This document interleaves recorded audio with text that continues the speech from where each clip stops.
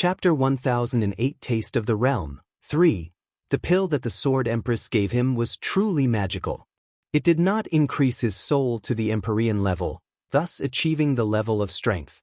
It did not increase the strength of his fleshly body or have some random powerful ability. The pill was the complete packet. His soul temporarily reached that level, his fleshly body increased by at least 10 infant fiend god realm, and more importantly, his grand Tao source reached 70%. The pill gave him the potential strength of the future. Wang Wei guessed this pill was precious and used by the upper dimension to allow certain people to taste the power of the advanced realm to prepare for a breakthrough. Furthermore, it might also be used to test whether a person's Tao heart has reached the standard of an Empyrean. However, I'm still not a true Empyrean, thought Wang Wei before going on the offensive. Fate annihilating fist. Old Man Nether's face underneath the flame changed as he felt the threat of death. Without hesitation, he responded. Wall of Wailing Soul. Thousands of walls materialized before him, each made with trillions of souls full of karmic sins. These souls replaced Old Man Nether and had their fate annihilated instead of him. With this method, he successfully blocked the attack, but his other tactic failed? Transferring the sins of these people to his attacker. Wang Wei secretly sneered at such a method. Old Man Nether Karma Tao application is the lowest level, focusing on basic things like good and evil. So, how could he affect him? Karma strangling. As an Empyrean, how many lives has Old Man Nether killed? How many worlds has he influenced in the pursuit of his ambitions? How much cause and effect does he owe to the world? Normally, he is a higher being in existence and does not have to worry about such a thing. However, he was in deep trouble when confronting a being of the same level, a being that could turn his previous actions, causes, into tangible and practical attacks, effects. Red strings appeared on his neck, hands, and lower limbs, binding and strangling him. Old Man Nether condensed a sword full of the power of Yin and Death Chi, trying to cut off the threads. Sadly, his actions proved futile. No, to be exact, his actions aggravated the power of the threads. In other words, the more he struggles, the more he has to bear the effects of his past actions. Damn it! He roared before his body spontaneously combusted into dark green flame before materializing a great distance away. Wang Wei frowned when he saw his thread not moving to his opponent. His eyes flashed with splendor as he instantly discovered the truth.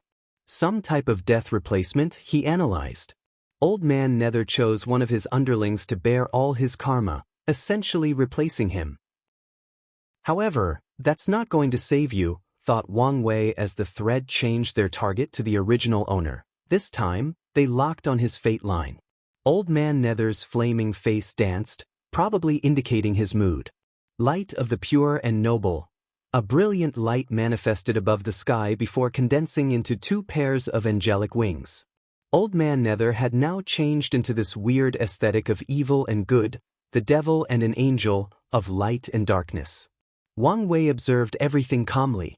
Unlike Christianity and other religions back on Earth, in Eastern mythology, hell is not only in charge of the wicked but also judges the good and pure heart. In other words, hell is oftentimes depicted as a place that holds both heaven and hell based on these religion standards, similar to Hades' underworld, where Elysium is located for the people who were good during their lives. Old Man Nether's technique is based on this. He gathered the position karma of trillions upon trillions of lives to bless him and wash away his karma, thus reducing the effect of the threads. Unfortunately, you're playing a game where you're out of your league. As a master of karma, how easy was it to switch between good and evil from position to negative karma? Swish. Before Wang Wei could put his plan into action, his body moved out of the instinct of danger. Sadly, he was a step too late, and half of his body was gone. Luckily, he acted swiftly and protected his soul. An axe? Thought Wang Wei as he saw the culprit of his accident. A powerful emperor artifact. He groaned as he realized this could change the scale of this battle. He had just started and wanted to fight a lot longer. If only my Tao will and willpower manifestation were much stronger. The pill did not help much in these 2 categories. His Tao will could barely give a 5% strength boost, not grand Tao boost. Meanwhile, his willpower was a lot better. With the strengthening of his flesh, he could use more of it. However, the increase was only 20% strength, with no grand Dao boost. How did I not detect that thing? His senses were simply monstrous. He could sense changes in time, detect his own life and death, see how much his luck changes, it acts a certain way before death, and watch the strings of fate. And those are added senses to the normal one and his divine sense, an extension of his soul. Yet, with all these measures, he still did not detect the axe before it almost killed him. He watched the axe disappear but still did not detect any information. It was there, then it was not. Old Man Nether was prepared for an attack, most likely to distract him and sneak attack with the axe again. Living universe prison, Wang Wei secretly shook his head as the universe he created swallowed Old Man Nether. His opponent had obviously not fought a good battle in a long time, so his natural reflexes were slow, even to someone who had just reached this level of power. Inside the universe, Old Man Nether faces some trouble. He soon discovered this universe was a living creature whose sole mission seemed to imprison him.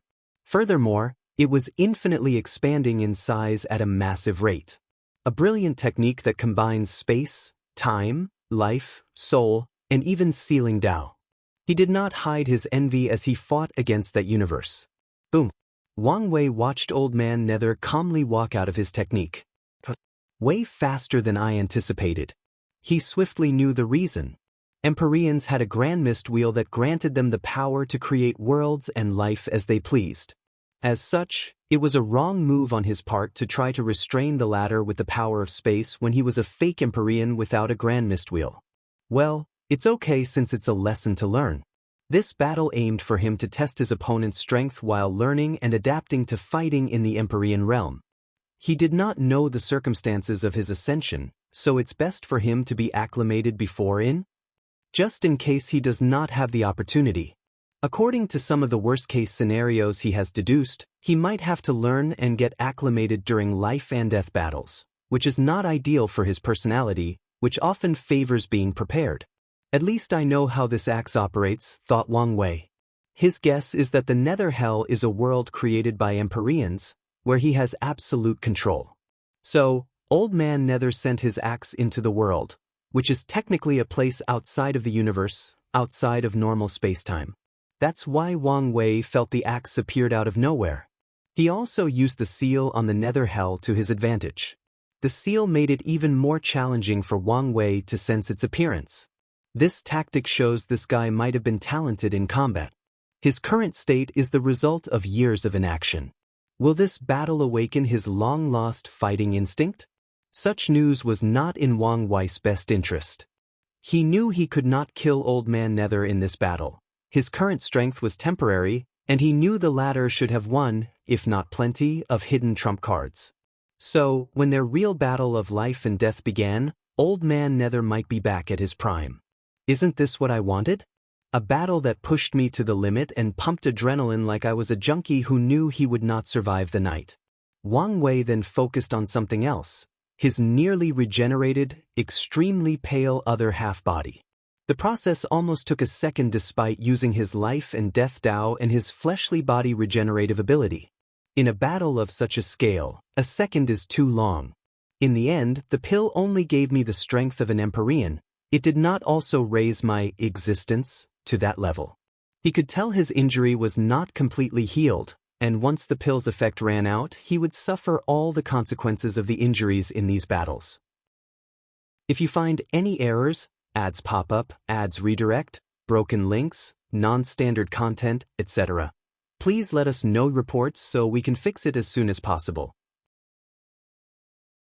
Chapter 1009 Taste of the Realm, Finale, Swish. With an understanding of his opponent's technique, it was straightforward for Wang Wei to evade the sneak attack of the axe. However, things were not as simple as he expected.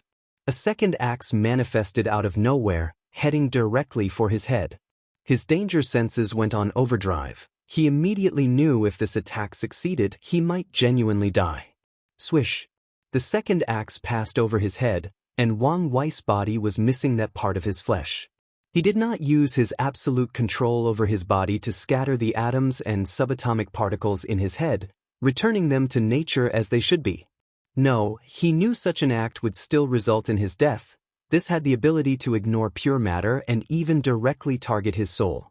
So, at the last minute, he turned his head into a state of void, similar to how he used his intangibility, but at a higher level. Oh, that was close, thought Wang Wei. I missed the thrill of dancing with death. He saw the disappearing axe and knew how there was a second, a dual blade, a blade of life, and one of death. Maybe it's not that simple. As soon as he had this thought, he was proven correct. 2 axes attacked him, and he evaded. However, at the correct time, a third appeared, and he evaded it too, but a fourth materialized out of nowhere. I was right. Besides life and death, there is a good and evil axe. Karma mirror. Wang Wei once read a colorful language comment on social media. Karma is not a bitch, it's a mirror. The netizen who posted this comment was referring to the fact that karma does not just pay us back for our actions. It reflects our choices and decisions. It's another way to say every reaction has an equal and opposite reaction. With this comment or idea in mind, he created this technique.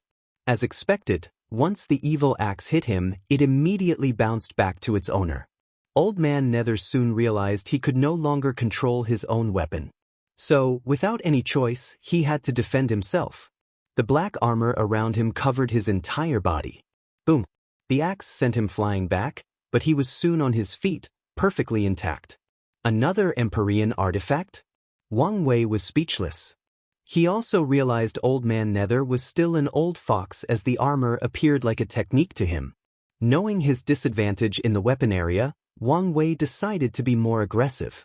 Freedom of obsession. He used a technique that directly targeted Old Man Nether's mind. Immediately, the ancient Empyrean felt his obsession for a very long time with samsara rapidly disappearing. He almost groaned in pleasure because of how free and liberating the entire experience felt. After working for so long with little to no success, he finally realized how great his life would be as long as he abandoned such useless obsession. No. His voice was so powerful that some of it leaked from the Void Battlefield seal. Such strong obsession, observed Wang Wei. He thought his obsession for absolute freedom was deep, but even he had to admit Old Man Nether was probably higher than him. How dare you mess with my mind? Wang Wei ignored him and pointed his finger. Authority depriving, the flame around Old Man Nether's head disappeared, returning to his human visage. The armor on him dimmed slightly as if he had lost something. The power of samsara, said Old Man Nether in shock. He could tell the latter used power similar to a Yama king, depriving him of his control or authority by using Sam's-related Tao. Such an act was not a straightforward application of the Tao but power directly from the source. How can you use such a technique? I saw DT on using it, so it was easy to replicate after a little study. Old Man Nether's face turned redder than a baby's but. What? Feeling angry? Jealous? And maybe a little shameful? Sneered Wang Wei. With your age, you should have long understood fate is unfair and no one is born equal. Since you could not do with the cards granted to you, there was no point in these useless emotions. It'll make you pay for your insolence. To Wang Wei's surprise, Old Man Nether reverted to his previous state, dissolving his technique. He can ignore a higher authority than him? Maybe he did have some success in creating his version of samsara. He looked at the possible explanation for his events. A dark cloud loomed over this battlefield. He could tell the cloud was simply to hide what was inside. Sadly, none of his methods could penetrate the truth. Ultime samsara, a sense of dread permeated the entire battlefield. The idea that nothing was eternal and would eventually die before something was born in the ashes, following a constant and unending cycle, entered Wang Wei's mind. They would feel the same way if there were other life in this place. Afterward, everything proceeded to come to an end. The universe, matter, life, space-time, energy, the 5 elements, yin and yang, and everything in between. Luckily, this was the void battlefield, or absolutely everything in the lower dimension would die. No one would be spared except for Wang Wei, Old Man Nether, and other things. However, the number of survivors would be counted on one hand.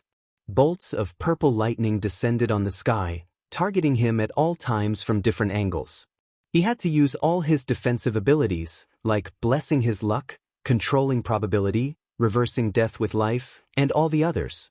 His face was pale as he constantly moved to evade the bolts that covered the sky purple. Despite his best attempts, he was hit a few times, thus severely injuring him. No, this battle has to end. His existence was injured. Now, with his current level, such an injury is dangerous but still controllable. The issue is his injury has reached the point that his realm was about to fall once the pill's effect ended. Returned to the void, he immediately used the ultimate ability of his flesh, returning everything to a state of nothingness, a state where there is no space, no time, no matter, no life, no chaos, no mind or spirit, no soul. It did not even contain the concept of existence or non-existence. Old Man Nether's face changed as he hurriedly stopped his technique and rushed back to the Nether Hell. He did not want to have the slightest contact with such a damn technique, even if he had ways to deal with it. Wang Wei watched him run away and did not pursue. This was his objective. After the latter left, he reinforced the seal on the Nether Hell and removed the one on the battlefield. He then looked around at the countless tiers in this empty white space. It's still not completely finished, he muttered. If not for the seal, the effect of their battles would have leaked. Wang Wei groaned slightly as he sensed the effect of the pill rapidly running out. He disappeared before reappearing in the court. Immediately afterward, his aura drastically decreased.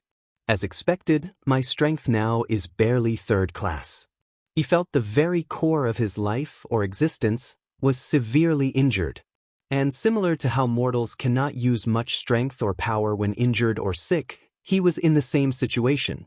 Is this what she has to live with? He muttered, thinking of that woman who lingered in his dream. No, her case is probably more severe.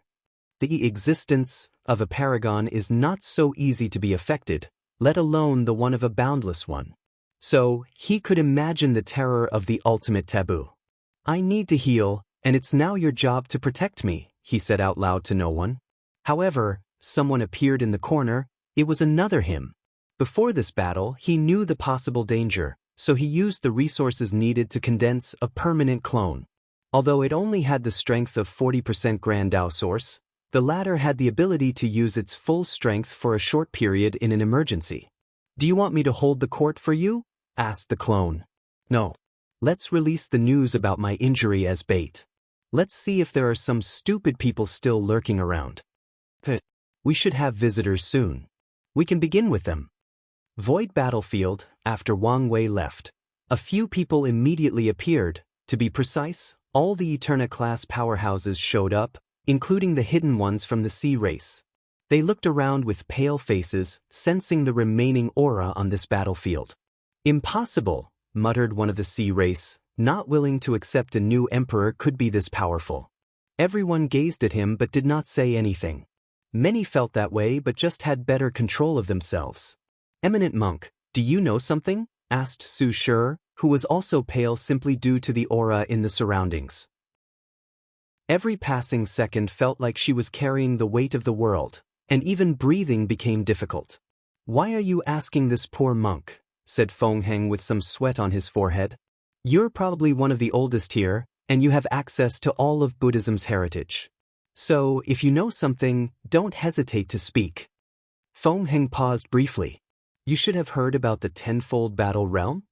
Su Shi, along with everyone who was listening, nodded, both openly and secretly. Recently, with the rise of the dream world, people have begun to compare emperors and eternals. As such, the concept soon became popular when individuals tried to understand why there was such a vast difference between them. Well, there were rumors that 10 was not the limit, that there was another layer above. Feng Heng stopped talking, and the room quieted for a few seconds. Are you saying the Heavenly Emperor had achieved this realm, thus having battle prowess comparable to Tier 11 of the Emperor Path? Feng Heng did not elaborate further. Hey, monk, don't just speak nonsense not to reveal what you know, growled Ao Shin. I cannot do anything if the donor does not believe my words. He'll believe your words when you speak the truth. The truth is always so cruel, wouldn't you say so, donor? You? Okay, There is no point in arguing or fighting, butted in Sushar. If we want the truth, we can just ask him. She immediately disappeared from the place. Everyone looked at her before following. Since they had someone to follow, why not see what happens? If you find any errors, ads pop up, ads redirect, broken links, non-standard content, etc., please let us know reports so we can fix it as soon as possible. Chapter 10:10 Bait. The group, which included Tong Rubing's clone, walked into the throne room with Wang Wei waiting. They saw his pale face and his weak aura. Immediately, they noticed something. This was the first time they could sense the Heavenly Emperor's aura. They could immediately tell his strength was only at 3rd class. "What is it?" asked Wang Wei, his voice soft and weak, no longer containing the confidence and hidden dominance or authority. Everyone gazed at Sushar, and she paused. In this short moment, she realized many things and knew asking directly was not a good idea. So, she changed her tactic. Is that person in the nether hell really that powerful? Is he that much of a threat? Indeed he is. Is he alive? Sadly so. So you lost. Of course not. But I didn't win either, replied Wang Wei calmly before coughing out loud, even spewing some blood. Is that why you're here? No, I want to see the battle, replied Sushar. You mean you want me to place my battle in the battle tower? That's right. That's not a bad idea. However, you should be warned to be careful beforehand. What do you mean? If you are weak of heart, it's better if you don't experience it, replied Wang Wei calmly. Is that so? Do you need anything else? No. Okay, you're dismissed. No one immediately left as they gazed at each other until Sushar bowed respectively before disappearing. Feng Heng followed suit, and the others imitated them. Wang Wei smiled after seeing this. A few people had a quick flash of killing intent after seeing his state. Although extremely brief, his clone still detected it and told him. Interesting, he chuckled before closing his eyes and accessing the dream world. He made his battle with Old Man Nether available but also put certain restrictions on it. For example, only Eternal class powerhouses can view this battle unless they have his approval. Afterward, he retreated to heal his injuries. After returning to their respective factions, these people immediately checked the battle and understood the warning. Sensing the aura of these people was indeed a terrifying thing. Without sufficient Dao heart or willpower, no one could even finish watching the battle. The immortal sovereigns were better since their essence was that of tier 11. However, it was not the same for the others. Additionally, once they used the battle tower to become one of the fighters, allowing them to experience the strength of either Wang Wei or Old Man Nether, these people became intoxicated by the strength they acquired. Like Wang Wei, no, even worse than him, they became lost in having such terrifying power. The situation worsened once the battle ended, and they lost such power. A few were shocked a second time, as they wished they could live their lives in a false reality so they could always experience this power. Luckily, these people were either the best amongst heaven chosen or had lived long enough that their mind was tempered. So, they eventually quieted down and regained their bearings. Now, they had to decide on their action. The Heavenly Emperor was severely injured, and this could change everything. Emperor in Lightning Academy, Sushar exhaled before walking out of her seclusion room to see many people waiting for her. She was not surprised as these people sensed the terrible aura that leaked from the void battlefield. What happened? Asked former Headmaster Song. The Heavenly Emperor is severely injured, she replied truthfully. Is the taboo in the nether hell so dangerous? Asked a teacher. More than we realize. How severe are we talking about? Asked someone else. His existence should be injured and his strength fallen to 3rd class. The room quieted for a few seconds before someone asked, should we do something? Like what? I don't know, but this might be an opportunity. No one said anything for a while, so they looked at Sushar. She did not immediately expose her opinions but looked at her husband in the room. What do you think? Lin Fan was momentarily surprised that he became the focus. But he soon calmed down and answered calmly, knowing him, it's probably a bait. He wants to lure people to betray him? In other words, his injuries are fake? I don't know if his injuries are real or not, but even if they are, he should have prepared before for such a possibility. Don't forget what his Tao is, reminded Lin Fan. Plus, even if he's injured, doesn't the Tao opening sect have another eternal powerhouse? With their recent development, there might be more than one. After the rush of the news calmed down, these people calmed down and analyzed the situation. They realized the situation had not changed much despite the latter's injury. They also realized they had been too focused on the Heavenly Emperor and ignored their former rival, the Tao opening sect. Since the beginning of the era, they have been highly low-key despite all the things they have accomplished and all the benefits they've acquired. Why haven't you noticed how low-key they've become? Previously, they were low-key, but not to this extreme.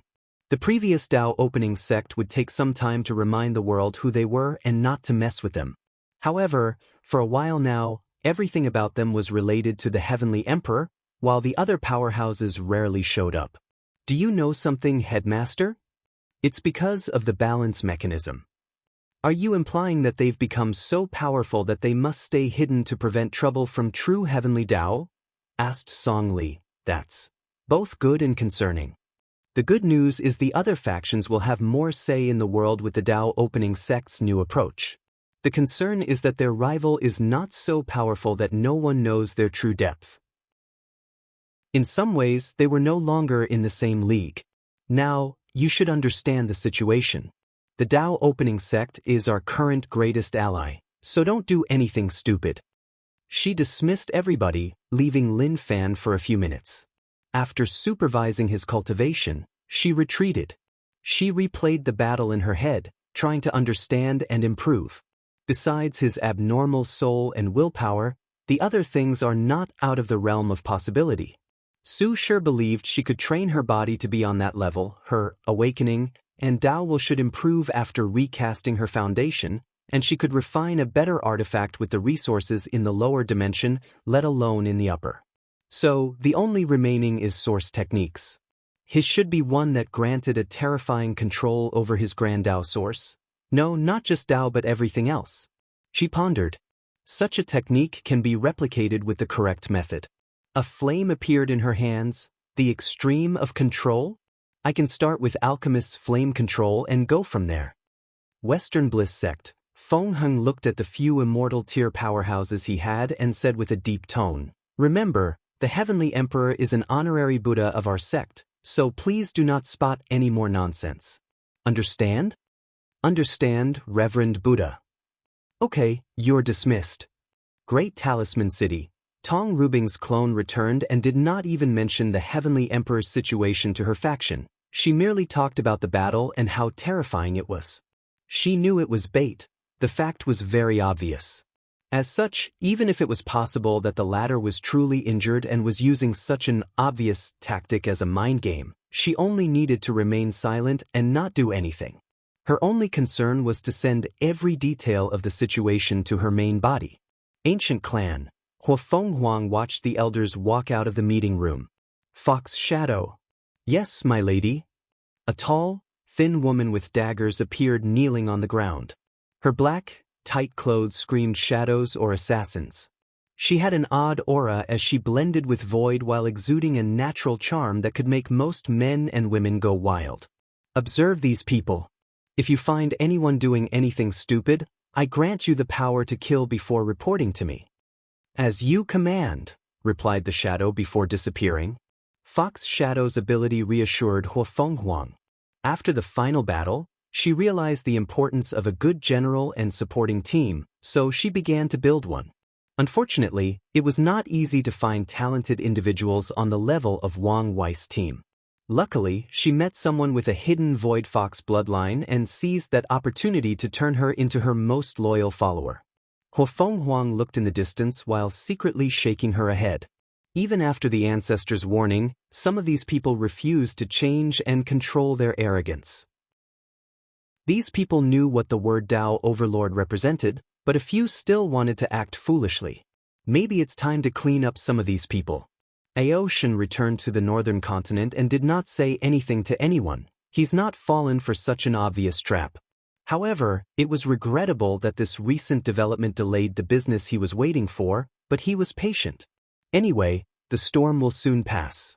Another person who reacted similarly to him was Jian Sha from the sword-casting villa. He did not mention anything about the injury and told everyone how the situation was handled.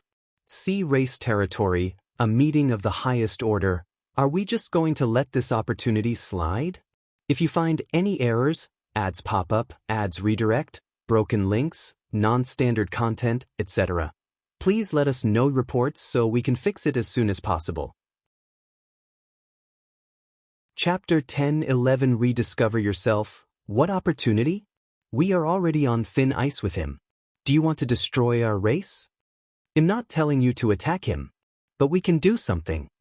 The sea has been our domain since the beginning of time.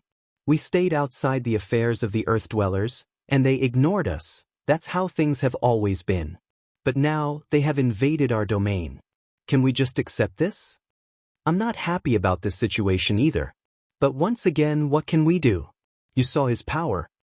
Now that he's weakened, isn't it an opportunity? You're not stupid enough not to see this as bait, right?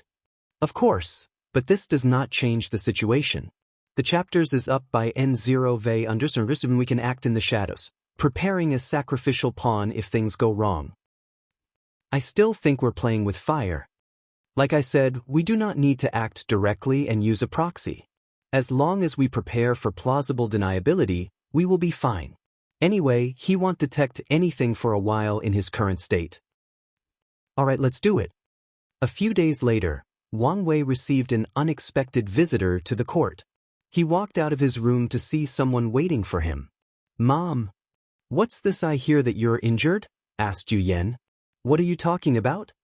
News has spread to the entire world that you're severely injured. Some rumors even say you might not survive for long and might enter limbo. Wait, you didn't know? Can anything escape your eyes in this world? So, you're really injured? She rushed to hold him. I'm indeed injured, but you don't have to worry. I thought nothing could happen to you in the lower dimension. The world is so vast and full of wonders. Even my strength cannot be said to be invincible, replied Wang Wei calmly. How can you do something so dangerous? You have responsibilities, you can't act recklessly anymore, Yu Yan warned. Do you need anything to heal? Don't worry, I already prepared everything beforehand, replied Wang Wei as he locked arms with her. Let's go on a walk. I have something to say to you. Why so serious? Wang Wei did not explain and led her to the star-sky universe above the court. A golden light served as their pathway, leading them past countless planets and stars. As they passed countless wonders of the cosmos, the sight was otherworldly. I'm going to be rude and blunt, so I apologize beforehand, said Wang Wei. Now, you're scaring me. Wang Wei locked his palm with hers. You need to rediscover yourself. What are you talking about? For a long time, your life was evolving around me or father. Your entire role or personality was that of a proud mother and dutiful wife. As a result, you've forgotten or placed your dreams or goals at the back of the line. Yu Yan suddenly stopped, and Wang Wei followed too. It's time to think about yourself first, be selfish, and consider what you want for the future.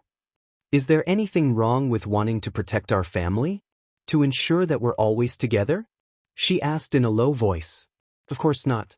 But you have to understand the concept of balance. I have my pursuit of absolute freedom. Father wants to see the pinnacle of swordsmanship and beyond, and grandfather has his own aspirations and drive. Only yours revolved around the family. Wang Wei paused and gave her some time to process the news. I always wanted to prove the Tao and revive the Yu clan. That's a good starting point, but it's not enough. By the next generation, you can accomplish this goal. What will you do next? Our family will be separated for some time, and I fear something might happen to you if you don't have spiritual sustenance. Yu Yan has been worrying about this too. Soon, her son will ascend and fight in a terrible war in the upper dimension. She won't be able to see, speak, or know any information about him. Grandpa will reincarnate, leaving only her and her husband. Luckily, she would be busy with the affairs of the heavenly court to distract her, but there is always the possibility of something going wrong after not seeing everybody at the same table for too long. You're a talented cultivator with a brilliant mind. Don't let titles like mother and wife be the restraints that bind you. Yu Yen exhaled deeply. What do you think I should do? That's not something I can tell you. I recommend you walk around the world, self-introspect from when you were a mortal to your current self. Think about your hobbies, personality, desires, and everything else unique about yourself. Then, dream big, don't be afraid to devise an absurd goal. All right. Yu Yen kissed him on the cheek before leaving. She randomly teleported to somewhere and began walking on her journey of self-discovery. Wang Wei watched her with a smile. He had wanted to have this talk to his mother for a while, and prepared to talk to her either right before or after she proved the Tao. Now that the situation was dealt with, he felt relieved. What happened? He asked in the empty air. The sea race released the news. They plan for the still disgruntled devil cultivators to release the information to foreign world communities, replied the clone. So, they are the ones who jumped out. I guess I should not be surprised. The xenophobia of the sea race was too strong. Normally, Wang Wei would have left them alone. Sadly, the ocean was a dent of treasure and resources, and he had to manage it. They're not the only ones. Oh, who else? Them? Does she know? No. Interesting. It seems we have someone else to bleed, smiled Wang Wei with a sense of schadenfreude. What do you want to do? Let things play out, he replied calmly. Anyway, it's about time for our foreign expansion, and if someone catches the bait, their worlds will be a safe and secure place to begin. All right, but there is something else. What is it? An opportunity? Where? The Origin Weapon Mountain. You can proceed as you see fit, said Main Wang Wei. He was not feeling well. His current state reminded him of when he was sick back on Earth. At first, the feeling was interesting because of its novelty. But now, the feeling of constant weakness and aching was annoying. So, he ended the conversation and returned to his healing. Southern Vermilion Bird Continent. Yu Yen appeared in a forest and used her divine sense to find direction. Soon, she found the nearest mortal civilization and decided first to eat something. As she looked at the food before her, she realized many things. First, she had not come to the southern continent in a long time. To be precise, she had not left the central continent of her own volition, probably ever since she was pregnant. She went to the western continent because of her son, and she wished to travel to the south when Wang Wei infiltrated the Origin Pill Dao sect. During that time, she feared for his safety and wanted to see and protect him secretly. The second major realization was regarding food. In the past few million years, she was the main cook for her family and only tasted food made by a few people: her husband, son, daughter-in-law, and the last meal before her mother died. In her youth, before she met Wang Tian and was his competitor, she also enjoyed traveling and tasting the food of different continents. But, after an unknown time, her world shrunk, revolving around a few people. Yu Yen sighed before eating the food. She found it a little too greasy, but the taste was unique enough to catch her attention. Finally, she tasted the tea but paused after one sip. She remembered she never liked tea. Her father and mother forced her to learn the tea ceremony since it was a deep part of the world's culture. She remembered how she had to lie about her favorite tea, how these heaven-chosen would go to extreme lengths to get her favorite tea as a way to impress her. After marriage, she would say her favorite was either her husband's or son's favorite or use any random name that popped into her head. "Server, give me another drink." Yu Yen changed her drink as she observed the surroundings. Once she finished, she continued her journey, going from one restaurant to another, one mortal civilization to the next. On one of her trips, she ended up in a coliseum to watch a battle between mortal and cultivator, something that has become common in the lower tier of the world. She did not care for the fight but focused on the fact it was a battle between a saber wielder and a swordsman. During her luck trial, she learned about saber Dao to counter Wang Tian. Her talent was decent, but she did not pursue such a path. Did I like the saber? Yu Yen asked herself. The answer is no, but she also could not wonder what her life would have been had she not given up. Husband is a supreme swordsman, and the wife is an overlord saber wielder? That would have been interesting. She shook her head before continuing her journey. If you find any errors, ads pop up, ads redirect, broken links, non-standard content, etc., please let us know reports so we can fix it as soon as possible. Chapter 10-12 Discovery and Pressure, unedited chapter. Yuyen spent the next few days on a journey of self-discovery. She re-examined her likes, dislikes, goals, ambitions, and life as an individual rather than a mother or wife. Experiencing mortal lives and civilization was marvelous to her, but she still could not find a grand goal for herself. So, she decided to relax. Luckily, in the city she was in, there was a chess tournament, and she participated. Without any suspense, she won, and rumors of a chess saint spread in that mortal kingdom. At first, Yuyen wanted to leave because of all the attention, but she changed her mind and continued to accept challenges. The process was helpful to her search. She realized or rediscovered her love for chess. At an early age, she displayed an exceptional talent for the game while receiving her aristocratic education. However, given her talent, her father focused more on honing her battle talents, while her sister, who was expected to marry and be more ladylike, focused on things like chess, poetry, and calligraphy. She did not focus on the art of chess again until her son's method of proving the Tao required it. During that time, she realized how talented she was in the subject, with only her son could keep or rival her. Yuyen smiled, thinking how the latter would sometimes secretly cheat when he was on a losing streak. Of course, she would play the mother card and blame him for playing too hard when she was on a losing streak. Yuyen enjoyed her time as the chess sage, and felt her grand ambitions might be related to chess somehow. However, she could not think of anything after much deliberation and walked away. Nothing came to fruition until she was in the Western continent.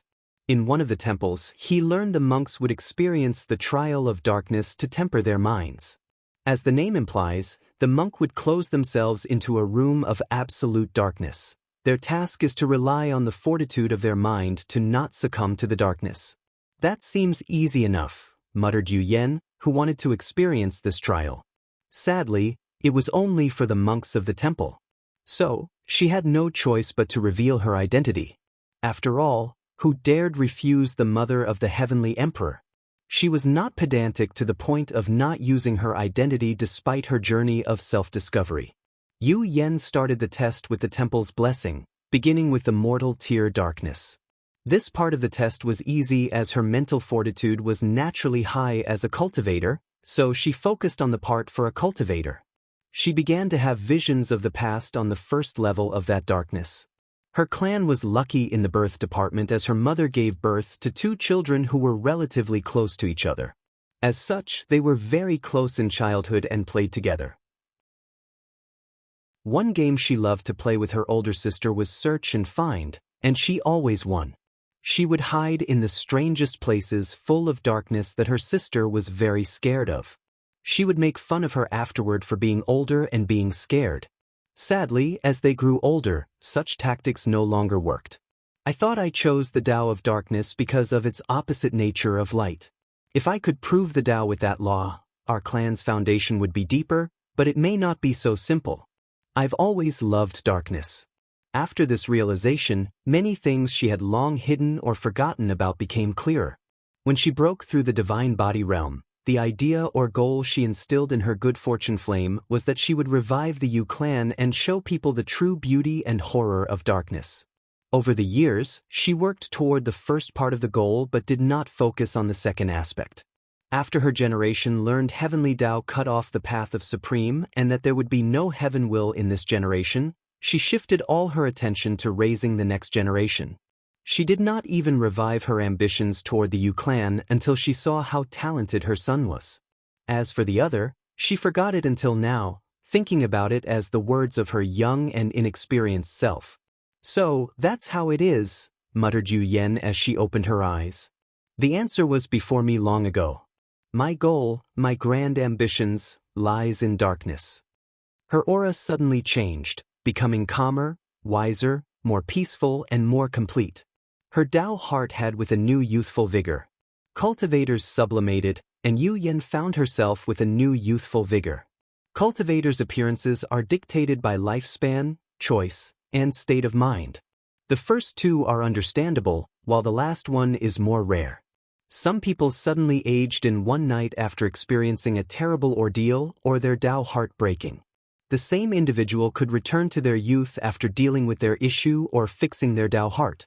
Such a method of deciding appearance is more applicable to immortal tier cultivators. Previously, Yu Yen was young by choice, not because of her mindset.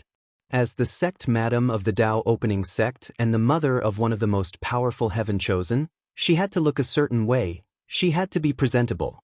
Now, she was young because of her mindset. She felt her spirit return to when the world was vast and full of endless possibilities. "It's time," muttered Yu Yen before leaving the test room. She thanked the monk for their hospitality before walking out.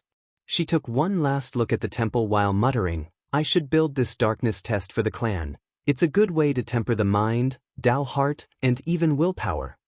Yu Yen left, immediately returning to the heavenly court. "Back already?" asked Wang Wei with a smile. He could see and feel the difference in his mother. Her eyes were brighter than usual, an indication of a highly focused spirit. "Yes, I have found my path." "Oh, tell me about it." Yu Yen told him about her discovery and her grand ambition. "A little absurd, isn't it?" "Maybe, but isn't it the same for my dream of achieving absolute freedom? It's fine if you're willing to walk steadily toward that goal and not give up no matter what. Your life will be fulfilled and you won't regret it." "No matter what?" Yu Yen shook her head. "I don't think I can be like you and Honger, willing to do everything to achieve your goal. We are the extreme. So, it's fine if you're not like this. And maybe it's a good thing not to be too extreme." "True," nodded Yu Yen. "I think it's time for me to act. We should have a little more time." The last time he checked, their deception worked, or to be precise, true heavenly Tao allowed it. However, he still wanted to wait a little longer. "Now is the perfect time.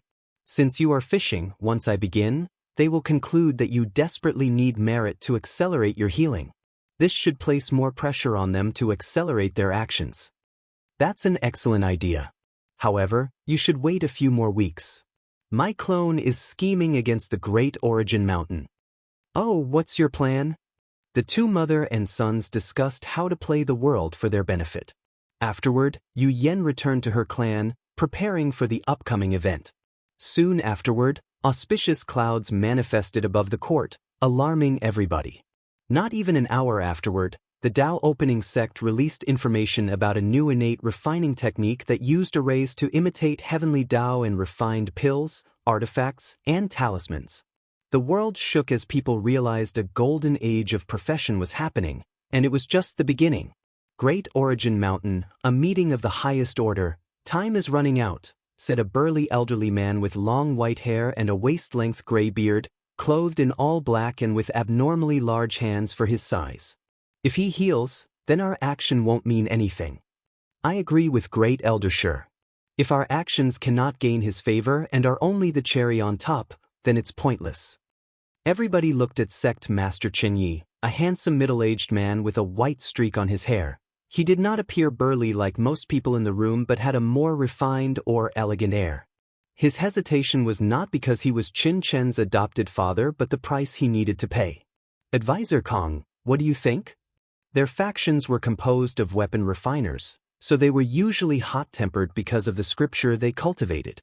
As such, each generation will have an advisor position or someone wise and calm to help the sect master. "Why did the Heavenly Emperor kill young Master Qin?" asked Advisor Kong, who also had a bookish air emanating from him. "What do you mean?"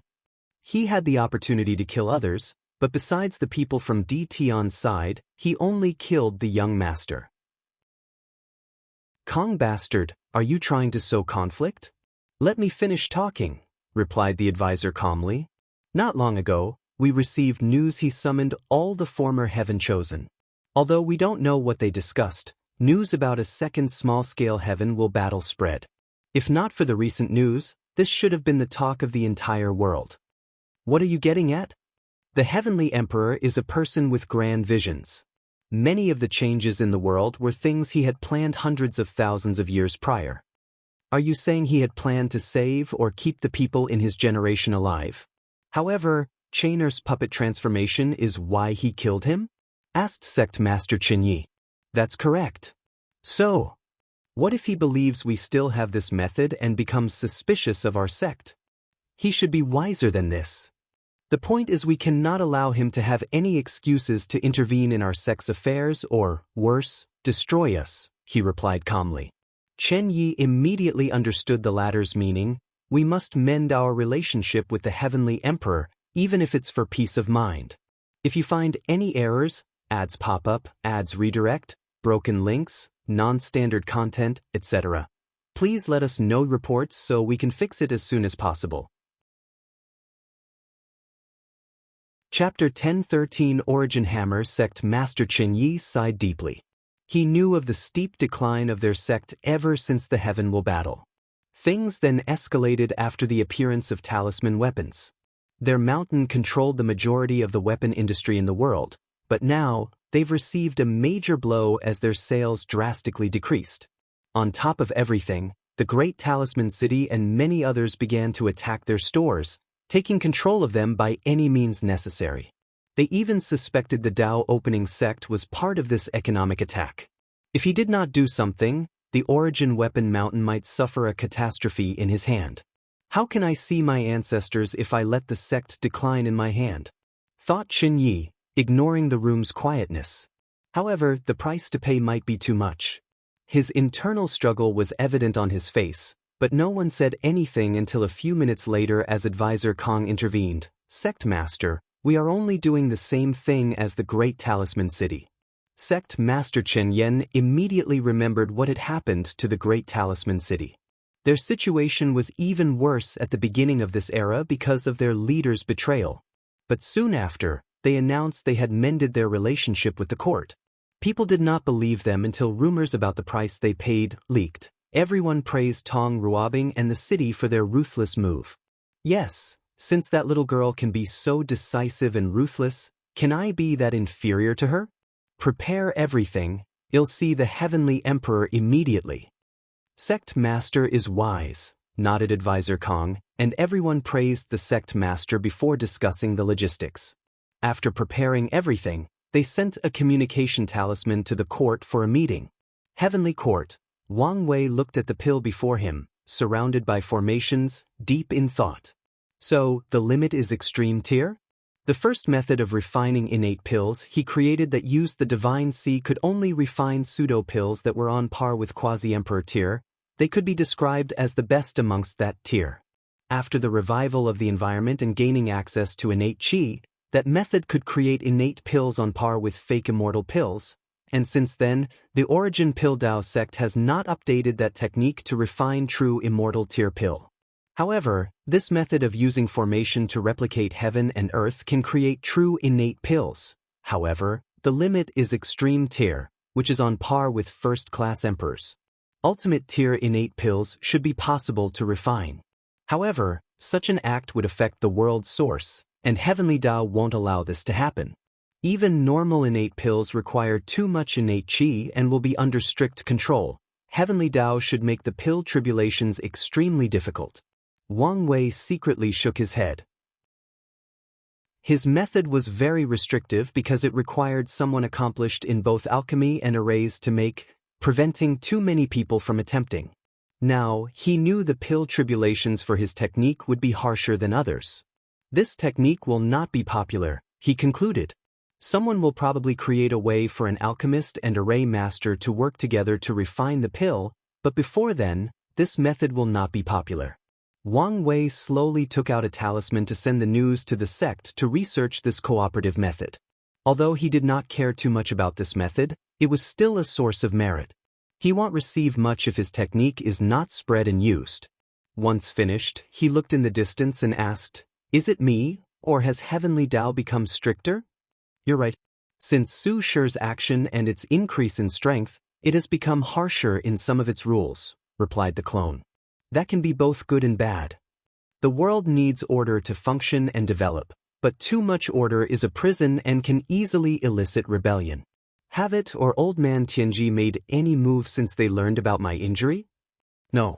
They are both quiet. Wang Wei nodded. Despite expecting this answer, he needed to ask. Heavenly Dao is an emotional program, so it should know better than to take this obvious bait. As for why it would take action against him, that's because its core programming is to maintain balance, and Wang Wei's power had long broken the scale, so it's in its nature to try to restrict him and tilt it back. The Origin Weapon Mountain people are here. Oh, so your plan succeeded? Wang Wei smiled before walking to the throne room. Soon afterward, Sect Master Qinyi walked in with a delegation. They kowtowed to show their deepest respect before presenting a gift, saying it was to honor the Heavenly Emperor and creating a deep pond between them. Wang Wei's eyes lit up when he saw the gift, an ordinary-looking bronze hammer. Is that the Origin hammer? He asked as he held the hammer. It was rumored the weapon ancestor was a blacksmith when he was immortal.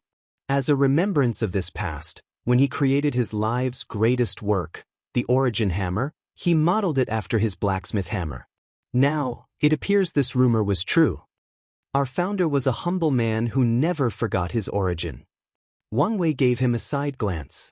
Wu Hong once told him that talisman and weapon ancestors did not become eternals because of their arrogance and pride.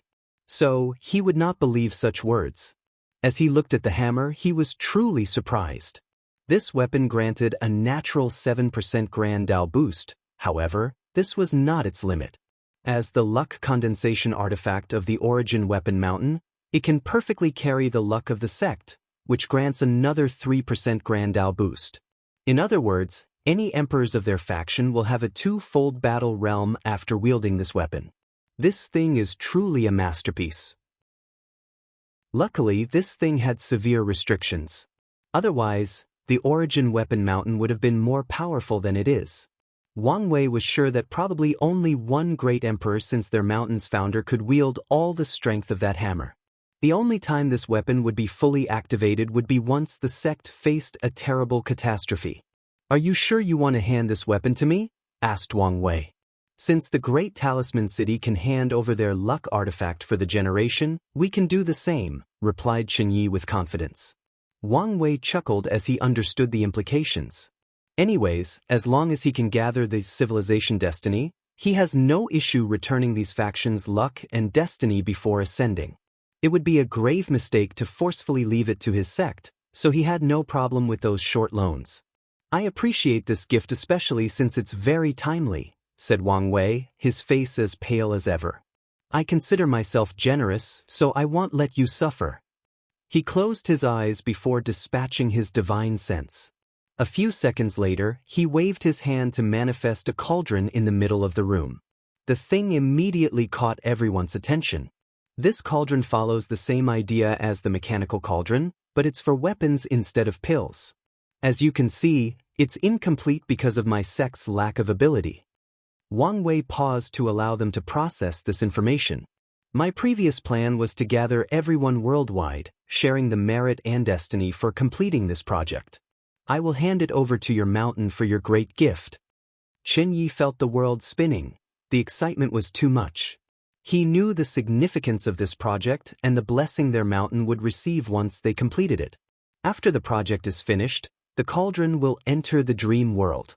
However, your mountain will have a share of the profit. Qinyi was happy he was a cultivator or would have fainted and humiliated himself. They had a meeting to discuss how profitable the pill mechanical cauldron was. Even if he's only sharing some of the profit, he knows how much their mountain will benefit. More importantly, they will no longer be irrelevant in this upcoming era full of changes. Don't be happy too early, said Wang Wei, waking up some of these people from their daydreams. You will have a specific amount of time to finish this project. I will take it back if you don't meet my expectations.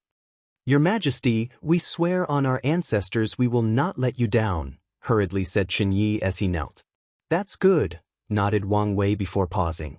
I'm sorry about Qin, but he had to die. No need for apologies. The heaven will battle is cruel, and there is a reason it's called the grave of geniuses. Wang Wei looked at him for a moment. If there is nothing else, you can leave. The delegation swiftly exited but did not hide the happiness in their strides. Meanwhile, Wang Wei looked at the hammer before him, sensing the new luck and destiny added to his court. He could not help but smile. He now had the luck of the Origin Rune Mountain, Great Talisman City, Origin Weapon Mountain, and his sect. He only missed the Origin Piltdown sect to condense the civilization luck he planned. And if he could get his hands on the chi luck of the ancient clan, things would be perfect. How did you do it? It was quite easy, replied the clone. I only use a few of our Fate Shadow Guards to release some murmurs. Then, their advisor, a very wise man, understood my message and made things happen.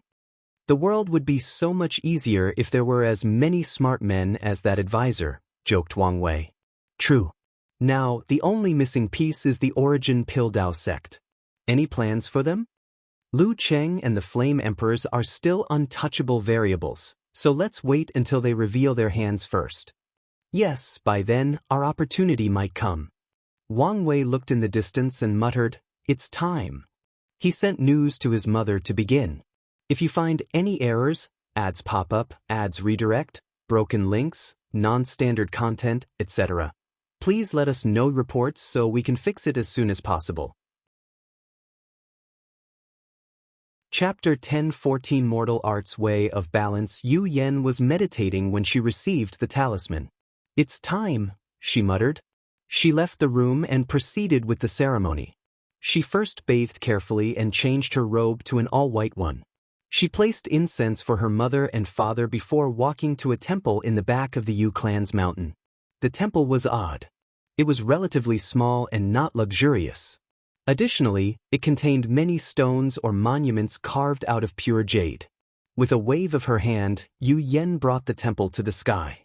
Heaven and earth above, today I, Yu Yen, have created the mortal Tao of art and crafts to bring balance, peace, and prosperity to the world. Yu Yan's words did not spread far until a few seconds later when an enormous eye appeared above the world, alerting all the factions and powerhouses. Finally, her voice spread worldwide, making even mortals pay attention.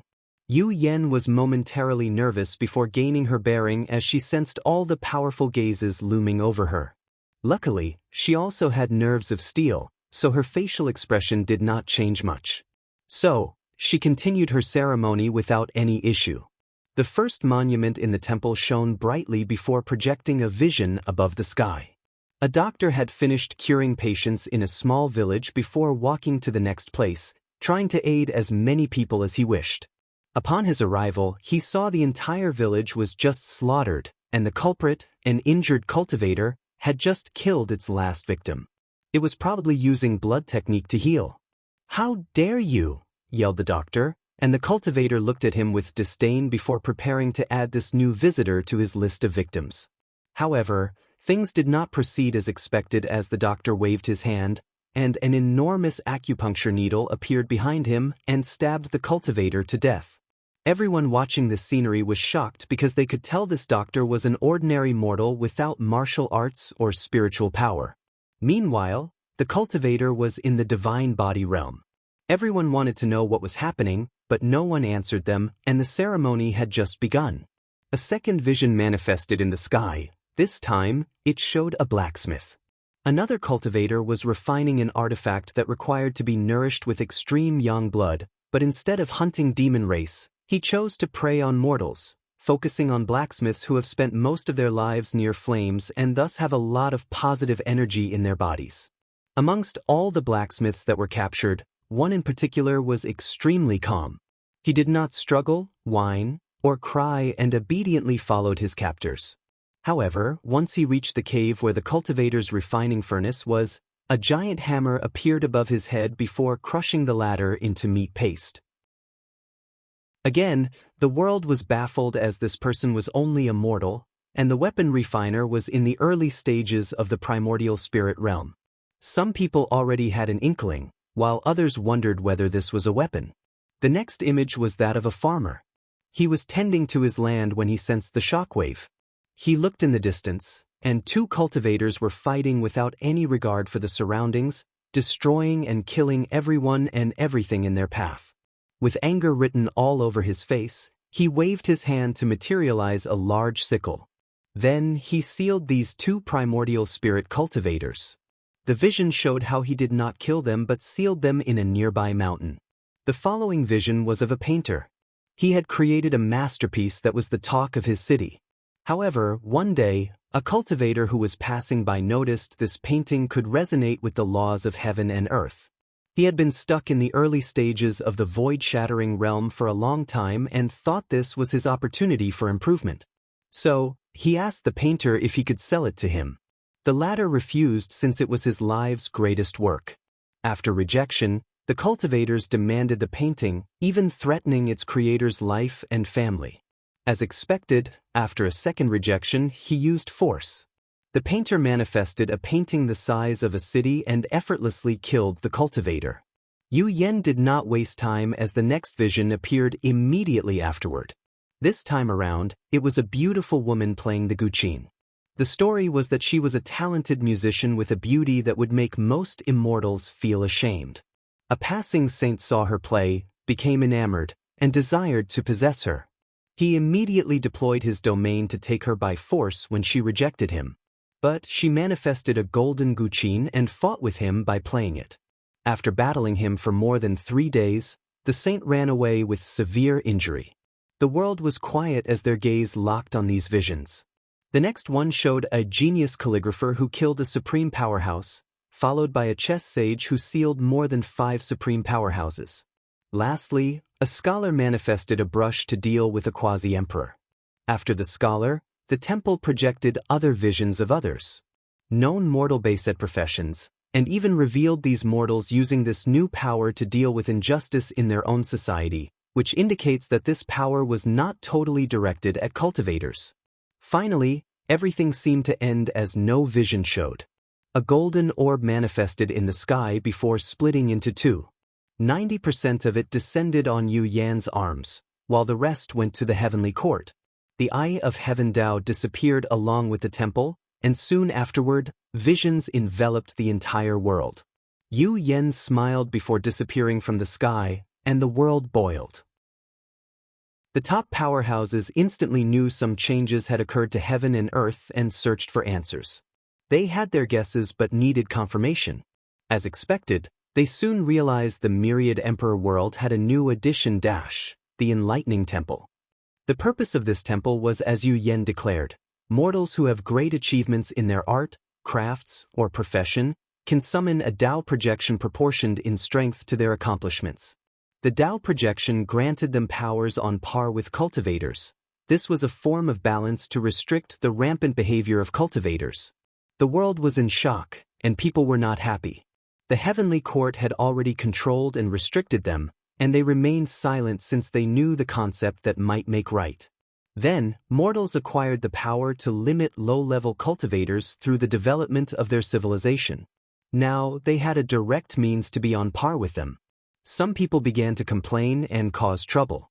Typically, they would not dare, but the recent news that the Heavenly Emperor was injured emboldened some individuals, especially after being used by pawns by others.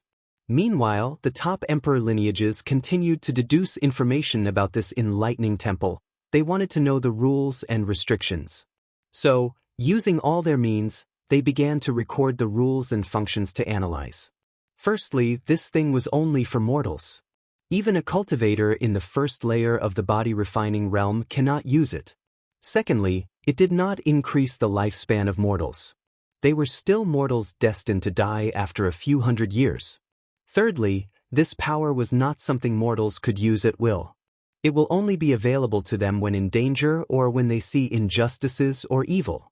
In other words, they cannot use this power to wage war or attain benefits. Fourthly, a mortal with karmic sins cannot condense their Tao projection. Finally, not every mortal can condense projections on par with powerful cultivators. There is a great divide between the primordial spirit realm and the void-shattering realm, and it's the same for the projections. Only genuinely talented mortals or people who dedicated years to their art or craft can condense such powerful Tao projections. Such news reassured many people, but then they realized the world was so vast and the mortal population so large that it was easy to give birth to countless geniuses. These people also realized why the Heavenly Emperor wanted the rise of mortal civilizations and the creation of the dream world. Now, education and communication are so accessible that it's easier for mortals to have some achievement in any art or craft. After summarizing the rules, the world collectively sighed. Cultivators were officially not the absolute ruler of this world. From now on, only geniuses and immortal tier powerhouses can act wildly as they wish. However, even they have to worry about the court above their head. After arriving at this conclusion, people's ambitions and drive did not diminish but increased. Their desire to prove the Tao or become an immortal tier powerhouse intensified because it was the only way for them to get real power in this world. Heavenly Court, Wang Wei waited for his mother with a smile. After so many years, we finally reached this step. Yes, but we still had some way to go. The enlightening temple was not enough for her to condense a heaven will. Heavenly Tao placed more emphasis or importance on things related to cultivators, and this temple at its core was directed at mortals, hence the lack of merit. As such, they still needed to wait until the court spread to the lower realm and create branch temples in a few more worlds. If you find any errors, ads pop up, ads redirect, broken links, non-standard content, etc., please let us know reports so we can fix it as soon as possible. Chapter 10:15 The Great Darkness Terminus Heaven. The cardinals soon appeared in the meeting room, looking at the person who called this meeting. Time? What is it this time? Asked Fate, not hiding the worry in his face. The timeline has changed again, replied the feline creature somberly. As a person in control of the river of time, he did not like how often the river fluctuated or drastically changed. How great of a change for you to call an official meeting? Asked Chaos. As the person least affected by the current catastrophe, she could always remain calm and composed. Something called the Great Darkness has appeared, explained the cat, and its power is enough to affect the balance of the universe. Darkness? Wait, you don't mean? Asked Fate with an ugly expression. It's most likely her. Wasn't she just a vase? At best, she was a decent military strategist, asked Samsara. Yes, he protected her to a fault, fearing we would use his family against him, nodded Heaven. Now, you're telling me she could affect our fight? How is that possible? They had an answer as soon as the question was asked. The timeline was changed. He grows more powerful daily while acquiring new allies, summarized Source Chi. We might have to admit an uncomfortable truth: we are probably not his main opponent. Are you suggesting we are nothing but cannon fodder? Asked the Magistrate of Heaven with red eyes. No, not cannon fodder, but no kings as well, only generals. Some people grunted while others remained silent. They have towered over all sentient beings in existence for so long, how could they accept such a fact? There is no need to let our pride influence us, said Samsara. We know the timeline can be changed, so as long as we stop him at the correct time, we will be the final victor and restore the previous status quo. She's correct, added Time, looking at everybody with his cat eyes that made him more profound.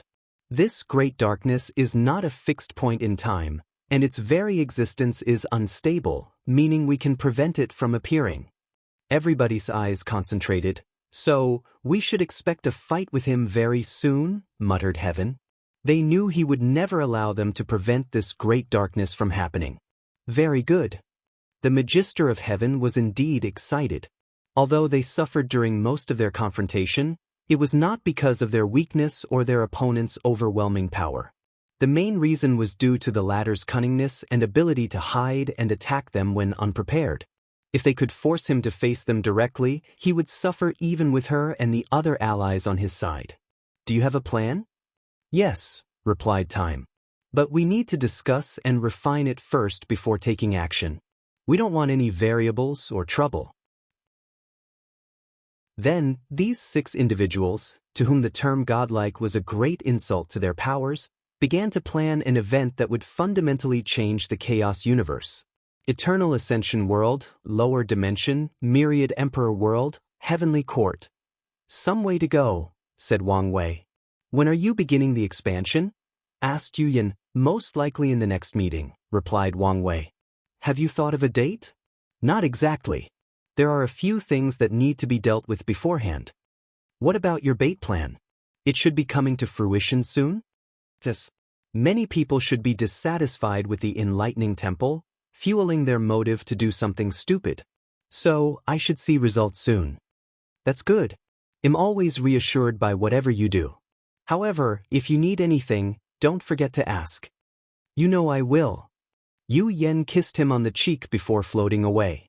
After proving the Tao, she still had to cultivate and train so she could be as powerful as possible. Wang Wei watched her leave before looking in the distance. He smirked before returning to his healing. With enough pills and some merit, the process should be drastically accelerated.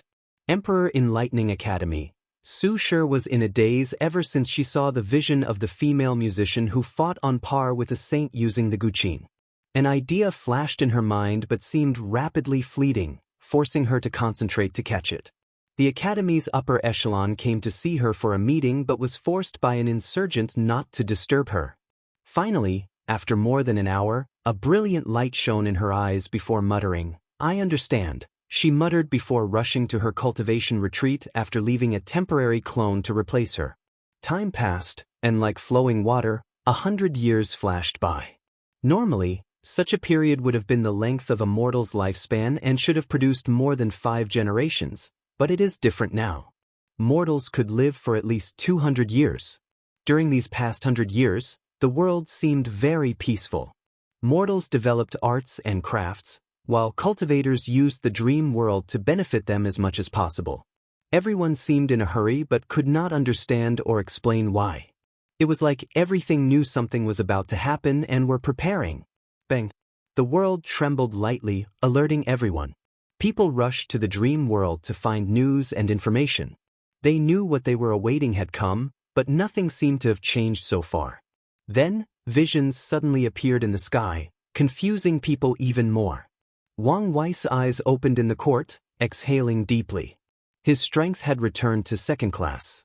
Although still low and weak, it was a good sign he was recovering so quickly, given the nature of his injury. What happened? Did they take the bait? No, but soon, replied the clone. Then, what's the matter with the ruckus?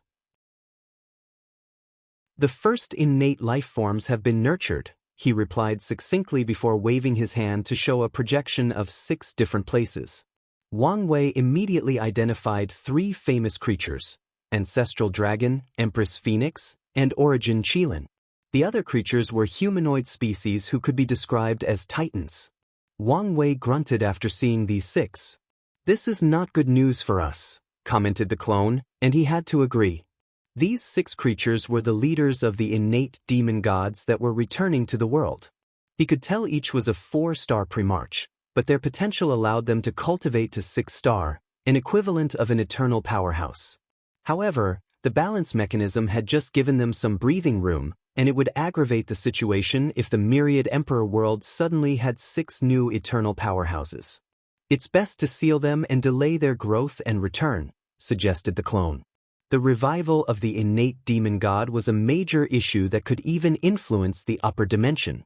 However, it was indeed an inappropriate time for them to show up, even if only 6 of them. However, if I take action, it will alert the people who took the bait. They'll send an order to the others to take action, said Wang Wei calmly. The fact these people did not do anything stupid showed they still respected his reign, so it was no problem to mobilize them. With a wave of his hand, talismans flew to different corners of the world. A few seconds afterward, powerful auras appeared above the sky. With the exception of Su Shi, who a first-class insurgent replaced, everybody showed up including the 2 from the sea race. Without saying much, they rushed to the designated area and sealed the nurturing place of these new innate demon gods. Afterward, they returned to their cultivation as if nothing had happened. Even Huafeng Huang and Ao Shen acted similarly despite being greedy for these creatures' bloodlines. The panicked people received no information or announcement, putting many people on edge. Go placate Primordial Desolate, said Wang Wei. He should be on edge ever since he heard the news about my injury, and with our actions, we don't want him to act out. All right. Wang Wei wanted to return to his retreat, but the former insurgent who replaced Su Shi came to see him. His purpose was simple: to apologize that the headmistress could not appear since she was in deep seclusion. Wang Wei was understanding and would not fault him or the academy for such a minor thing. A few minutes later, the clone returned and told him he made a wise move since the primordial god was indeed on the edge after seeing his kind being sealed. 20 more years passed, and the palpitating tension surrounding the world increased daily. The world's upper echelon deemed such tension a good thing, so they remained silent and encouraged it, forcing their disciples or underlings to train even harder. Then, when everybody thought the situation was about to explode, a sound echoed throughout the entire world. It only took a moment, but people soon identified it as Guqin and immediately searched for its source or origin. Finally, all eyes rested on the academy. And, any better name than the Great Darkness? I'm open to suggestions. If you find any errors, ads pop up, ads redirect, broken links, non-standard content, etc., please let us know reports so we can fix it as soon as possible.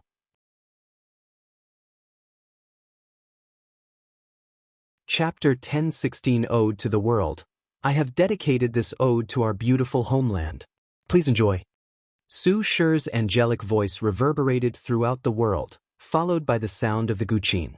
The sound was slow and peaceful initially, but things immediately changed after she finished speaking. The music created a powerful illusion for anyone listening. As such, all sentient beings saw a story. No, they experienced the evolution of history. They saw the world in its early stages, full of darkness, chaos, and emptiness. After years of development and creation, the first life forms appeared. These beings were mighty and noble. Born immortal, they roamed the world without a care. Despite their mighty strength, they were a peaceful group who spent their time contemplating the laws of heaven and earth. Although their society was highly hierarchical, they got along well and rarely fought on a large scale. Everything was proceeding smoothly until a new race appeared, the human race. It was a weak and insignificant race with no powers and a short lifespan. But their appearance changed everything because such a tiny race was destined to be the protagonist of the world. After the birth of the human race, the music showed their struggle to survive the world back then. The citizens of the myriad emperor world saw how their ancestors first created flame, the first time they hunted in the wild or the sea, the first time they made clothes, the first time someone farmed, the first time they discovered the properties of herbs, the first time words were created and recorded. Su Shi's music showed them a tale of man against nature, and the protagonist was their ancestor. Anyone listening could feel the terrible environment of ancient times. They could feel the human race's ignorance but desire for knowledge and innovation. They saw how much their ancestors sacrificed to establish a human society and civilization. And having to experience all these things through a song was a sublimating experience to the soul. But things were not over. On the contrary, it was just the beginning. The song changed tempo and displayed the brutality of the ancient. The overlords at that time would not allow humans to rise. They immediately began a massacre with the sole purpose of eradicating the human race from the world. The human race only survived because a few of these creatures became sadistic after experiencing their first act of slaughter. So, they chose to secretly enslave large groups of humans for their own cruel amusement. Of course, a few kind individuals among them also saved people because they disagreed with such cruel actions. That period was a dark time for the human race. However, they survived and never gave up hope. The innate demon god's action did not break their spirit but awakened a collective consciousness among them. They now all had one goal: to break the shackles of slavery and rise to the top of this world. The human race spent hundreds of thousands of years in that dark age, maybe even millions. But that did not matter. Their desire and ambitions did not waver. Even their short lives did not stop them. Every tribe would pass on the idea of their predecessors to their young, ensuring the initial flame of rebellion remained even after countless millennia. Then, the human race's opportunity arose. A young man from the Wang tribe studied these creatures and created a cultivation system for the human race. He spread his work to the scattered tribes, telling them to buy their time and wait for the correct time. The music immediately showed what the correct time was. On top of a mountain, a young man waited as something descended from the sky before him, a heaven will. He absorbed it, proved the Tao, and officially became the first great emperor of the world. The young man then took on the responsibility of leading the human race. The early stages were still dark and full of tragedy. After all, he was the only one fighting with essentially the entire world. However, with his methodical and careful plans, unwavering willpower, and support from a few other talents, he held on long enough for the human race to grow. Su Shi's music then showed everyone an era of prosperity where many emperors roamed the world. Sadly, such an era was far from peaceful. The confrontation between humans and the former overlords soon spread throughout the entire lower dimension. The music did not show much of the war, but the scenes it showed people were enough to show how cruel and devastating it was. And then afterward was soon experienced by everybody. The human race was now the world's master, but their civilization was no more and had to start over. That time period was also turbulent as power was held in the hands of a few individuals. Meanwhile, the overall strength of the world was at an all-time low. Luckily, another hero with the name Wang showed up and pushed the development of the world forward. The Origin Emperor spread the Tao to the world, suppressed the people in power to give the world another chance, and made the immortals of this world sign the Immortal Avenue Pact, limiting their influence or intervention in the world. After the Origin Emperor, the world experienced another era of prosperity. The Sword Tao officially became the supreme Tao of attack, and other types of ancestor-like characters appeared, finally completing the Origin cultivation system. Afterward, the human race suffered another catastrophe in the shape of the Golden Ape. Luckily, they bent together and survived. The next era was a time when human power led to their demise. The rise of Buddhism and the use of incense showed how cruel humans could be after being the dominant race of the world and having no competitors. Many people who knew the history were surprised that Su Shi did not hide this part.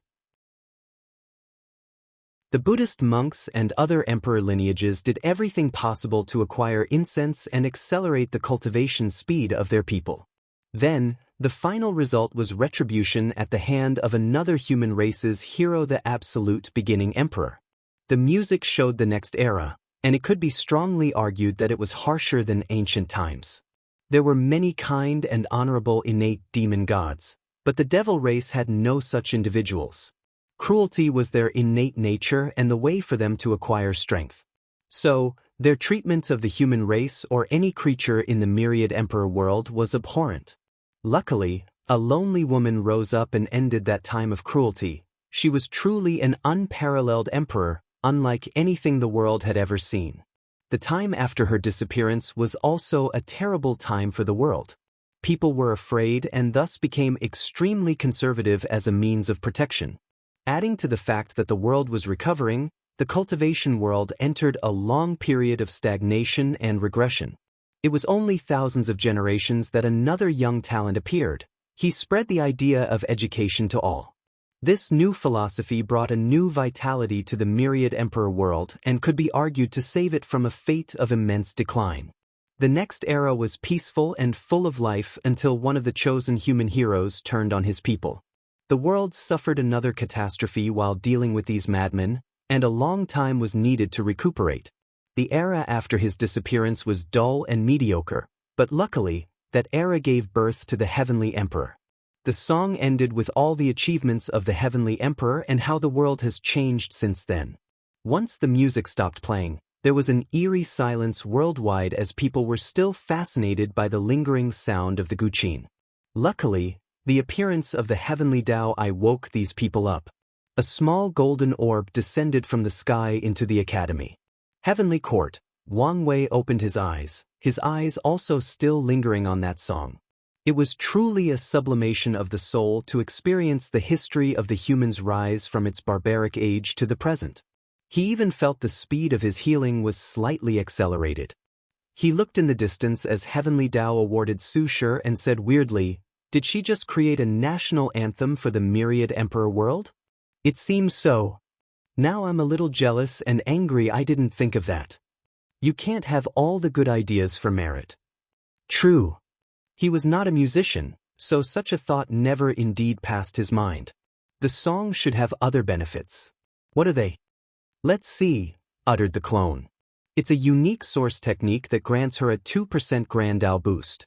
3 to 4% if she plays it while in the Myriad Emperor world or represents it in some capacity.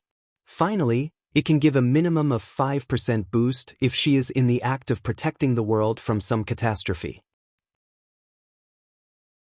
A minimum of 5%? Muttered Wang Wei. Can only she use it? Before she ascends? Yes. And even then, the Academy has to give permission. Wang Wei sighed. The Academy people were truly lucky they had someone like Su Shi to replace Lin Fan. I doubt he could do as good of a job as her. The destiny of creating the world's national anthem would bless them and even make up for losing the spirit of the epic. Emperor Kong might be an individual born with a unique destiny like your Wang Clang, commented the clone. Maybe, but even if he is, he still has a long way to go to reach our level. If you find any errors, ads pop up, ads redirect, broken links, non-standard content, etc., please let us know reports so we can fix it as soon as possible. Chapter 1017 Caught Fish. After receiving her award, Su Shi played the song a second time, but this time, the guqin was accompanied by her beautiful voice. People immediately knew the song had accompanying words, so they listened.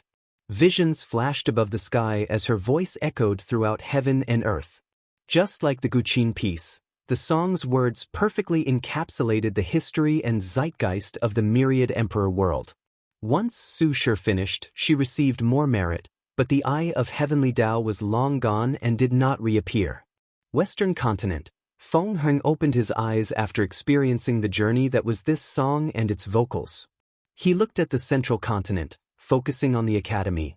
A song dedicated to the world? No, it is a song that can perfectly represent its history and people.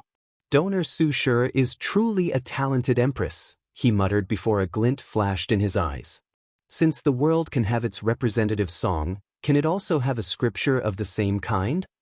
As soon as this idea came to mind, he could not remove it. So, he sent his congratulations to Su Shi before entering a seclusion. He wanted to see if he could write a scripture that could embody the essence of the Myriad Emperor world. Feng Heng was not the only person with such an idea. After people realized Su Shi's achievement, people immediately thought about imitating or replicating her success. The top Taoist factions had the same idea as Feng Heng, wishing to write a scripture that perfectly represented the world. Some people wished to create a painting or piece of calligraphy with the same effect. Such development was not something only cultivators did, but even mortals participated. Over the years, arts and crafts have entered a golden age, birthing many talented mortals. These talents knew the song's appearance was an opportunity and one they had a chance to partake in. In the northern continent, Ao Shen saw the benefits of that song. He knew it was an excellent method to condense the overall cohesion of humanity and the world. So, he wanted his own demon song for the demon race. Sadly, things like art and craft were not things their kind was particularly skilled at. So he needed some help and time to prepare. After the song, the Enlightening Temple became even more critical as arts and crafts received another boost in their development. Heavenly Court. Wang Wei calmly watched the change of the world. It should be about time, he muttered. Yes. He used his authority in the dream world to record Su Shi's song before continuing his retreat. 5 years later, he was forcefully awakened as his clone told him there were intruders. What's the situation? 9 intruders, replied the clone. 1 eternal, 2 pseudo-eternal, and 3 first-class and 2 immortal sovereign. Basically, 5 eternal powerhouses. This lineup seemed a bit exaggerated. He expected the leaked news to bring people, but not so many powerhouses. Some people have intervened. Oh, wait, let me guess, the Commerce Hub. That's right, nodded the clone. They've learned of the Heavenly Court and your curse on the position. They are using these pawns to test you. Wang Wei smiled. After news about the court leaked to the Commerce Hub from the Star Beast world, he expected some of these people to move and has been waiting for them. With these people, I have a justification for directly attacking the Commerce Hub. Although he did not need a reason, it would help in the transition period. After all, he understood that order and credibility are two of the most important things for people doing business. What do you want me to do? Seal or immediately kill them? No, fight with them and delay for a while. I want to see how some of these eternal powerhouses will react and whether we can draw more behind-the-scenes individuals. As you wish. After the clone disappeared, someone else appeared next to Wang Wangju. He had to prepare in case someone saw through his clone and attacked his main body. Are you sure my injury did not affect your strength? No, everything was fine. Interesting. He realized the version of the Lord Shadow technique that his ancestor gave him was a high-level source technique after seeing Wang Zhe's situation. He wanted to learn something from it but ended up with nothing. However, he also realized that higher cultivators do have some understanding of existence, even without walking the eternal path. Otherwise, this technique should not have prevented Wang Zhu from being affected whatsoever by his injury. Wang Wei focused on the screen before him, watching everything unfold from a distance. Today was a regular day for the citizens of the Myriad Emperor world, or it should have been. People thought they could continue their usual routine, a sign of the peaceful time they lived in.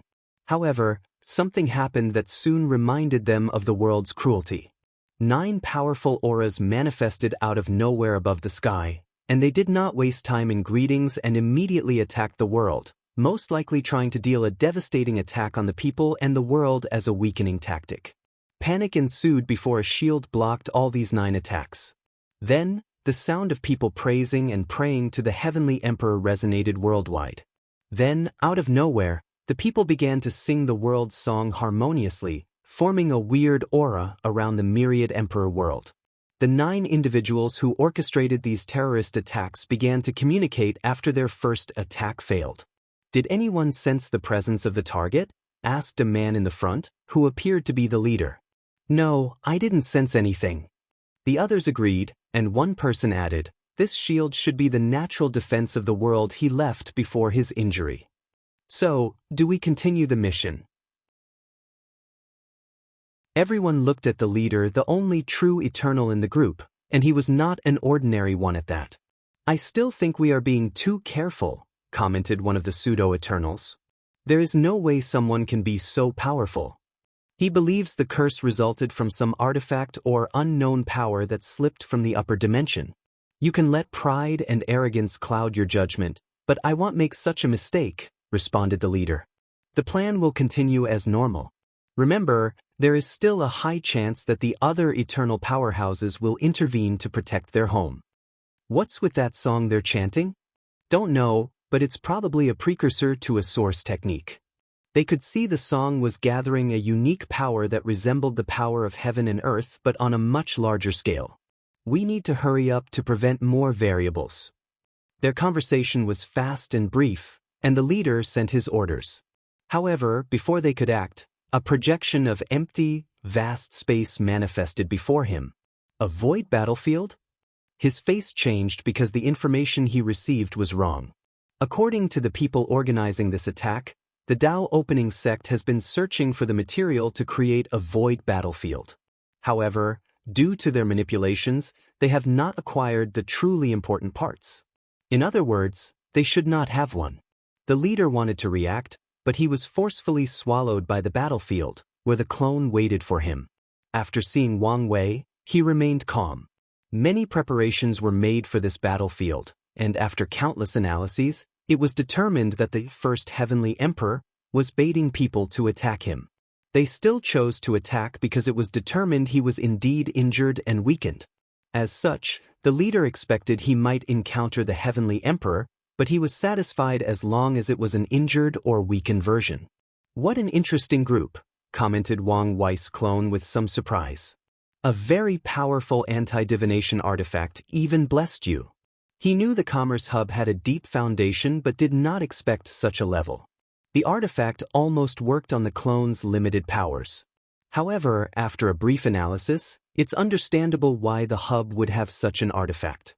They hold records of exchanges with thousands of worlds. Such information is extremely valuable in the right hand, so they need a way to protect their information from leaking into the hands of diviners. So, you're the first heavenly emperor, said the leader. You can call me the Fist Saint Emperor. First heavenly emperor? Is this what the endless void refers to me as? I must admit I like the title, but you guys could be a little more creative. I suggest Superior Heavenly Emperor, or Supreme Heavenly Emperor. It seems your reputation precedes you, commented the Fist Saint Emperor. Reputation? Now, I'm interested in how the rest of the world sees me. Carefree, easygoing, unparalleled talent and wisdom, and more importantly, a grand arrogance hidden under a facade of a smile. Interesting, uttered Wang Wei. You guys should have overturned everything I did during Gu Xian's trial to get this conclusion. What I did to the Spirit Genesis sect should also have leaked. Yes, so you're very famous in certain circles. Is that so? Although I tell myself I don't like fame or fortune, I also know deep down this was a lie. So, I'm happy people know me, said Wang Wei with a smile. But soon it faded. He was changing his face as easily as switching one mask for another. Enough with the chit-chat, he said with a somber voice. You little rats have dispersed my peace, and I do not appreciate that. So, don't take offense to what is about to happen. If you find any errors, ads pop up, ads redirect, broken links, non-standard content, etc., please let us know reports so we can fix it as soon as possible.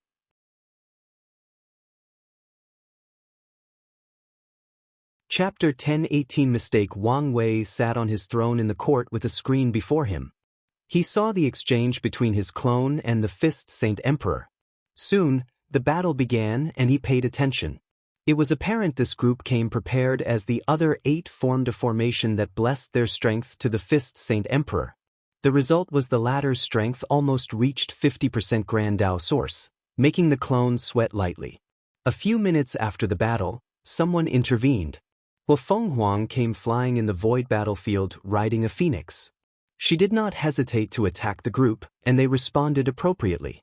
They did not break up the formation, but one of the immortal sovereigns used a technique that created a projection with all his strength. Feng Huang frowned before confronting the projection. A few minutes after her, Su Shi also appeared on the battlefield, and she faced 2 projections, one from an immortal sovereign and the other from a pseudo-emperor. So, only these 2 showed up, muttered Wang Wei. What makes sense? They know the value of these people. Meanwhile, Feng Heng is using an extremely careful approach to expanding Buddhism. He probably wants to follow in my footsteps to reduce the risk. Aoshin knows the foundation of the demon race cannot yet control an entire world, so he is focusing on his transition. I'm curious why the sword-casting villa and the sea race have not made a move. The sea race does dare show up after what they've done, said Wang Ju. A stupid act, in my opinion. They should immediately come to help to show their loyalty. It would have been easier for them to plausibly deny their involvement. If they did that, I probably would have been more forgiven, nodded Wang Wei. What about the sword-casting villa? Why do you think they did not move? A careful and patient approach, said Wang Ju while remaining invisible. Like these people, they know you're baiting people but that you're also injured. Without your overwhelming power, they want to see how things play out. Plus, they probably do not want to risk the danger of their immortal sovereign. They've had such a trump card and hid it for so long, so, understandably, their approach is usually extreme caution, agreed Wang Wei. Someone is coming, Wang Ju suddenly said, and Wang Wei turned his head away from the screen. He watched a towering figure with red skin walk into the room. Primordial Desolate, what can I do for you? Asked Wang Wei calmly. My deduction was correct. The one fighting outside is a clone. Your real body is greatly injured and weak. And so this is my opportunity. I will say this once. Do not do something you'll regret. My mission was about to finish, but you paused it. I can't accept that, replied Primordial Desolate. Plus, as long as you exist in this world, there will be no place for the innate demon gods to prosper in the world. Prosper? Do you think this is ancient time? Asked Wang Wei, not hiding his sneer. Your race can return to this world because we, the human race, allowed it. If you can stay in your lane, then you can exist. If not, you will suffer the same fate as your ancestor. Stay in our lane? We were the master of this world, yelled the primordial god. Keyword were. You cannot possibly understand how we felt, groaned Primordial Desolate. As creatures born from heaven and earth, we consider heavenly Tao as our mother. Yet she cast us away, rejected our existence, and chose humans as the protagonists of the world. Can you fathom such a betrayal? How painful and sad it was. So, we cannot and will not live peacefully with humans. Wang Wei briefly paused. Your words made me realize my mistake. I thought the new generation of innate demon gods needed someone like you for guidance, but that's wrong. They don't need ideas from a bygone, or they need a fresh start, one with the weight of history or the mistakes of their ancestors. Primordial Desolate's eyes turned red. It would be very easy to influence the new era of innate life forms without knowledge from their ancestors. And even if they read the world's history, it will not be the same as experiencing through him or their bloodline. You've proven that I made the right decision today, roared Primordial Desolate before rushing forward.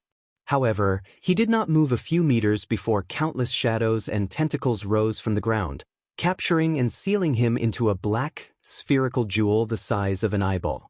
Wang Wei looked at Wang Ju, who was holding the seal, and shook his head. Even if Wang Ju was not here, the court was his domain. It was not an easy thing to kill him in this place with all the formations.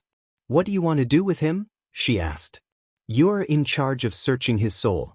His knowledge about ancient times should be valuable. After that, sends his body to Elder Dan to make pills. He should make my body refining make great progress. As you wish. Wang Wei nodded before focusing on the battle. So, no one else has taken the bait? I sense some prying eyes, but it appears that no one will intervene. That's a shame.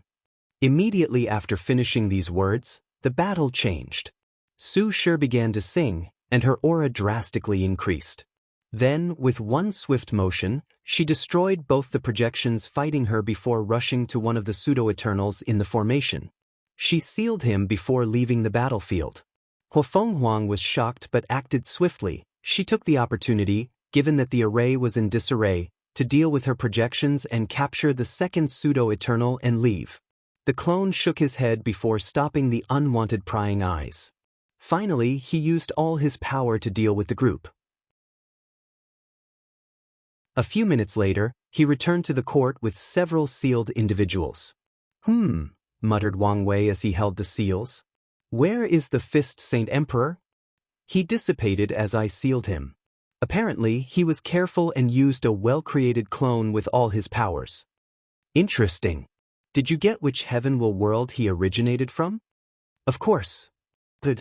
I look forward to fighting him again personally. The Fist Saint Emperor reminded him of one of his favorite characters from his favorite anime, an old man with the moniker of Iron Fist. Wang Ju, the next step is all you.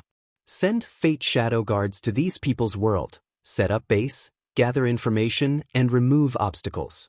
When we begin to expand to the endless void, their worlds will be perfect for the first trials. The expansion was very important to it, and one of its main components, the Enlightening Temple, had already been established. After expanding throughout this heavenwell community, his mother should gather enough merit to prove the Tao. However, the lower dimension has 3,799 world communities remaining, and the merit for creating the temple in these places will all belong to Wang Wei. However, 99% of worlds do not like when foreigners intrude or have any form of influence on their plane. So, Wang Wei is expecting resistance. He is not prepared to use a pure militaristic approach to spread the Enlightening Temple, so he will use a more business model of sharing profit. He will use the worlds of these attackers as a template to show others the benefit of allowing him to spread the temple. He's willing to share some benefits with the people who choose to accept a more peaceful cooperation. Of course, he's also prepared to wage interplanar war if necessary. I will get to it immediately. Wang Ju immediately disappeared into the shadow. It was like she was never here in the first place. What happened here? Asked the clone, who sensed something. I was just correcting a little mistake I made, he replied indifferently. Don't worry about it. Let's begin with the cleanup. All right. The clone disappeared, and soon afterward, the world trembled slightly, focusing primarily on the sea. The people who knew or guessed what was happening secretly sighed. Not even 10 minutes passed before things returned to normal. Wang Wei looked at the two people before him. His eyes were cold as he sat on the throne. How many chances did I give you? Most would say I was too lenient. Your Majesty you don't have to say any nonsense. None of you will walk out of this room. I'm granting you this audience to see if you can convince me to spare your respective race. Your Majesty. Wang Wei heard them talk, but it was all noise to him. He has been very patient with the sea race, but for some reason, these people seem determined to walk toward the path of destruction.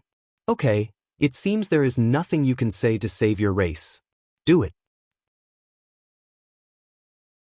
If you find any errors, ads pop up, ads redirect, broken links, non-standard content, etc., please let us know reports so we can fix it as soon as possible.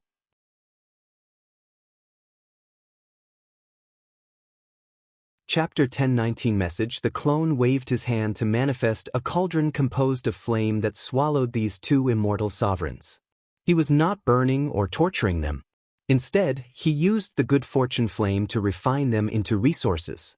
He purified their soul and immortal qi into its purest form, thus leaving enough pure energy for the Tao opening sect to cultivate one immortal sovereign. Two white and blue orbs floated in the cauldron a few minutes later. The white orb contained pure soul energy, and the second orb contained pure immortal qi. Still not completely finished, commented the clone. The second can finish the rest. Remind them to leave this thing as a foundation instead of using it. It was unwise for the Tao opening sect to have another eternal powerhouse in the current situation, so these two things will be left for an emergency. The clone waved his hand, and the orbs disappeared. Then he asked, "What are you going to do?" "I meant what I said," replied Wang Wei. "What? Are you feeling empathy?" The reason he teased the clone was that the latter was slightly different from him personality-wise. He had to do so to prevent his injury, which was the result of damage to his existence, affecting the clone. "I just want to ensure we use them in the best way possible." Wang Wei did not immediately explain and looked in the distance. "The people of the world considered me a sage because of how I deal with things. I flaunt my power but do not use it unless necessary. However, I need to show them I can be a tyrant, that I can be cruel. So, the sea is a message, a warning." "All right." The clone snapped his finger, and the entire world changed. All the members of the Panlong and Sea Lion race disappeared one by one, sending a chill shiver down the members of the sea race who watched the event. The immortals and insurgents of those two races were the last to disappear, so they tried to prevent their fate. They activated their race's formations and artifacts, but it was useless. Their fate was annihilated by a higher power, which rendered their attempt absolutely futile. As such, the two most powerful races from the sea disappeared from the world, becoming history. The worst part is the foundation/resources of these two emperor lineages also disappeared with them, and people could guess where they went. The sea race was not the only group of people affected by that snap. All the devil cultivators who were used as pawns to spread the news also disappeared. However, Wang Wei did not annihilate any factions. The devil cultivators were already drastically weakened, so kicking a sick beast was unnecessary. A collective, silent, and invisible sigh echoed worldwide as people watched what happened to the Panlong and Sea Lion race. They understood the message behind this cruel massacre. They understand the easygoing heavenly emperor who prefers to use diplomatic means for solutions can be cruel when needed. They understood the honor, glory, and praise that comes with the title of sage, or wise ruler, could not bind the heavenly emperor morally. Of course, the people who truly knew Wang Wei had long understood this idea was only the wish of certain people. How could morality bind a man who pursues absolute freedom? "It's done," said the clone, and Wang Wei nodded. "Let's go wait for our visitors outside." As he walked outside, he saw the incense of the court had drastically increased. It seems that fear and the desire for protection is the best way to gather incense. As the people felt danger coming from the outside, they prayed to Wang Wei and the other conferred gods more piously. "I hope you're not getting any ideas," said the clone. "I know it's not a cost-effective or lasting business model to use fear to gather incense," he replied nonchalantly. "Well, at least not in my own backyard." He continued walking as he visited some sites in the court. Every time he looked at the design, he praised his creativity and vision. He did not wait long as his first visitor arrived. "Your Majesty, please leave a way out for the sea race."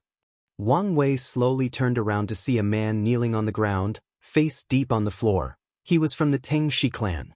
"I'm not bloodthirsty, hence why I only targeted the two people involved in this matter," said Wang Wei calmly. However, this representative did not get up. "Please, give us a chance. I believe in balance, so I did not remove your god positions," continued Wang Wei. "However, you should understand the danger of not having an eternal powerhouse while possessing all these resources." "I understand. But in that case, you may leave," replied Wang Wei before continuing his affairs. The representative stood up and bowed politely before disappearing.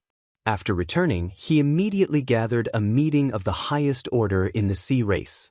For this meeting, they had one purpose: cultivate an immortal sovereign as soon as possible and at all costs. Star Beast World. Tong Ruobing was in seclusion before receiving a talisman. She frowned but knew her people would not contact her unless there were a great emergency.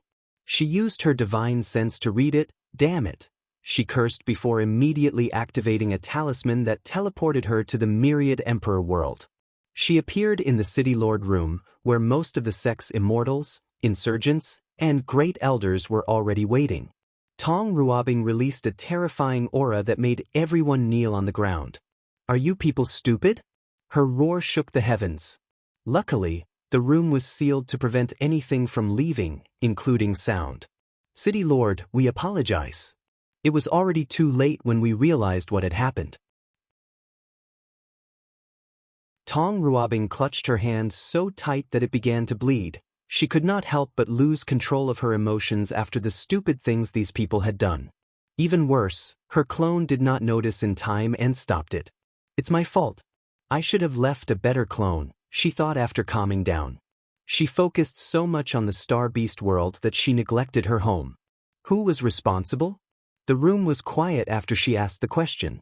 Luckily, someone saw Tong Ruobing was about to throw another tantrum and revealed the truth. 5 individuals were summoned, and Tong Ruobing looked at them without hiding her hatred and disdain. "Even my own lineage," she commented, not hiding the sneer and disappointment in her voice. The talisman ancestor did not like clans, so he discouraged future emperors from leaving their families. Instead, the city was composed of lineages, unique schools of thought, or talisman-making methods.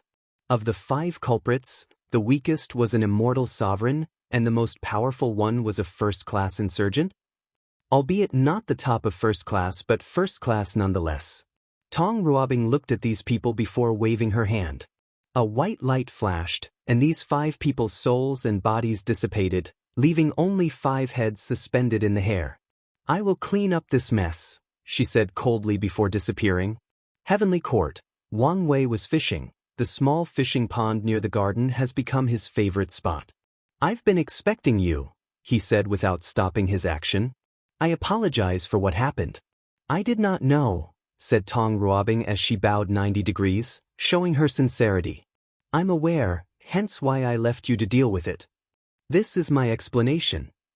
Wang Wei still did not move and used his divine sense to see behind him. Tong Ruobing presented him with 5 heads and a small amount of golden merit. Decisive as always. However, this is not enough. Tong Ruobing gritted her teeth. She was poor and could only use such a thing as a gift because she had recreated the talisman weapon in the Star Beast world. However, she had already absorbed the majority for her retreat, so she did not have much left. Additionally, she had already loaned the city's greatest treasure to Wang Wei. As for other resources she could use, they were not nearly as valuable. She wanted to craft a potent emperor artifact. As such, She has already used many of the city's reserve Emperor tier ores and even disassembled foreign Emperor artifacts for their materials. She was not stupid enough to use resources from the Star Monarch Mountain. She had an unspoken agreement with Mu Lei that their resources were separate in certain aspects. Tong Rubing's mind flashed numerous ideas, thinking about how to deal with this situation. Finally, she thought of something. I will owe you a favor. In this world, nothing is more worthless and valuable than a promise. So she will use it. Wang Wei finally paused and turned around to look at her. Do you know what it means to owe me a favor? I do, and I still chose this way.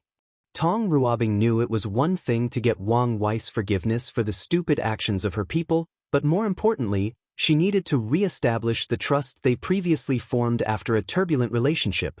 Good, nodded Wang Wei. I know what I want for my favor. If you find any errors, ads pop up, ads redirect, broken links, non-standard content, etc., please let us know reports so we can fix it as soon as possible.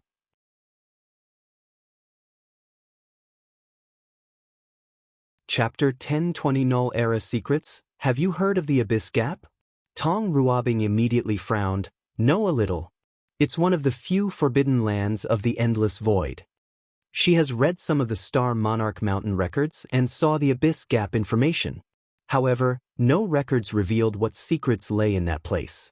I need you to enter and get me some useful information, said Wang Wei, who waved his hand to send her a jade talisman. This talisman will grant you my pinnacle strength. Use it before entering and get me some valuable information about that gap. Tong Ruobing looked at the talisman. Can I have some time to prepare?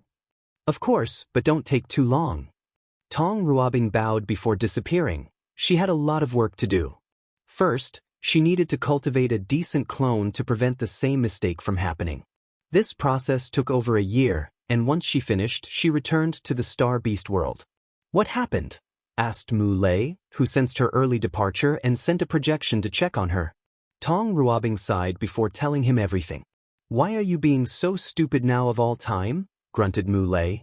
Offer him high-level positions in our court. Why take such risk? No, I absolutely will now allow his tentacles to spread to this world, rebuked Tong Ruobing, making Mu Lei sigh. My retreat is almost over. Wait for me and I'll replace you. No need. Since this is my mess, I'll clean it up. Tong Ruobing refused without hesitation. She did not want to put him in this kind of danger. Plus, things are not so bad. Not so bad? Do you know how dangerous the Abyss Gap is? Thousands of emperors from all classes have sealed this thing, but the aura released from it has always managed to corrode the seal. Heaven knows what horror would exit that thing if not resealing it every generation. Tong Ruobing was silent as she looked at the talisman in her hand. This is indeed a catastrophe, but it's also an opportunity. Anything related to Wang Wei is both danger and an opportunity. She has long known this, hence why she never kept her distance away from him, knowing how scary he was. With this talisman and some preparation, the worst thing that can happen is entering limbo. Mu Lei's projection looked her in the eyes and knew he could not change her decision. Those eyes were when she would be stubborn. So, he sighed deeply before saying, I will prepare for your possible revival. Tong Ruobing did not immediately enter the Abyss Gap but searched for as much information as possible regarding it from the Commerce Hub. Finally, she activated the talisman and entered. Myriad Emperor World, Heavenly Court. Wang Wei opened his eyes as he felt the talisman's disappearance. His eyes twinkled as he waited with anticipation. When he was about to return to his retreat, he received news from Wang Ju. A moment later, she appeared in the room.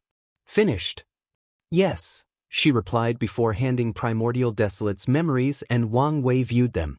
Primordial Desolate was a talented and unique primordial god for a few reasons. During the war, the innate demon gods realized they needed to change, adapt, and evolve to have an ounce of chance to win or survive this war. They knew their old and consecutive ways were not enough. This idea resulted in the project to create the demon race, a subservient acquired race that could acquire the heaven will in worlds that abandoned their kind. Another creation of that mindset was Project Evolution. The innate demon gods knew their strict hierarchical society and civilization were burdens in this war, especially when compared to humans' large population and ability for unlimited growth. So, they researched ways to purify and evolve their bloodline.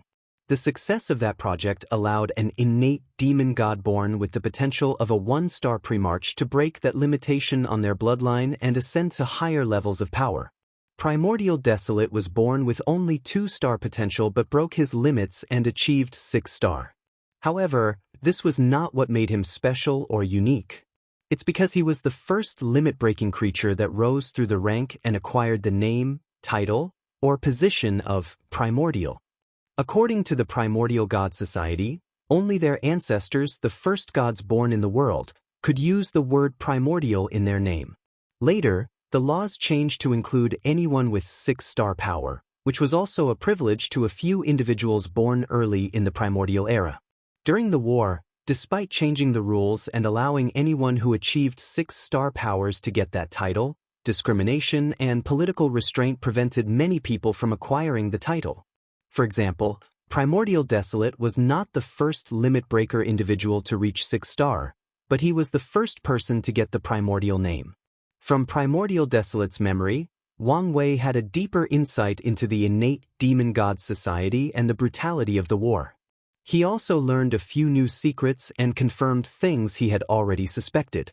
The innate acquired war was not only something that happened in the lower dimension but a massive war that started in the Eternal Ascension world. Both sides in the lower dimension would receive aid or support from the upper dimension.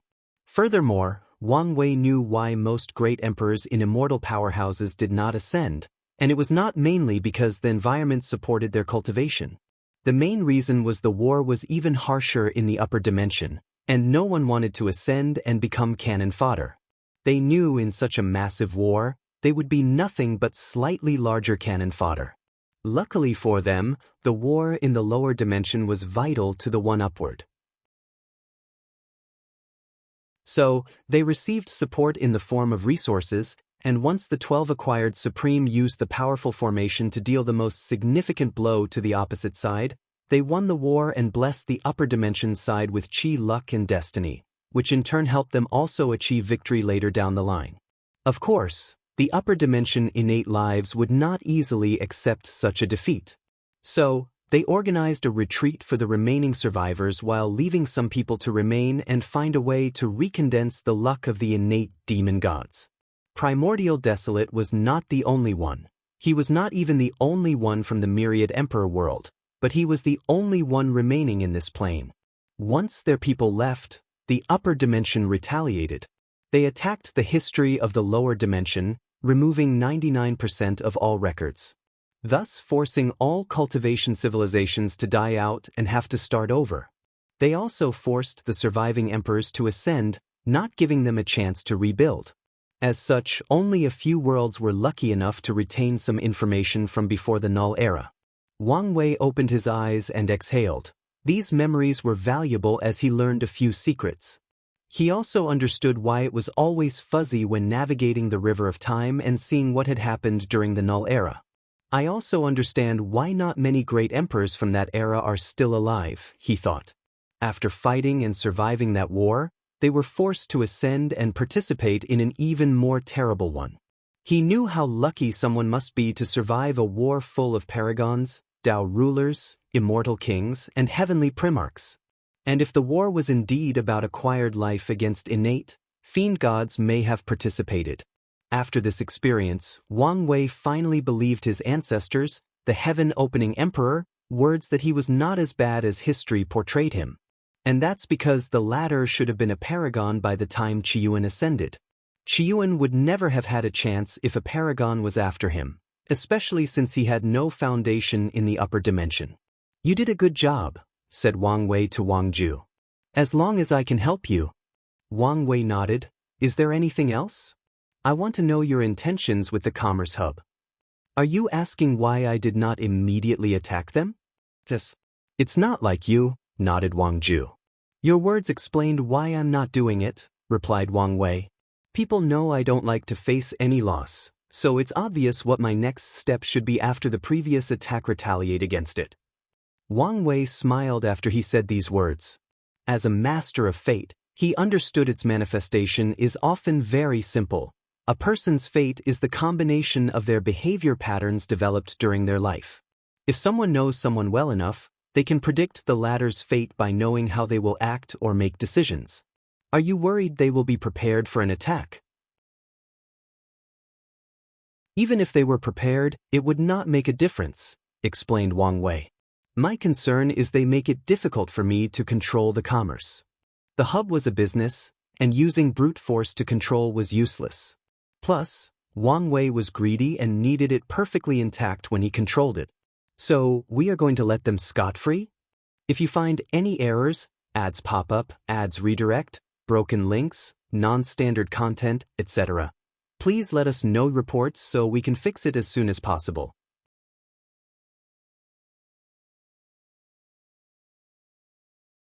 Chapter 1021 Demon Catastrophe? Of course not, replied Wang Wei. I plan to cook them slowly. First, Sword 1 will use this event to accuse these people of interfering in other world affairs. They have, of course, refuted that claim. However, with her insistence and fear of my power, they have relented some power to us to calm down the situation. Now, all I have to do is to slowly infiltrate their ranks and learn as much as possible while pretending I no longer hold a grudge. When they believe I have let things go, that's when I will strike and take control of everything in one fell swoop. I understand, nodded Wang Ju, who knew what to do next. She only needs to provide people to Sword 1 and aid her in infiltration. That's good. How is the Fate Shadow Guard developing? Very well. I have used your soul network ability to recruit members from all over the lower dimension, reported Wang Ju. It was easy to find talented individuals who were not detected by other factions or desperate people who would sell their souls for one reason or another. With such a large and easily recruited talent pool, I have expanded our spread to more than 300 Heavenwell communities. Oh, that's impressive. Did you have any trouble when infiltrating the Heavenwell worlds? We had a few encounters with worlds with keen eternal powerhouses, but our approach has always been to be quiet and steady. So, no real trouble so far. That's good news. What happened to my chat group? After granting Wang Ju his soul network talent, he also ordered her to take control of the group. I recruited the assassin into the guard. The Mad King and wannabe god wanted independence and freedom, so I let them go after they paid their debt. The rest chose to become members of the Grey Hall. The Grey Hall is one of the Dao Opening Sect's best businesses in the Commerce Hub, focusing on hiring mercenaries and selling information. With the Soul Network and the Fate Shadow Guard, the Hall has quickly become one of the best in that field. If not for the secret restraint of other members of the Hub and its early age and lack of prestige, it would have dominated the field of information selling. With these two's personalities and ambitions, it made sense they chose that path, nodded Wang Wei. He did not know whether his path would meet again with these people, but he doubted it. However, with the scripture he created for them, they might be very successful in cultivating if they play their cards correctly. One of them might even prove the Dao. You can attend to your work now, said Wang Wei, and Wang Ju bowed before leaving. Another 10 years passed, and nothing major had changed in the world.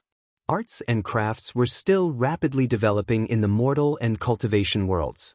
However, no one has yet replicated Su Shi's success. Wang Wei had to wake up because the clone told him 2 of the major events he was waiting for were about to happen. Once he woke up, he checked his work. Nothing major had changed except for the sect telling him some of the pills he wanted refined from the material gathered in the Dao burial ground were about to finish. So, he was happy about that. The dream world was proceeding smoothly, and his friends and family were either retreating or traveling the world to temper their minds. Without anything to do, he waited. Myriad Emperor World Community, an unknown Great Thousand World. 2 demons waited before a formation for someone. One was in his human shape but with red eyes, while the other one was an enormous spider. They seemed nervous and excited as they waited. Can't you use your human form? Complained Crazy Eye. No, replied the spider. The chief said we should love and embrace our demon forms. He said although it's easier to cultivate in the human form, we should get comfortable in our own body. I'm just following his words. Crazy Eye grunted and wished to say the chief barely stayed in his demon form. However, he dared not say such a thing. The two soon became quiet and waited for more than half an hour before the formation flashed, and a woman in all black, including black rouge on her lips, walked out. Their hearts skipped a beat as they saw who came, the legendary black-winged eagle, known for her harsh and cruel punishment. The spider immediately turned into his human form to prevent offending her. You two are the ones who claimed to have found a supreme bloodline? Yes, Sir Black Eagle, said Crazy Eye after seeing his companion's cowardice and lack of desire to talk. You should understand the consequences of lying about such a thing. Her words were plain and straightforward, without any hint of intimidation. However, they immediately felt chills running down their spine. We do. Good. Show me the good. The two swiftly led her to the nearby compound to a room that contained a young man tied and gagged. Why is he in such a bad state? Asked Black Eagle as she took out an artifact shaped like a lamp. The two looked at each other before Crazy Eye spoke again. He kept screaming, "Do you know who I am? And you will regret this." So we had to beat him up a little to quiet him down. His identity? D. Her eyes bulged as the lamp glowed with intense purple gold. She had never seen such a powerful and potent bloodline in all her life. For a moment, she was fascinated and wished to take it for herself. Luckily, she had great willpower and unwavering loyalty and quickly woke up. Without hesitation, she waved her hand to place the young man inside a secure dimension before turning around and looking at these two. You did a great job, and the chief will reward you. For a moment, Black Eagle wanted to kill these two to silence them. However, thinking about how the chief has been advocating for change and not using crude and cruel ways to deal with things, she chose otherwise. Crazy Eye and the spiders secretly sighed in relief. Before reporting this news, they also feared the possibility of silence. Luckily, the chief's attempt at changing their kind was successful. They knew from now on that their lives would be different once they received their rewards. Black Eagle did not want to waste time, so she used the formation to return to the Myriad Emperor world swiftly.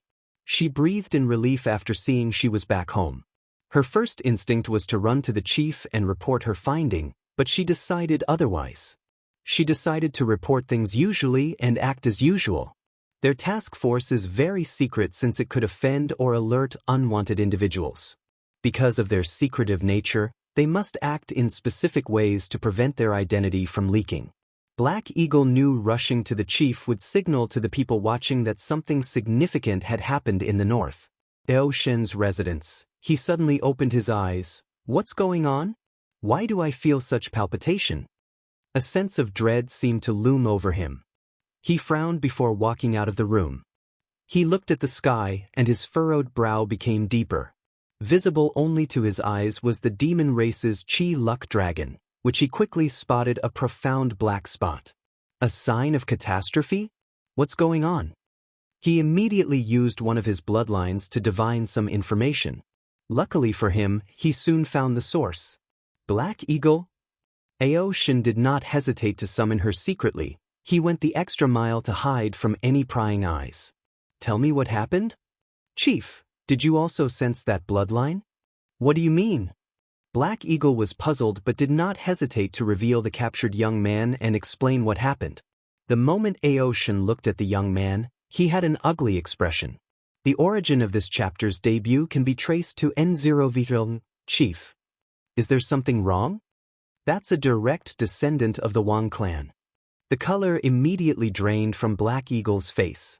She wanted to deny it but realized why this young man's bloodline was so powerful and noble.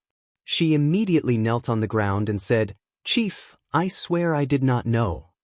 Eo Shen was doing everything possible to control his emotions. He was very careful in selecting people for his bloodline hunting task force. He placed Black Eagle in such a high position because of her meticulous and fair personality. Yet this still happens. Chief, you can offer my head to placate the Heavenly Emperor's fury. No need. Chief, This is no time for compassion. If my death can save the demon race, do not hesitate. She was only a quasi-emperor, so her death would not affect the race too much. Are you the chief or am I? Rebutted Aoshin sternly. You can leave, and I will deal with the situation myself. Your punishment will come once this ordeal is dealt with. He dismissed her before spending the next minutes thinking alone. After analyzing the situation, he immediately left for the court to see the Heavenly Emperor. If you find any errors, ads pop up, ads redirect, broken links, non-standard content, etc., please let us know reports so we can fix it as soon as possible.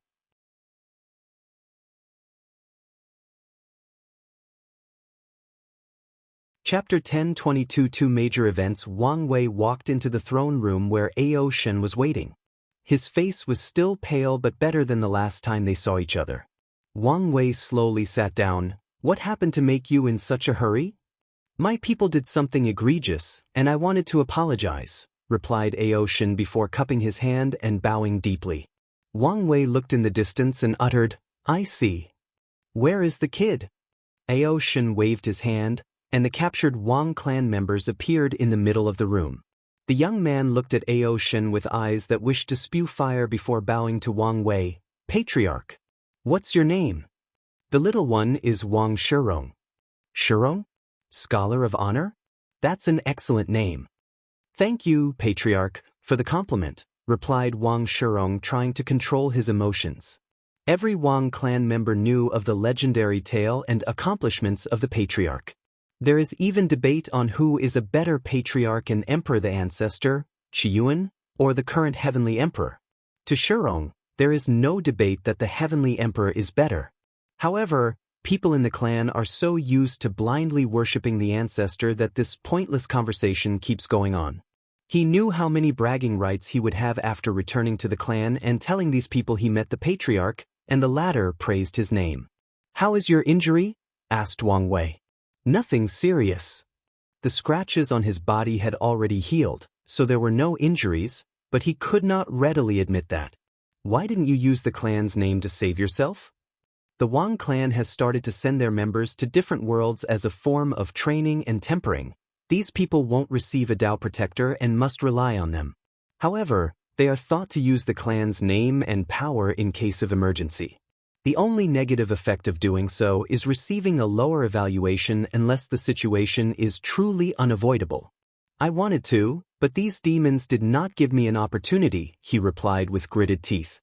Luckily you're all right, nodded Wang Wei before glancing at Aoshin. You only need to compensate the kid, and the situation will be resolved. The proud dragon's heart skipped a beat as he would not believe these words. He had analyzed how the Tao opening sect operated and knew they would not care if their clan member was killed or even captured by another genius. However, they would not accept an older and more powerful cultivation capturing their own, especially for their clan's bloodline. Given how potent and supreme their bloodline has become, such an act is probably taboo to them. The Heavenly Emperor might not care about such a small event, but what about after he leaves? What if the Wang clan holds a grudge? What if they use this event in the future to attack or intervene in the affairs of the demon race? With all these things to consider, Aoshin knew he could not solve this issue without the utmost satisfaction level for all parties. A space ring appeared in his palm, and he handed it to the kid. This space ring contained many rare resources to develop the bloodline. Consider it compensation for what my people did. Wang Shirong did not immediately take the ring despite his excitement. He instead looked at Wang Wei and only took it after the latter nodded. He then bowed politely before leaving the throne room. He was smart enough to know when to exit and not participate in these grown-up affairs. Wang Wei watched this young human fiend gods departing back and secretly praised how smart this kid was. Your Majesty, this is to thank you for making resolving this problem so swift and easy, continued Aoshin as he held a scroll in his hands. It flew to Wang Wei on the throne, and he read the title, Merit Transition Method. I accept your kindness, nodded Wang Wei. Aoshin bowed before leaving the room and teleported back to the north. He headed directly to his cultivation room and immediately activated the formation. Boom, boom, boom. He punched the walls repeatedly while his dragon roar echoed and bounded between the halls. He was not stupid and had figured it out. Most of the top emperor lineages had contacted him about the merit transition method, except for the Tao opening sect. So, what did that mean? They already knew this event would happen or even orchestrated it. The feeling of losing control of his fate and being manipulated by a puppet was more terrible than eating shit. A few minutes later, he finally calmed down. He had long known he needed strength to be able to control his fate, and this event only accentuated this fact to him.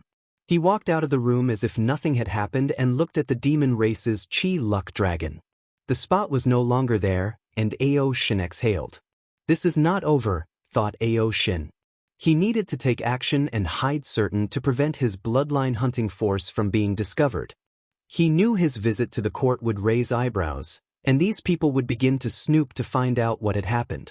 He must ensure that the truth they will discover is that one of his people accidentally discovered a potent bloodline and wanted to dedicate it to him instead of the fact he had created a hunting team for that sole purpose. Lastly, he must also punish these 3 people for their dereliction of duty. Although he won't kill them for such a mistake, they won't live without punishment and demotion. Heavenly Court. Wang Wei was reading this technique, gaining deeper insight into the mechanism of heaven and earth. It would be more interesting if insurgents could transition to the emperor path based on their strength, he thought. However, he knew such a thing was impossible because, in the classification of heavenly Tao, only the heaven and primordial path are on par with the emperor path. It may not be completely impossible. Maybe in some other chaos worlds, the laws of the world allow for such a transition, continued Wang Wei. The chaos universe was vast, and few things were absolutely impossible. How long do I have to wait? Don't know exactly. Even you can't divine it? I only know it's around this time, and there is a chance for failure. I see. In that case, let's take a small break. I have stayed in this place for too long.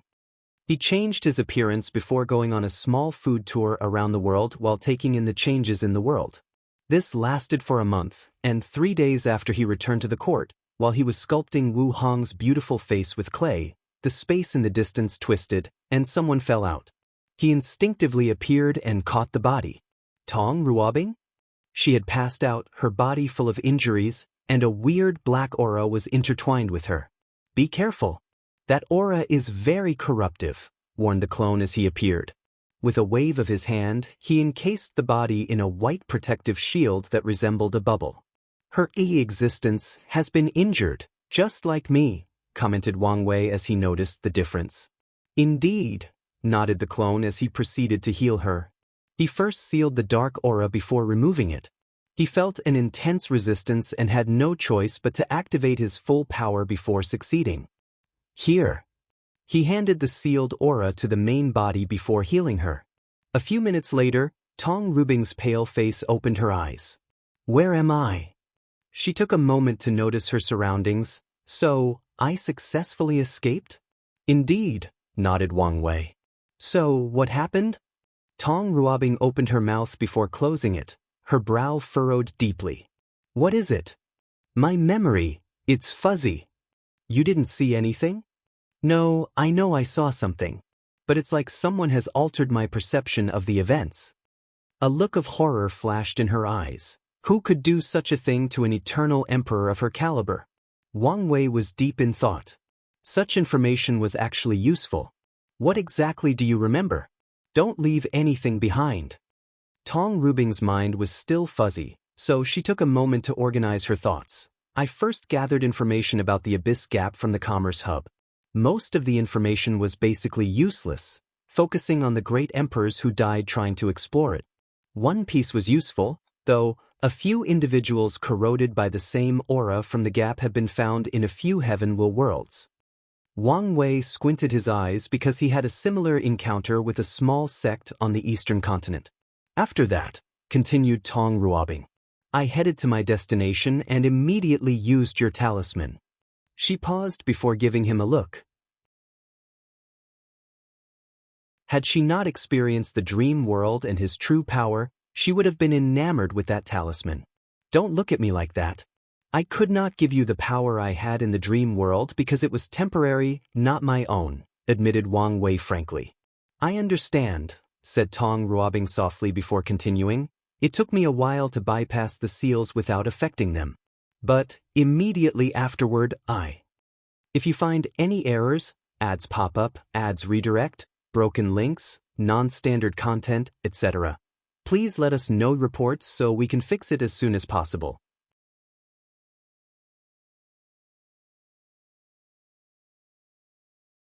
Chapter 1023 Trophy. I heard the sound of chanting.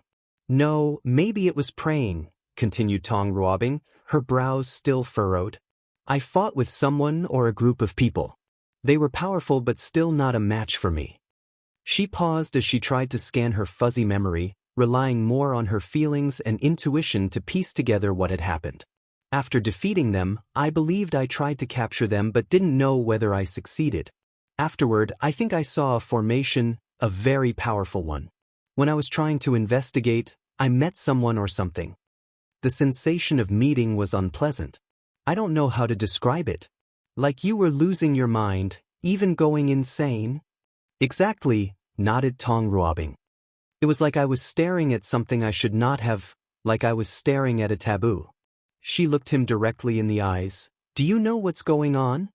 Some inkling, nodded Wang Wei but did not say any more. What else? That thing attacked me, continued Tong Ruobing after realizing she would not get any more information. I was powerless to resist and had to run away. But despite my best effort, I ended up in this shape.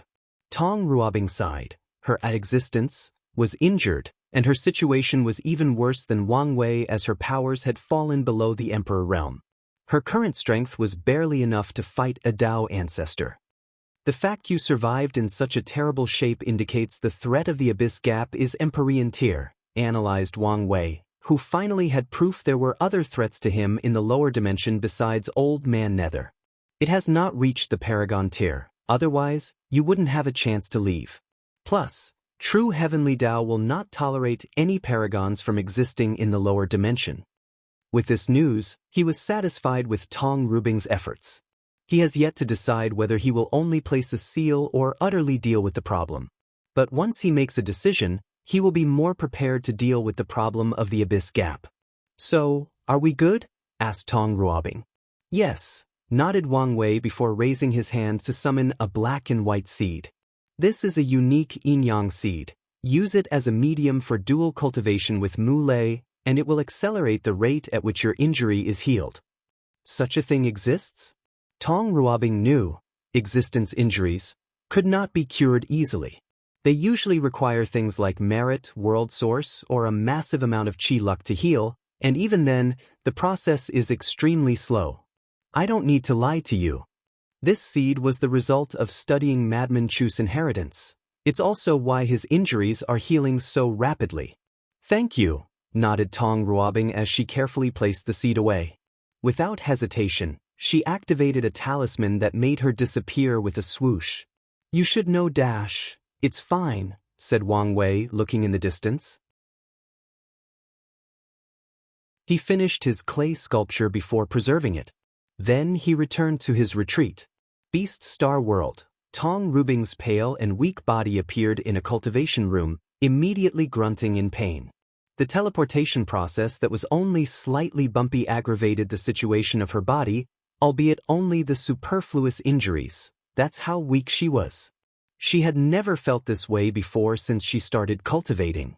Even when she was severely wounded, the situation was different. Her current state was like she was suffering from a chronic illness and had been battling it for decades. Swish. Mu Lei appeared in the room. The origin of this chapter's debut can be traced to N0V. Are you all right? He held her because he had a feeling she was on the verge of passing out. Since he knew her, Mu Lei had never seen her so weak and feeble. He led her to the cultivation cushion to rest. I'm fine. You should have listened to me. As Dao companions, isn't it normal to share woes and tribulations? Mu Lei felt the situation would not have been so terrible if he had gone instead. After all, he is a body refiner and more capable of surviving dangerous situations. At the very least, they should have gone together. No, I'm glad I was stubborn. If you went, you might not return. Her husband might have had more vitality, but he did not have all the versatile means. So, if he went, even with Wang Wei's power, he might not have returned. Tong Ruobing did not remember exactly how she escaped that attack, but she knew her Dao was instrumental in the process. Mu Lei sighed. Was it worth it? It was. How was it worth it? He barked, raising his voice slightly. You are in such a terrible state. He knew even if she killed herself and revived, which is sometimes a better choice, it would not help the state of her injuries. It was for many reasons, explained Tong Ruobing. Firstly, I was able to experience a higher level of my Dao. The talisman did just give her all of Wang Wei's ability and Dao. Instead, it boosted her Dao and other aspects to reach the strength of 99% Grand Dao source. Honestly, Tong Ruobing felt it was a waste. She did not have much time with the talisman so she could study it. Although she had already recorded its data, she felt it was insufficient. Secondly, I understand how vast the world is and how small I am.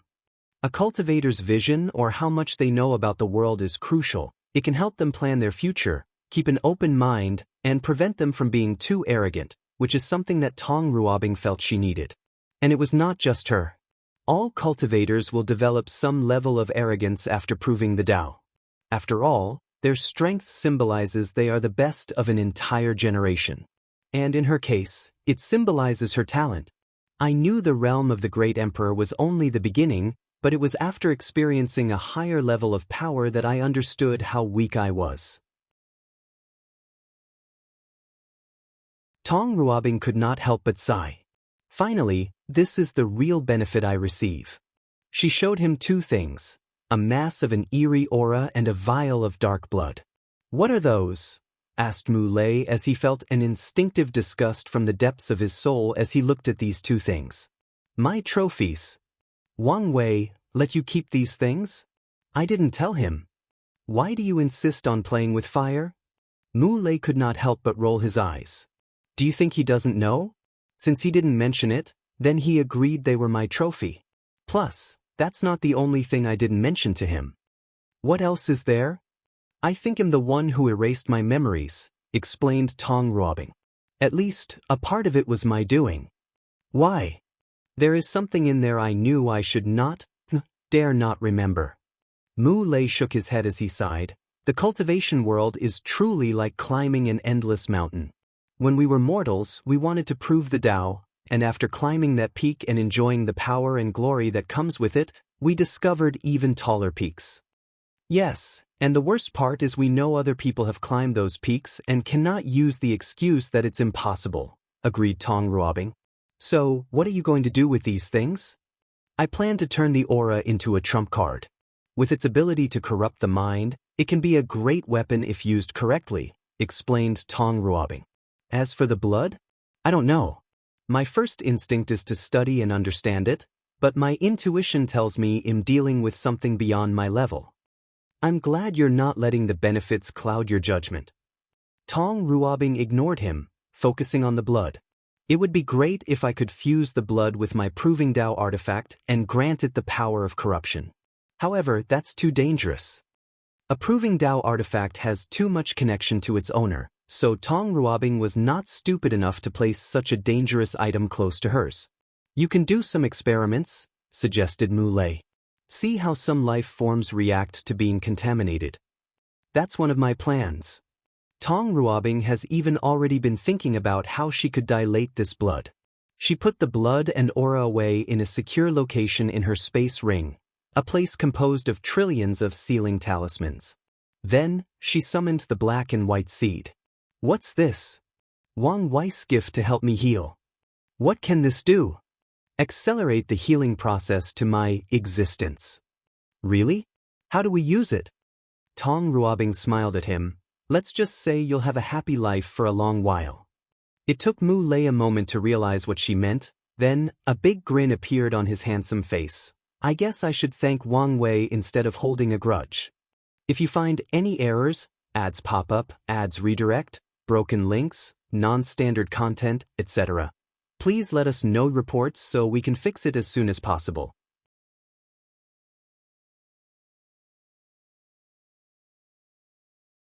Chapter 1024 Checking 1,000 winters and summers flashed by, and the myriad emperor world entered a rapid but quiet development period. Meanwhile, Wang Wei finally opened his eyes from his cultivation room. He exhaled before clenching his hands, feeling the power coursing through his veins.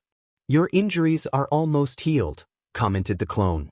"You probably don't need me anymore." "Not necessarily," replied Wang Wei as he had almost returned to his peak. His current strength was the same as the clone. Normally, he could display 50% Grand Dao source, and in an emergency, he could use his full power. Wang Wei tried one last time to activate all his stacked boosts. However, like before, he felt his body crumbling once his power exceeded 50%. "This last bit of injury is like a bone stuck in my throat, refusing to budge," he groaned. In the past 1,000 years, which was astronomically longer for him due to time formation, he did not only focus on healing. He learned more about Madman Chu's inheritance, increased his profession Daos, and raised his body refining realm to 90 infant fiend gods realm. His body was currently even more resistant to all kinds of attacks, including conceptual ones, and he could fight an emperor with 30% Grand Dao source relying solely on his body.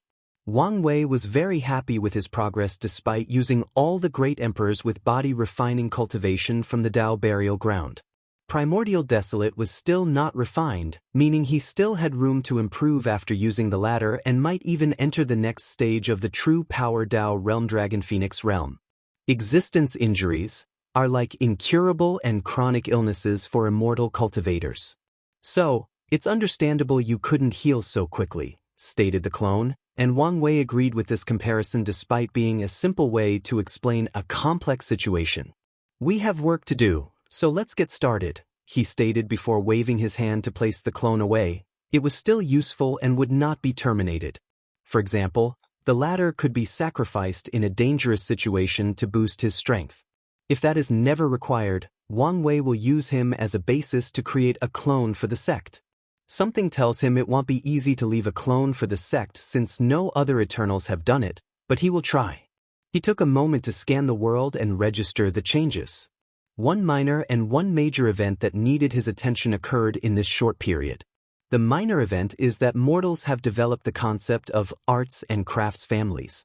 For example, there is the Fu clan, known for cultivating powerful scholars in the last 1,000 years. There is the O clan, known for its blacksmith and spiritual runes. These mortals banded together to create powerful families that could access the enlightening temple, thus ensuring their power and rights. As a result, they are very selective in who they marry. Additionally, Wang Wei noticed they had developed the trend of not caring about cultivation.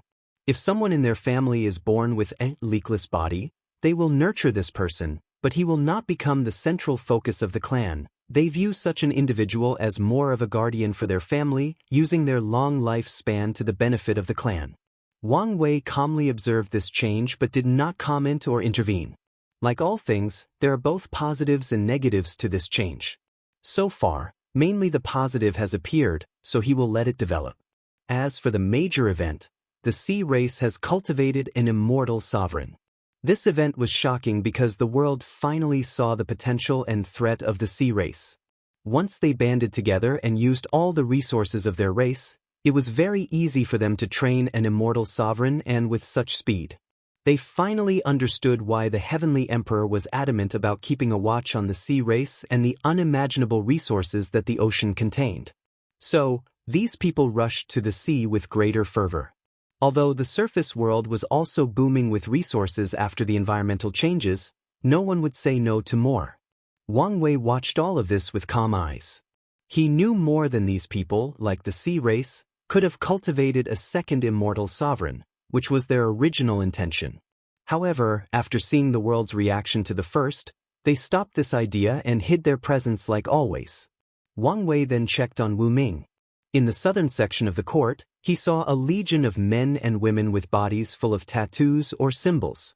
As they trained, the tattoos would glow, allowing some of them to release power behind their cultivation realm. Finally succeeded, huh? After consulting Tong Rubing's clone, aid from the Dao opening sect, and even Yen Liling's input, Wu Ming finally created the totem warrior path. These people were linked to a powerful emperor formation in the court and could borrow its power. Wang Wei nodded in approval at the final result. According to their agreement, this new profession would not be released to the public yet. He will give the Wu clan time to use this method to increase their strength and foundation. He sent Wu Ming a message through divine sense to praise him for his hard work before checking on his sect and family. His family situation has not changed much. His grandfather was still training like a madman, preparing for his battle against Emperor Nine Sons. During the past year, the clone finally refined a unique Dao source seed for his father. The seed created an inner world that accelerated the growth of his human fiend god bloodline. His grandfather aims to reach more than 70 infant fiend god force and use his flesh to fight with Emperor Nine Sons. His father was still enjoying himself in the swordsmanship world, only sending a projection once in a while to see his mother. That bastard even forgot to check on him. His mother was cultivating hard, preparing for the expansion of the court and her eventual ascension to immortality. Yen Liling was still helping the sect to create a more universal immortal rune applicable to all professions. However, Li Jun had exited his retreat and was spending time with his pregnant concubine and unborn child. The smile on his face showed he was both excited and worried about the upcoming challenge of fatherhood. Wang Wei felt a little bad because Yen Liling and Li Jun cannot yet prove the Dao since they need to first gather Qi Luck and Destiny from the Dream World List competition, which is still far away. However, he has already prepared as he sealed and took away the 9 demon god world, ready to refine and sacrifice them to heavenly Dao for more heaven will. Wang Wei's gaze shifted to Tai Gang. The latter was also a Dao ancestor and insurgent of first class as the clone refined a unique Grand Dao source seed for him. His inner world contained a specially crafted river of fate, and he could use its strings in accordance with his vibration Grand Dao source. Using Wang Wei's quantum string theory, he was a force to reckon with. Unfortunately for him, the rules of heaven and earth make it difficult to rely only on the inner world to become an eternal tier insurgent. Plus, the sect does not need a new eternal powerhouse, thus limiting his potential. One good news from Tai Gang is his undead legion has become even more fierce and powerful. Wang Wei then checked on Dong Lifan and his master. She spent most of her time training in the dream world and preparing for her eventual invasion of a weak heaven will world. As for her master, she was still in the quasi-emperor world. Wang Wei did not plan to turn her into a Dao ancestor until the last moment before he left. He has a feeling his clone project might not work. As such, she will be his masterpiece. She will be the true guardian of the Dao opening sect, the one who will ensure they last an eternity in the lower dimension. The last person on his list was Miscellaneous One, who was almost buried with work. Luckily for him, the latter had Elder Dan to help him with the pills Wang Wei wanted. Sadly, his other projects did not have much progress. The Immortal Qi Gathering Array has not made much progress, but mainly because Miscellaneous One was a little obsessed with the Sex Array. The project to perfectly fuse Wang Wei's fate-based array and the Deception Array into the other 9 was more complex than initially thought. Wang Wei looked at this but did not say anything. This challenge was helping Miscellaneous One increase his cultivation, so he did not stop the latter despite knowing the sex formation was a long project that did not need to hurry. He teleported to above the sky, and his voice spread throughout the world. All aspects of the world have considerably changed since the beginning of the era, except for one major part: our cultivation system. We need a new and improved system that reflects the current time, and today, I will preach to the world to provide that last boost of change. If you find any errors, ads pop up, ads redirect, broken links, non-standard content, etc., please let us know reports so we can fix it as soon as possible.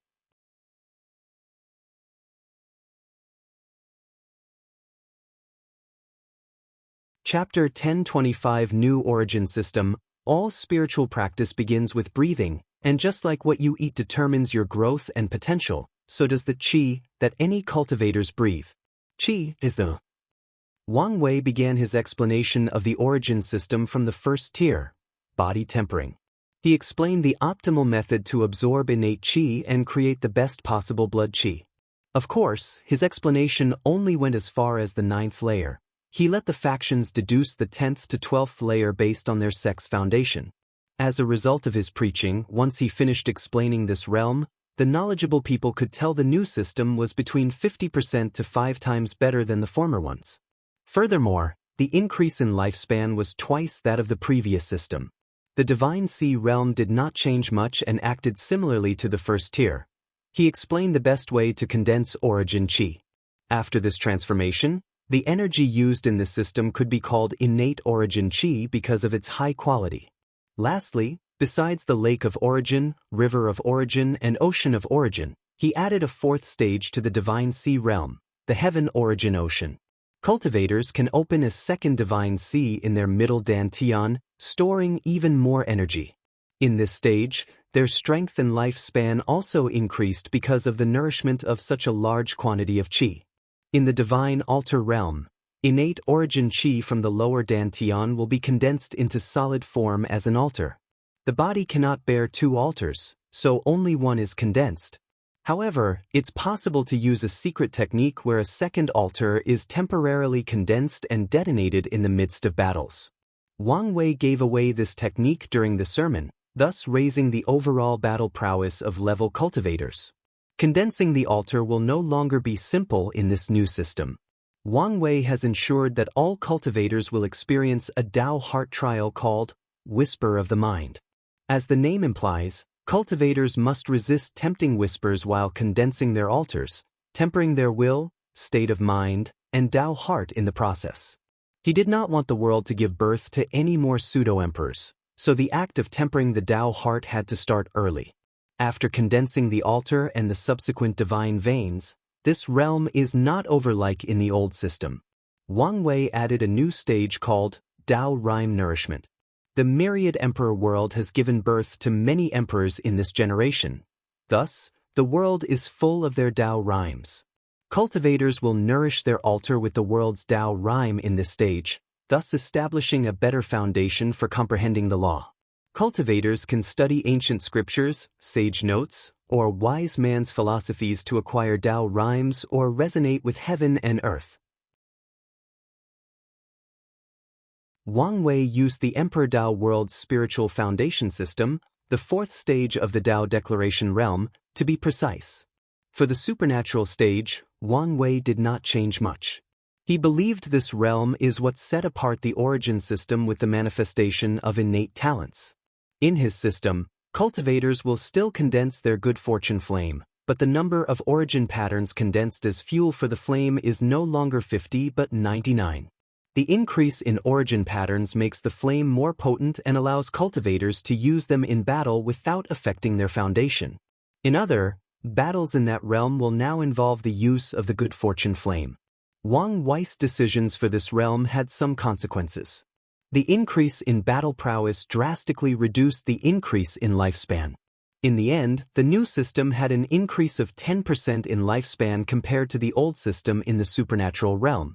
The divine body probably had the most change as Wang Wei added 2 more stages besides human, earth, and earth. In the yellow stage, cultivators will nourish or baptize their bodies with their Tao rhymes to attune them to the laws of heaven and earth. In the profound stage, they will do the same for their sea of consciousness and their soul, which was opened in the previous realm. Another unique aspect of this stage is that it makes it easier for people to condense their vision, similar to those with physiques. Wang Wei completely reinvented the human stage, as he methodically explained how to temper the perfect divine body that can bear the power of law. He used his ancient desolate body refining scripture, the copper skin iron bone realm of the primordial system of ancient times, and many other martial arts systems as inspiration for this stage. His sermon emphasized the need to temper the body to its utmost state before proceeding to the earth stage. He only added his chakra opening method to this stage besides the former orifices. Furthermore, he also used some Buddhist methods to temper the mind and Tao heart, still trying to reduce the number of pseudo-emperors born in the world. Previously, Wang Wei wanted to leave this unique method to the sect. However, he considered the need for Buddhism's rise and prosperity in the future and added something to the system that is related to them, thus ensuring their influence and power. The heaven stage allowed cultivators to borrow the power of heaven and earth. It was divided into 9 layers, each increasing a cultivator's strength by a factor of 9. Now, with the new system, there were 27 layers, each increasing a person's strength by a factor of 6. The primordial spirit realm did not change much. They still had to experience the stages of Yin God, Yin-Yang reversal, Yang God, shackle removal, and 3 immortal stages. However, with the previous Tao rhyme baptism, the soul was more difficult to refine or temper, but it was also way more powerful. Additionally, he revealed a side technique that allowed cultivators in that realm to use their now very profound connection with heaven and earth to condense a soul treasure that was similar to a Tao-proven artifact. The soul treasure can be defensive or offensive and can grow with the cultivators throughout their journey. For the void-shattering realm, Wang Wei did not do much as there was no need. The new system focused heavily on raising a cultivator's affinity to the law, making it easier to wield and to the greatest effect. The primordial God and spiritual foundation systems significantly influenced him. He changed the order of heaven and earth, made the road of the heart more challenging, and had a greater tempering effect on the cultivator's Tao heart. He also added a method to fuse a person's vision with their law bodies or just ordinary bodies for those walking the true power Tao realm. Wang Wei added one more stage to the saint realm called the Tao self stage. After nurturing a Tao seed into a maturing tree and even ripening a Tao fruit, a cultivator will then fuse a small part of their primordial spirit into the fruit to give birth to a Tao self, a small elf-like creature with the cultivator's appearance. The Tao self, which was inspired by the incarnation realm, tier 8 of the spiritual foundation system, served the same purpose to increase a cultivator's control of the law. They no longer had to actively control it since their self can do it on a more instinctual level. As a result, saints in the new system will have domains larger than the previous limit of 1.269 trillion kilometers, but their power will be more potent as they have higher control over the law. They will now be genuinely absolute in their domain, especially when compared to other cultivation systems. The supreme realm did not change as cultivators must condense their dharma bodies. However, Wang Wei copied his Duyi realm for the quasi-emperor realm and had people condense their dharma bodies before fusing with it. Additionally, cultivators will also fuse with their Tao self in the process. The quasi-emperors created in this system will have a level of control of the law between master and grandmaster control based on his force control skill. Once Wang Wei finished the sermon, he nodded in satisfaction. The new system was a drastic improvement from the former. Not only were cultivators more powerful, but their average lifespan increased from 5 to 10 million years to 50 to 100 million years. Of course, as the universe operates in balance, there are consequences. The new system is more difficult to cultivate and requires way more resources and time. The time needed for any generation to grow was drastically increased, almost reaching the level of immortal cultivation systems. Furthermore, this system could not be sustained without an innate environment. Wang Wei looked at the world, and his words echoed in everyone's ears. The next court meeting is 300 years from now. He disappeared from the sky as he had something else to do. If you find any errors, ads pop up, ads redirect, broken links, non-standard content, etc., please let us know reports so we can fix it as soon as possible.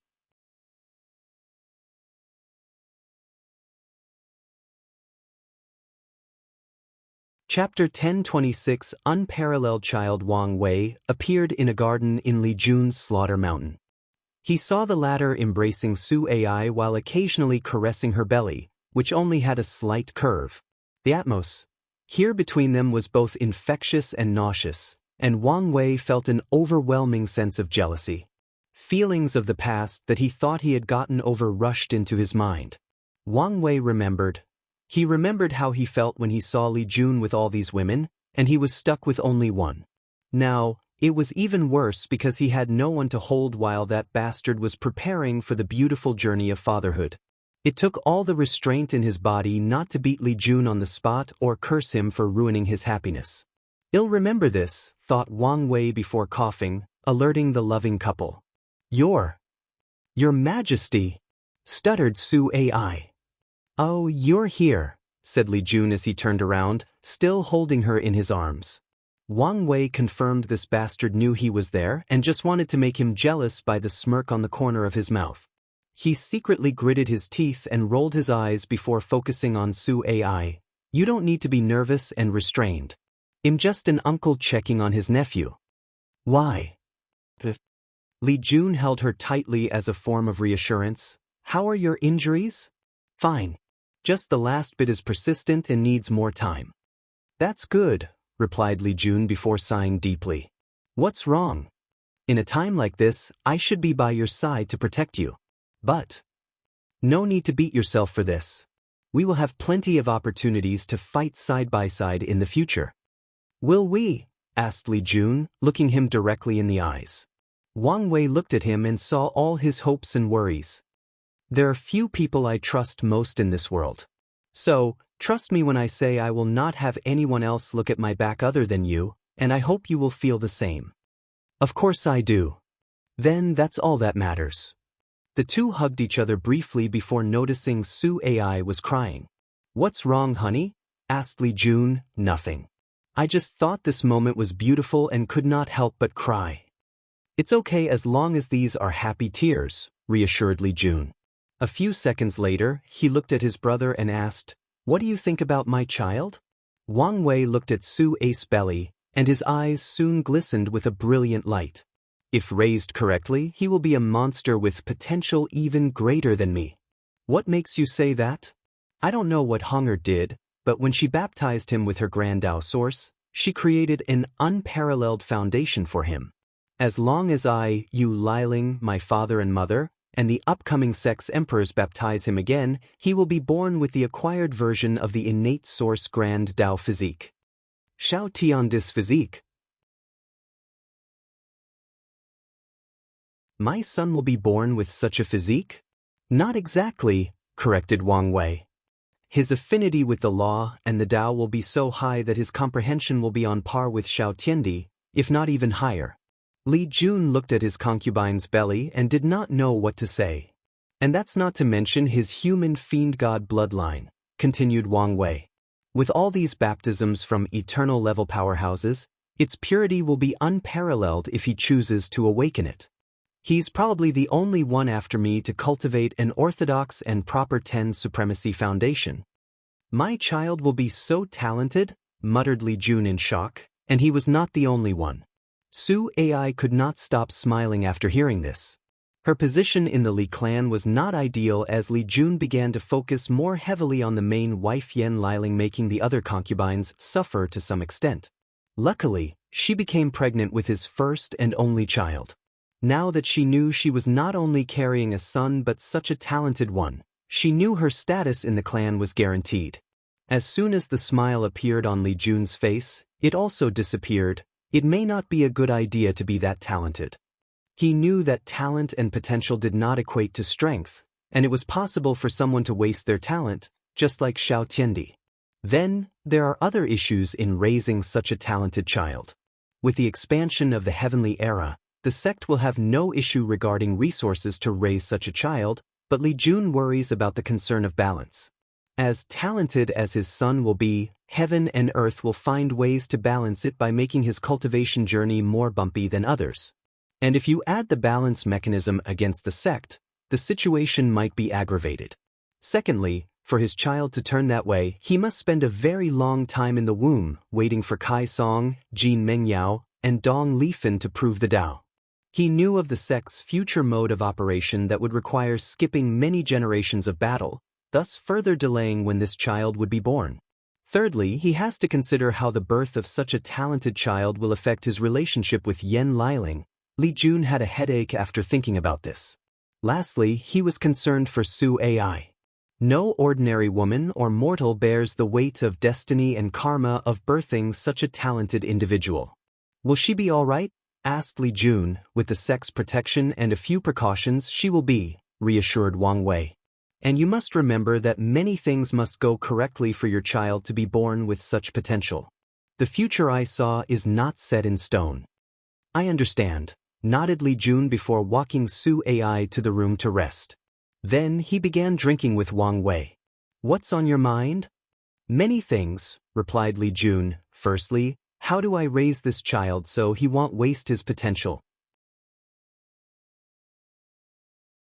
You can use my method, replied Wang Wei nonchalantly, and Li Jun immediately knew what he meant. Sealed his son's talent and sent him to the lower realm and have him start from scratch, fighting for every inch of resources and struggling to ascend to each realm. Li Jun shook his head, feeling sorry for his future nephew. I still want my son to enjoy the benefits of being born in a powerful lineage. However, I can use your idea to temper his Dao heart. With a potent enough illusion formation, his son can live an entirely new life and temper his mind. You are too soft, sneered Wang Wei. He will only have children after becoming a true transcendent being, and so will Wu Hong, probably. By then, their children will truly be unparalleled monsters regarding talent. They might even be born as transcendent creatures. But regardless of whether that's true, his son will experience cultivation, and it will be the harshest. As for his daughter, he will dote on her like the princess she will be. Her torment will have to originate from her mother, not him. Anyway, as I always say, my job is to be the fun uncle. Li Jun rolled his eyes. What should I do for my children with Liling? Wang Wei did not know how to answer him. This child was so special because of whatever Wu Hong's clone did to establish his foundation, not just the baptism of so many powerful eternal emperors. Otherwise, it would be very easy to cultivate such a talented individual in the upper dimension full of so many Eternals, Empyreans, and Paragons. My advice for you is to wait like me until you've achieved transcendence. Li Jun smiled wryly. You think too highly of us. You just think too lowly of yourself, countered Wang Wei. If you don't even dare think you'll have such an achievement, then you're doomed never to have a chance. That's true, nodded Li Jun, still thinking about the question. He wanted to ask whether the other Wu Hong knew something but stopped himself from bringing up this sensitive subject. All right, let's go test your cultivation result, said Wang Wei, and Li Jun's mouth twitched. He knew he was about to pay retribution for his previous actions. As expected, he received a very painful beating during their fight. Luckily, he did receive genuine instructions and help. Wang Wei left satisfied. He set high goals for Li Jun. He wanted him to have great achievement in body refining and be like Di Tian, who cultivated a golden law tree with spots of purple. Li Jun needs to increase his lifespan, and with the combination of the future Buddha self, this objective can be achieved after years in seclusion inside a time formation. After leaving the sect, Wang Wei's next destination was one of the final forbidden lands of this world, the Swallowing Zone.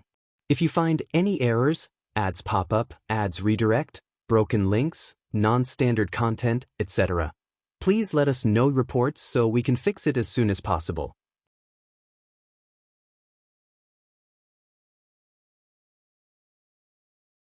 Chapter 1027 The Swallowing Zone's Secret. Wang Wei headed directly to the Swallowing Zone. He did not hesitate to enter since he had already made all the necessary preparations. Since he did not hide his presence, he sensed the sights looking in his direction but did not care. The people of the world have acquiesced to the fact it was his responsibility to deal with these forbidden lands, and thus, the rewards or benefits also belonged to him. As soon as he entered, he sensed the terrifying swallowing or devouring power that wanted to swallow his flesh, blood, soul, and even his grand Tao source. He looked around and saw a world of endless darkness with scattered light spots resembling faraway stars in the night sky. Wang Wei observed his surroundings and swiftly noticed two things. Firstly, the swallowing power in this place was so intense that a normal eternal emperor would have their senses affected. However, that was the extent of this place's power. Secondly, this place had many seals to prevent the devouring power from reaching the myriad emperor world. Based on his observation, some of these seals were ancient, probably dating back to the Null era, if not before. He sensed something and headed in that direction. The closer he was to what he sensed, the more intense the power of devouring. However, by the time he reached the center, the devouring power was about 25 to 30% Grand Dao source, and Wang Wei knew why. Wang Wei detected a potent seal that would make him sweat even at his peak. In other words, this seal was enough to deal with him unless he used the illusory Pill Sutra. At the very center was a tree made of light, and it appeared to be growing an emaciated green apple. Wang Wei looked at it but did not immediately recognize it, so he directly divined the answer. However, he encountered some resistance. This thing's essence is higher than mine? He thought with shining eyes before activating all his powers. A vision of the river of fate manifested above him, along with the appearance of his 10 fate palaces. The Genesis fruit? He muttered. According to his calculations, this fruit was an Empyrean spirit herb that could morph into most resources of the same tier. Interesting ability, he thought, thinking how to use it. He could turn it into something that helps him open the gate of power. The second viable option would be to use it to wash away his karma. Wang Wei had noticed that his memories from primordial chaos after the events on Earth contained immense karma, hence why he has not directly removed his seal and accessed his memories. Instead, he chose to deal with the karma before proceeding slowly. His karma-unbound physique has been crucial in the process, but the appropriate Empyrean spiritual herb would be very beneficial. No, the best way to use this thing is the major bottleneck between the Great Emperor and Empyrean realm. From what his ancestor, Yan Hai, said, even talented individuals like her and Wu Hong must spend a significant amount of time and effort trying to get through. He will face the same situation, especially if he wants to become an everlasting Empyrean. He could use merit to deal with the bottleneck, but that would take too much. It would be better to use the merit to continue to cultivate in the Empyrean realm. His chances of reaching more than 70% of the Grand Dao source would increase if he did not have to do so. If I want to enter the Empyrean realm before ascending, I cannot waste much time in this bottleneck. So, the best use of this fruit is in that direction. However, there is still a major issue how to ripen it. Although it took some effort, Wang Wei was able to divine this tree's origin and history successfully. During the innate acquired war, true heavenly Tao was way more lenient regarding certain things or regulations. In other words, certain things that would never be tolerated today would be granted a pass during that period. Both the acquired and innate lives in the upper dimension took advantage of this opportunity and smuggled certain things into the lower dimension. Wang Wei even guessed this was how Old Man Nether had successfully sneaked into the lower dimension. The fruit was sent for one purpose: a terrible weapon of war. The lower dimension cannot cultivate such a powerful spiritual herb. As such, after being planted, it would swallow any world it was planted in to use as nutrients. And if not controlled properly, it would devour the entire lower dimension. The Myriad Emperor world was one of the 3 places of origin of the innate acquired war. So, the innate demon gods wanted it destroyed to demoralize the other side. Luckily, the human race learned of this news and thwarted this plan before sealing the fruit. Of course, as expected of humans, the tree brought problems to them. Many people wanted to eliminate such a dangerous thing immediately, while others believed they should use it instead. Although it was virtually impossible to cultivate the fruit to completion, taking an incomplete, imperfect, or unripened fruit would still significantly improve anyone. The discourse over this fruit reached the point that humans had to postpone making a decision. This was the best way to prevent possible division amongst the human or acquired lives. Then, most of the surviving great emperors and immortals were forcefully exiled to the upper dimension before they could decide. Years later, many emperors visited this place, including Qiyuan. However, after realizing it was impossible to ripen, he left his own seal and left this fortunate encounter for future generations. The human emperor came here and also left after placing a seal. Wang Wei guessed he might have a plan to get his hands on it later. Otherwise, dealing with the fruit was a great way to repay the karma he owed to the human race. In his divination, Wang Wei saw the Danyuan emperor come to this place and did not touch the fruit because of how rare such a spiritual herb was. Instead, he nourished it with his unique good fortune flame, making it slightly easier to cultivate than usual. The absolute beginning emperor and Wu Hong did not come here. They probably did not have the time. Emperor Kong also visited this place but only left a seal. Nothing more, nothing else. His mindset was probably similar to others. Seal it to prevent trouble and leave it this possible fortunate encounter for future capable people. Wang Wei was not too sure about this conclusion, as his analysis indicates Emperor Kong was the kind of person to remove this possible danger from the world. So, either the latter was too weak to do so, or something else was at play. His divination was fuzzy on this area, most likely because it involved a living everlasting Empyrean. The last true eternal to come to this place was the heaven-devouring emperor, and this fruit is the source of his madness and why he wanted to swallow the world. His thinking was probably to sacrifice most of the world or most of its world source to the fruit and eat it unripe. Luckily, he failed, but his actions did have some effects on the fruit. Of course, these Eternals were not the only ones who visited this place. Many pseudo-Eternals and a few immortal sovereigns also came and acted the same way, seal or try to use it for their own use.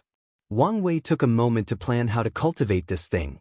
He pointed his finger around to open a passage to the source chi space, releasing an immense amount of chi.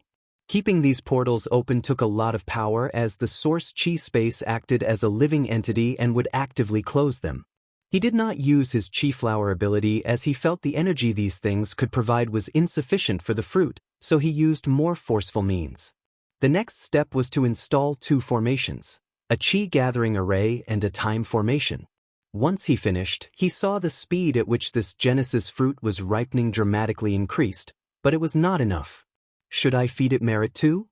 But Wang Wei soon shook his head, as this would defeat his original purpose, so he kept thinking of alternative methods. The fruit did not seem picky about what it used as energy. The best option would be to feed it a couple of immortal sovereigns, since they are of similar essence, tier 11. Secondly, I need a widespread power, easily gathered, and one I do not use much. As soon as he uttered these words, something came to his mind: dream power. It was very easy to gather the power of dreams from mortals and cultivators, meaning it had a large pool. Only Dong Lifan, the Eternal Dream Sect, and the Dream World also needed dream powers. However, the amount they used was insignificant compared to the population of the entire lower dimension. So, I only need to add a function of gathering more dream power to the dream world and feed this fruit with its power. Then, hunt a few immortal sovereigns to use as fertilizer.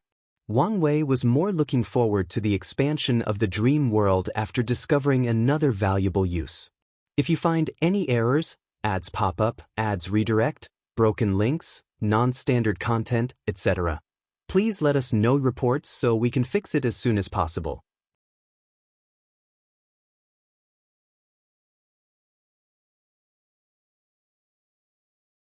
Chapter 1028 Mini Battle. After establishing everything, Wang Wei returned to the Heavenly Court. Everybody in the world was focusing on the new system, especially the Supreme, Holy, and Law lands.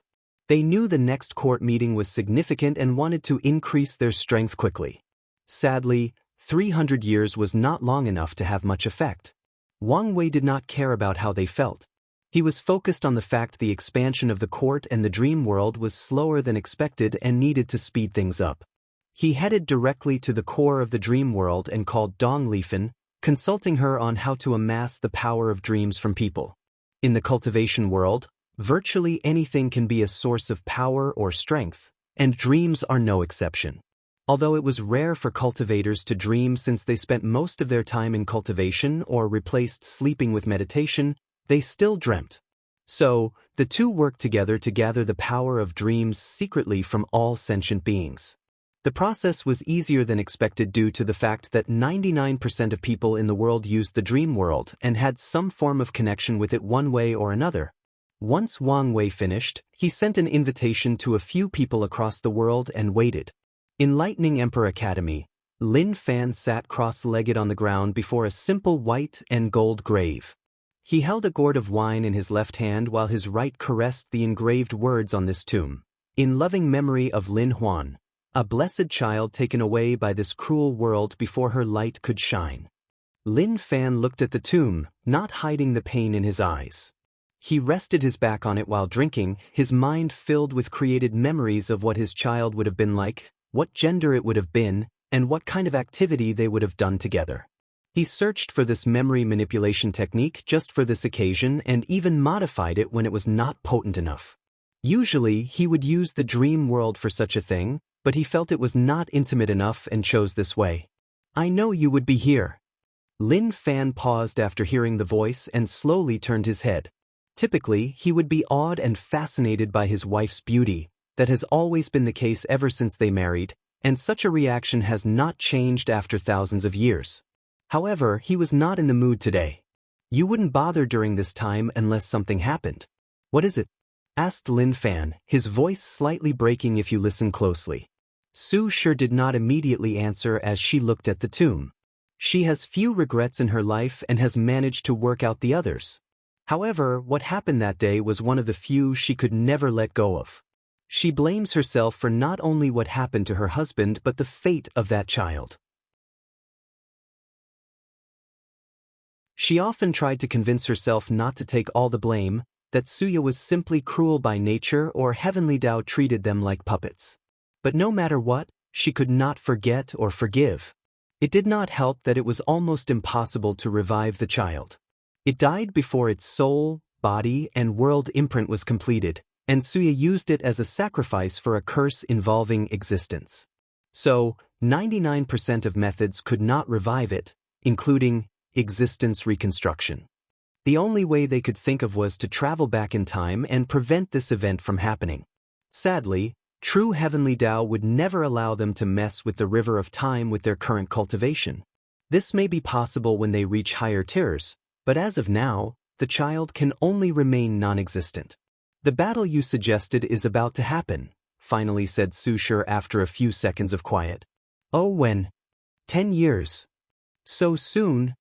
Lin Fan wanted to use this new system and see how he could benefit from it. As a heaven chosen, he did not have to recultivate this system and could take the best parts for himself. "It should be about time for you guys to ascend," analyzed Su Shi, and Lin Fan frowned. "Do you think we will stay long enough to see the next court meeting?" "Probably not." Lin Fan sighed. He had so little time and so much to do. For a moment, he regretted his decision, thinking how he would be separated from his wife, family, and loved ones for a while after his ascension. He stood up from his position and faced the tomb. Lin Fan knelt as he placed incense before the tomb and took a moment of silence. Su Shi followed him and did the same. A few minutes later, the two disappeared. The world was in the midst of its rapid development when everyone received a notification from the dream world. A large event was about to occur in the battle tower as former Heaven Chosens were about to battle it in a tournament that anyone could watch. As soon as the news was released, 70% of the world's population stopped what they were doing and tuned in. Of the remaining 30%, a quarter of them were in deep retreat cultivating or refining pills, so they could not participate. The remaining 2/4 did not care for battles, and since this event would not drastically influence the world, at least not in this generation, they did not care to watch. Soon the battle began. Wang Wei chose a more tournament style instead of an all-out brawl. However, he did not place many restrictions on the battle, so they could fight as they wished, including using large armies with a limited amount of troops. The 7 participating individuals publicly took papers out of a box that randomly assigned their first battle opponent. The final results for the first round were Yang Guowei vs. Jingwu Hua, Yin Zhen vs. Zhen Biu, Lin Fan vs. Jian Wushuang. Xiao Songxi was lucky to be qualified for the second round without any fights. The rules of this tournament were odd. At first, this will be a one-round knockout tournament, meaning only the victor of a match will proceed to the next round. However, after the winner of the tournament is decided, the remaining participants will have a chance to fight each other and use a point system to determine ranking. Besides the champion, every participant will have fought everyone else at least once. Then, the second and third place will have an opportunity to battle the champion for the first time or a rematch to reclaim the throne. The first match was soon broadcast, and it was exciting. Yang Guowei demonstrated the versatility of his chromatic Dao. He used colors to their limit as he controlled anything that had a color to it. Yang Guowei used the symbolism, myths, or legends associated with colors. In some ways, his Dao is a lesser form of creation Dao. Sadly, this did not change his fate of defeat. Jingwu Hua fought with an unparalleled vigor she had never displayed in her life. She was aggressive and passionate, which made her flame burn even brighter and with more destructive potency. Ultimately, she used the power of the Emperor Bone to its limit and beyond, winning the battle. As Wang Wei watched her winning smile, he could deduce some of this girl's psychology. She wanted to prove to herself and her father that her previous failures did not define her.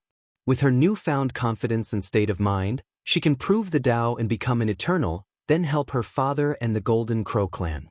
The next battle was Yin Zhen versus Zhen Biu. This battle was also fierce and probably the people's favorite, primarily because of Zhen Biu. One of the 5 elements is the most common or widespread laws used in the cultivation world, and her pinnacle display of these laws was a crowd favorite as they learned much from her. Sadly, her opponent was Yin, a truly powerful body refiner. Before the match began, Wang Wei knew she would lose since Yin Zhen had already entered the infant fiend god force. Additionally, he seemed to have sublimated his zombie art as it was no longer too in focus, it was now more balanced. Of course, the battle was not easy for Yin General. Firstly, he was hiding his strength and did not go all out. Secondly, Zhen Biu successfully reverted the 5 elements into Yin-Yang Dao, increasing the power and versatility of her battles. Wang Wei was very satisfied with this battle and praised both of them. Yin Zhen continued to show the world he was a genuinely talented individual on the body refining path. Meanwhile, Zhen Biu took another step in development after successfully having 2 distinctive personalities. However, he could also tell the threat of Emperor 5 Heart was still looming over her head, thus preventing her Dao Heart from being perfect. The final battle of the first round was Lin Fan against Jian Wushuang, which could be considered the main event.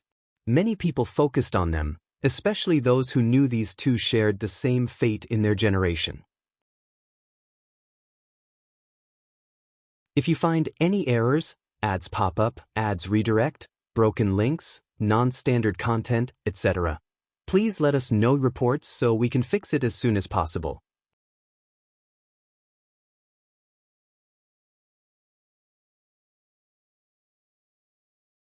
Chapter 1029 Min Battle 2. Jian Wushuang looked at his opponent, his trusted white sword already in his hand. Throughout their generation, he could not remember when they had a meaningful or intense conversation or confrontation. Despite that, they had plenty in common. They were losers played by the cruelty of heavenly Tao and fate itself. "It seems we have much in common," said Jian Wushuang. "Maybe, but there is no need to bond over such a devastating and embarrassing failure," replied Lin Fan calmly. "You're right. In that case, let's begin." He rushed forward, going on the offensive. Heavenly Court, Wang Wei was watching this battle through the dream world like everybody else. When Lin Fan used his first technique, he squinted his eyes. His main Dao is time? No, it's a combination of Dao like mine. He combined time and lesser chaos, so time at the beginning of the universe? Interesting. Wang Wei could immediately tell the latter chose this Dao due to his unborn child, probably wishing to change the timeline and save them. Furthermore, it's evident that Lin Fan has not completely given up on his ambition to cultivate greater chaos Dao, but he has learned from his mistake and waited later on to change it, bypassing or lowering the requirement for the outlaw tria through this method. The battle was intense as early as it began. Lin Fan used his chaos time Dao, while Jian Wushuang used his infinite sword skills to counter. In every attack, Jian Wushuang could stab infinitely, slash infinitely, cut infinitely, or use any basic or advanced sword moves infinitely. As a swordsman, his attack was fierce and relentless. Adding the fact he had achieved the 12th realm of swordsmanship, Jian Wushuang showed he was one of this world's peerless swordsmen. Sadly, it was to no avail. Even with his peak 8 root strength and unique Pravendao artifact refined using his bones as the main material, Jian Wushuang lost the battle. A newly created acquired physique? thought Wang Wei as he glanced at Lin Fan. Not bad. Its potential is even higher than his former absolute chaos physique. Lin Fan had a natural affinity with chaos, so the new physique his wife, Su Shi, created for him was in that category.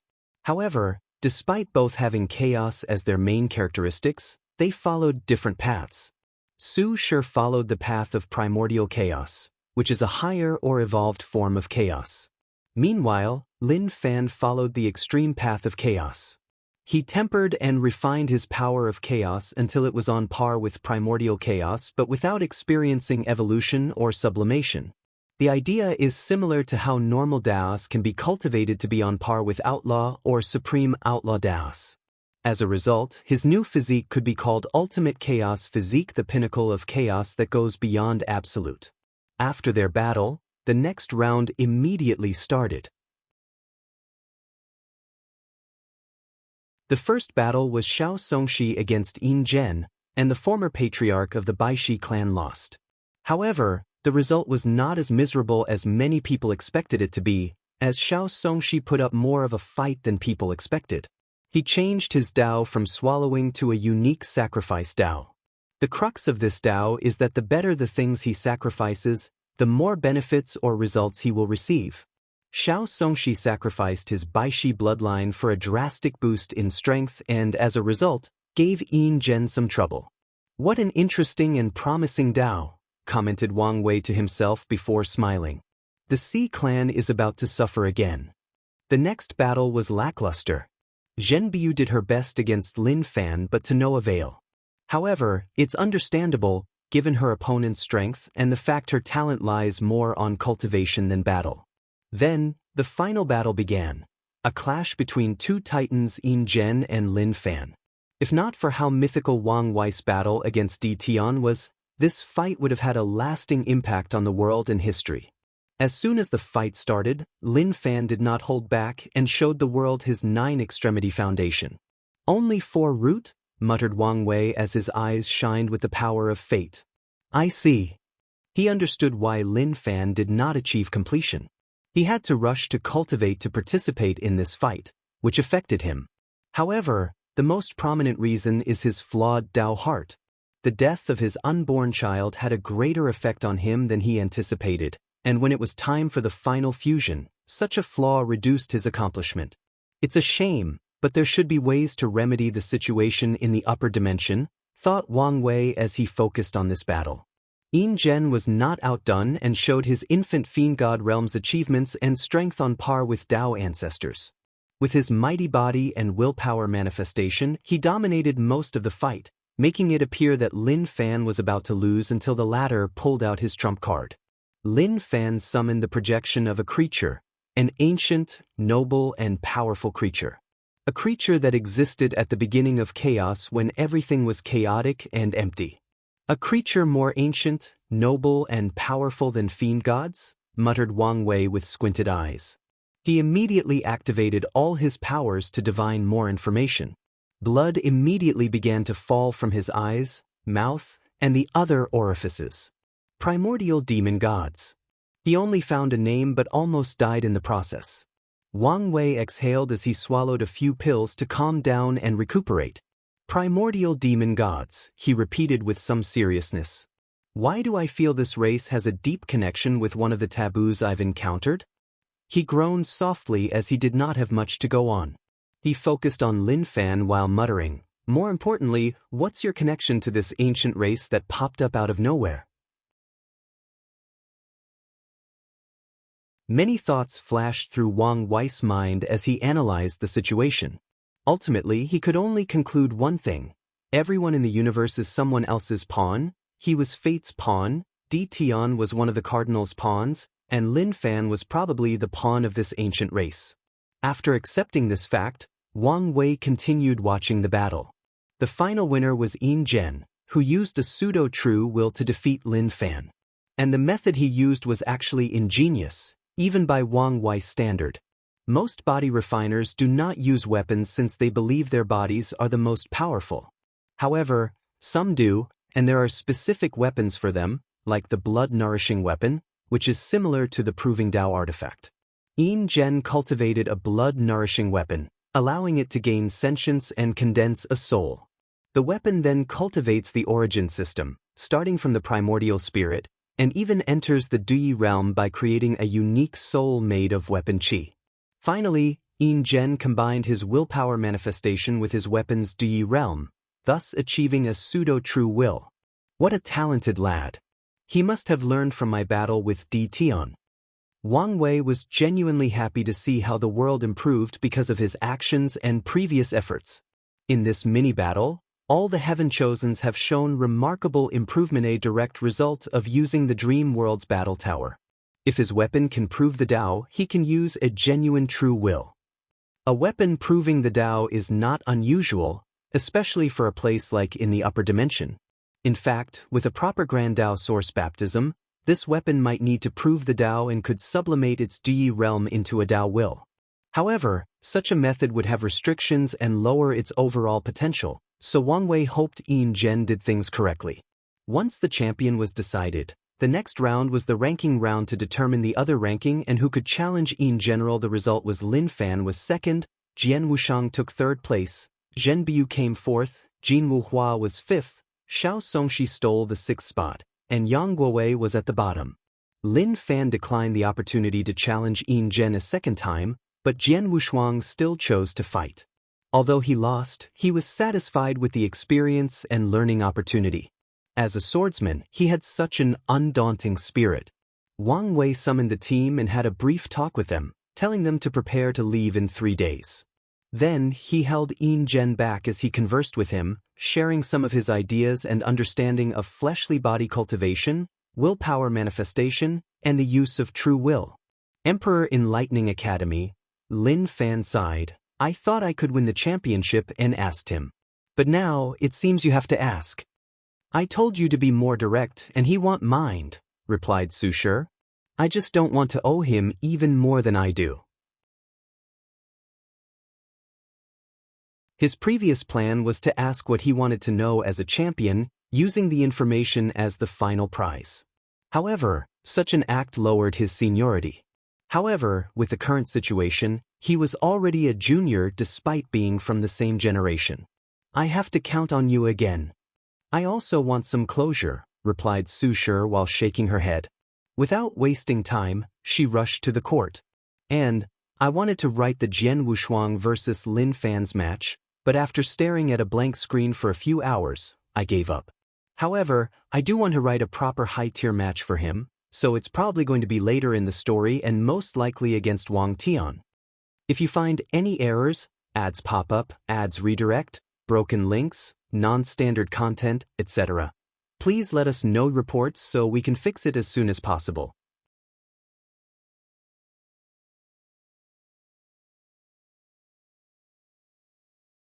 Chapter 1030 Hope. To what do I owe this visit? Asked Wang Wei, who was fishing but not in his small pond next to the garden. Instead, he was in a desolate star in his starry sky universe, and his fishing line had traveled millions of light years away, hooking a strange life form that could survive in the void. Please, don't tell me you came to complain because your husband did not win the competition, he teased. Is this how you see me in your mind? Asked Su Shi, almost rolling her eyes. She sat next to him and also began to fish. She was daring as she immediately went after the same fish. Love is a powerful thing. I know that's what I would do if I were you, said Wang Wei with a smirk. Their competition lasted for a few minutes before Wang Wei cheated without any remorse or shame.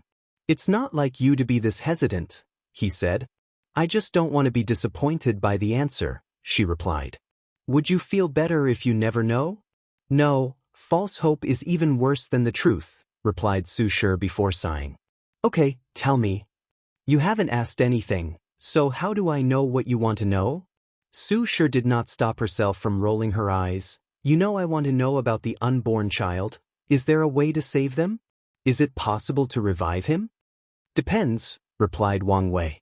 Can he accept this child if he recreated it with Creation Tao? We had this conversation and he was not willing.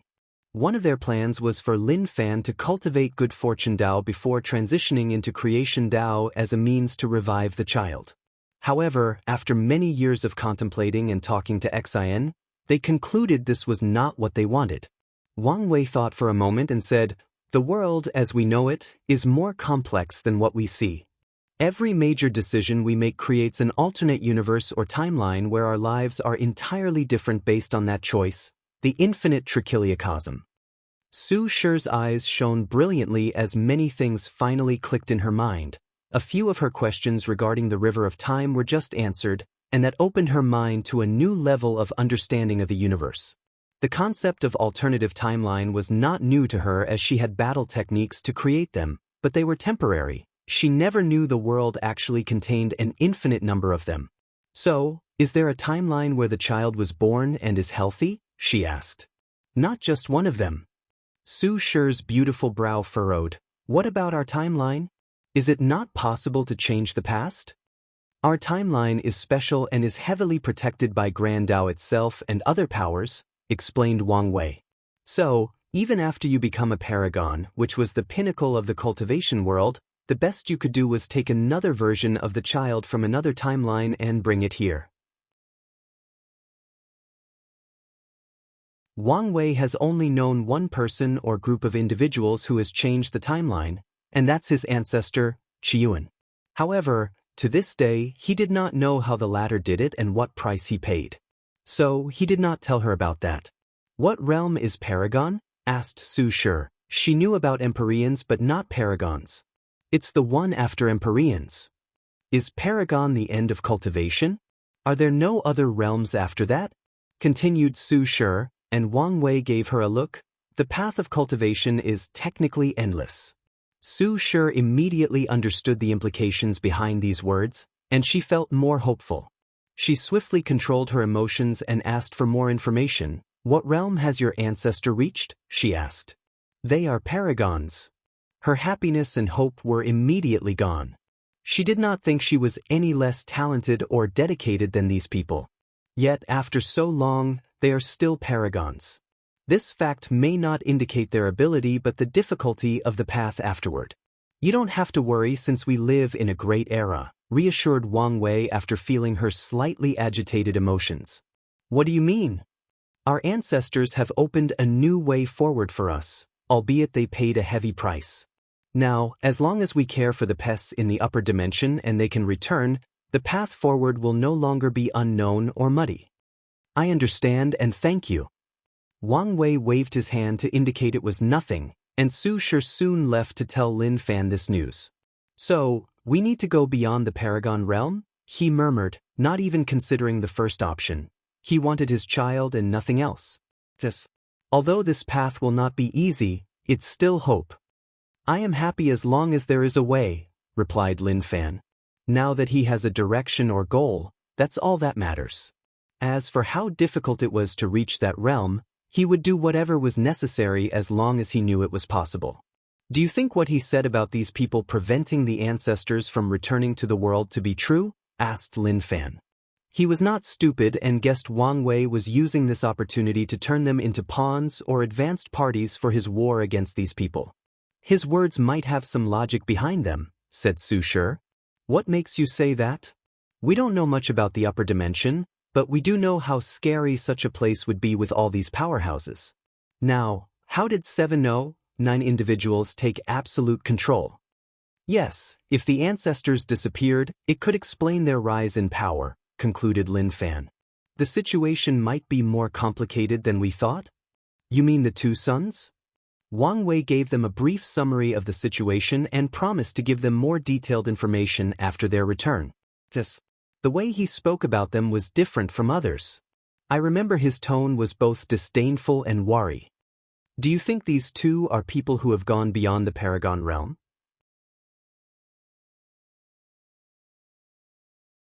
The crux of this rebellion is them? Su Shi's silence told Lin Fan what she thought. "In that case, the situation will be more complicated than we thought," he groaned. "You need to be careful," said Su Shi. "And if something happens, contact me and I will ascend." "Don't worry, I will be fine." He was determined never to ask her for help. If the situation is as they analyzed, she will be way safer in the lower dimension until Wang Wei ascends. By then, her strength should have drastically increased, thus also improving her chances of survival. Su sure could tell what he was thinking and could only sigh to herself. They only had 3 days to themselves and must make the best of the situation.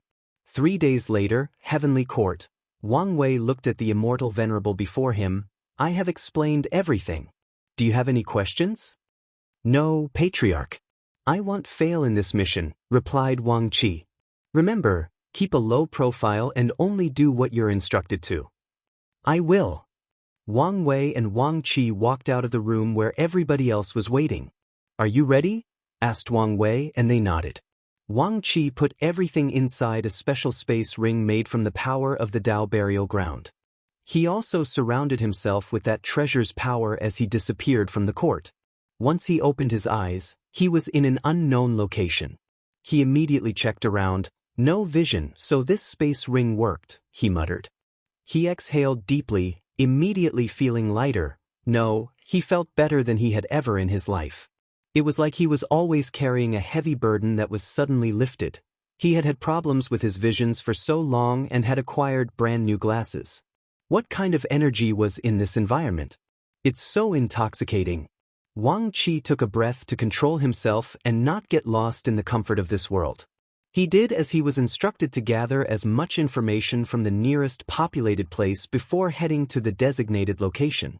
The process took more than a week despite his ability to tear open space and the talisman the Patriarch gave him.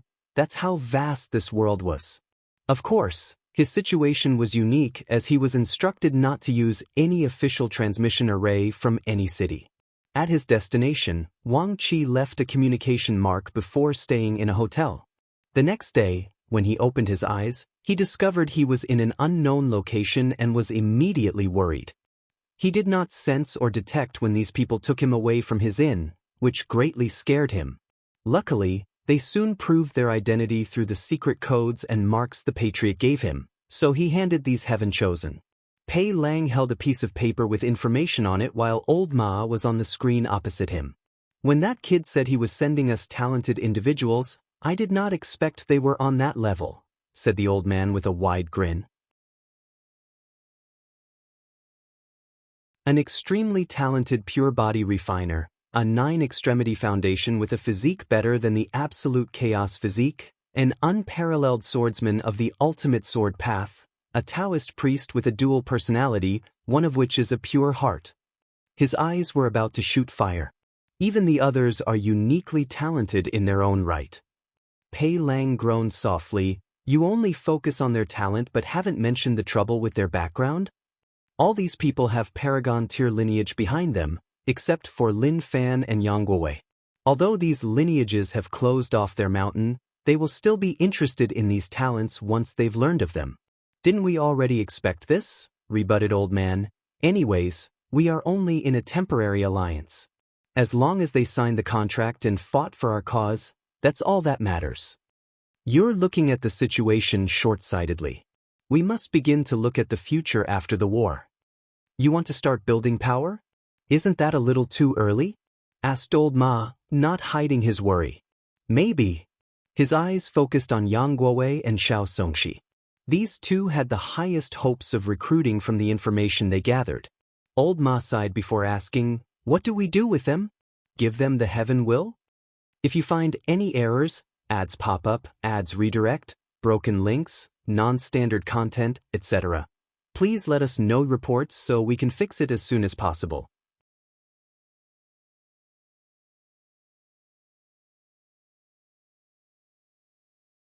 Chapter 1031. Hello, Pei Lang thought momentarily, brief them on the world's current situation.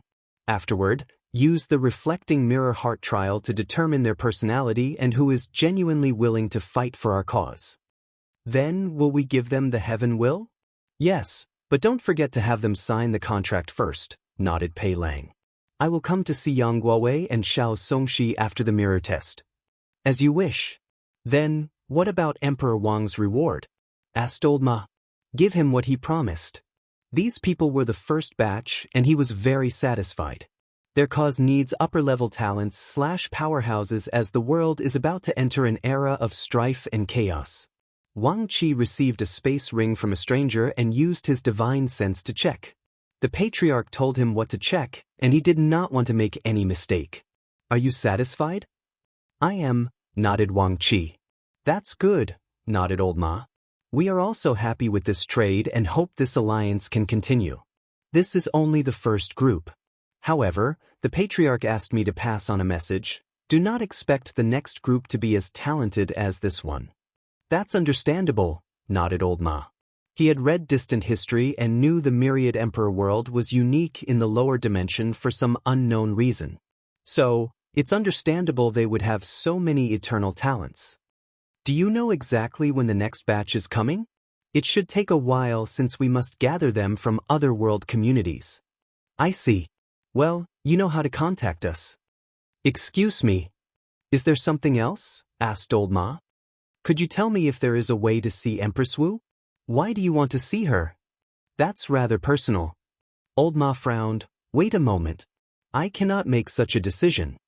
The origin of this chapter's debut can be traced to N0V3. Please, take your time. Wang Qi did not want to take the risk to publicly search for news about her, even if it might be common. Additionally, the rebellion would definitely know his next course of action, so it was best to use them and prevent any misunderstanding, which could lead to trust issues in their new and fragile alliance. He wants to see Empress Wu? Asked Pei Lang. At first, he thought something had happened since Old Ma contacted him so soon, but he did not expect it was for this reason. Do you know why? He didn't want to say. You didn't pry? They had too many ways to get information from a weak immortal venerable secretly. It's about her, so I thought it would be best to be careful and report to you. Pei Lang groaned softly. You made the right choice. Give him the information and have someone follow him to see if he actually goes to see her. Immediately afterward, Old Ma gave Wang Qi the information on how to travel to the Origin Seal continent. And he made his way to that destination with the utmost haste. The Origin Seal continent was vast, with trillions upon trillions of inhabitants. Wang Qi knew he would not be able to contact the Empress with his identity even if he knew she had a palace at the very center. So, she followed the Patriarch's instructions. He concentrated intensely, bowed 90 degrees, and muttered. Wang Qi, under the order of the Patriarch, came to see the Empress. A rune with a unique aura appeared on his forehead. Wang Qi did not wait long before he felt the surroundings change, and he was in another place. Sitting cross-legged opposite him was a woman of unparalleled beauty. Although she did not release any aura, he sensed her grandeur, power, nobility, and otherworldly nature. This was not the first he had seen her. When the Patriarch was still immortal, he saw the Empress accompanying him.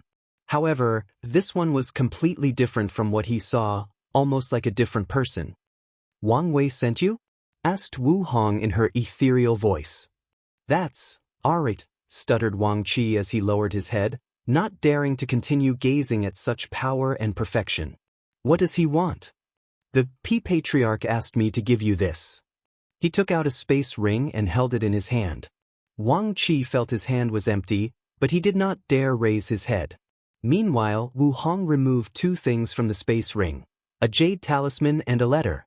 She pondered briefly before first opening the letter. Hello? How are you doing? I know this might be a cliché and boring for our first words, but after rewriting this letter more than 1,000 times, countless drafts, and millions of words, these words best suit what I want to convey to you.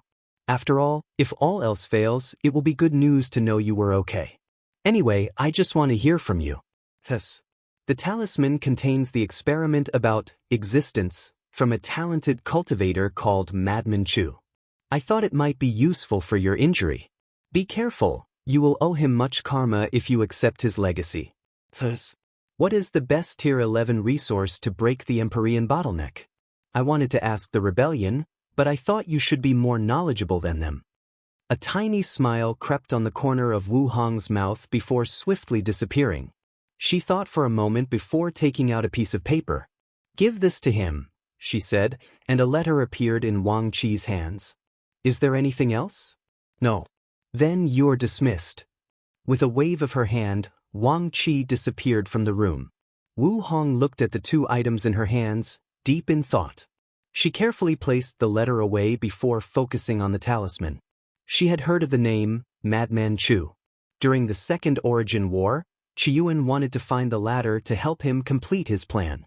Their group pursued countless rumors about Madman Chu in their attempt to locate him, but he was never found even after the event of the ultimate taboo.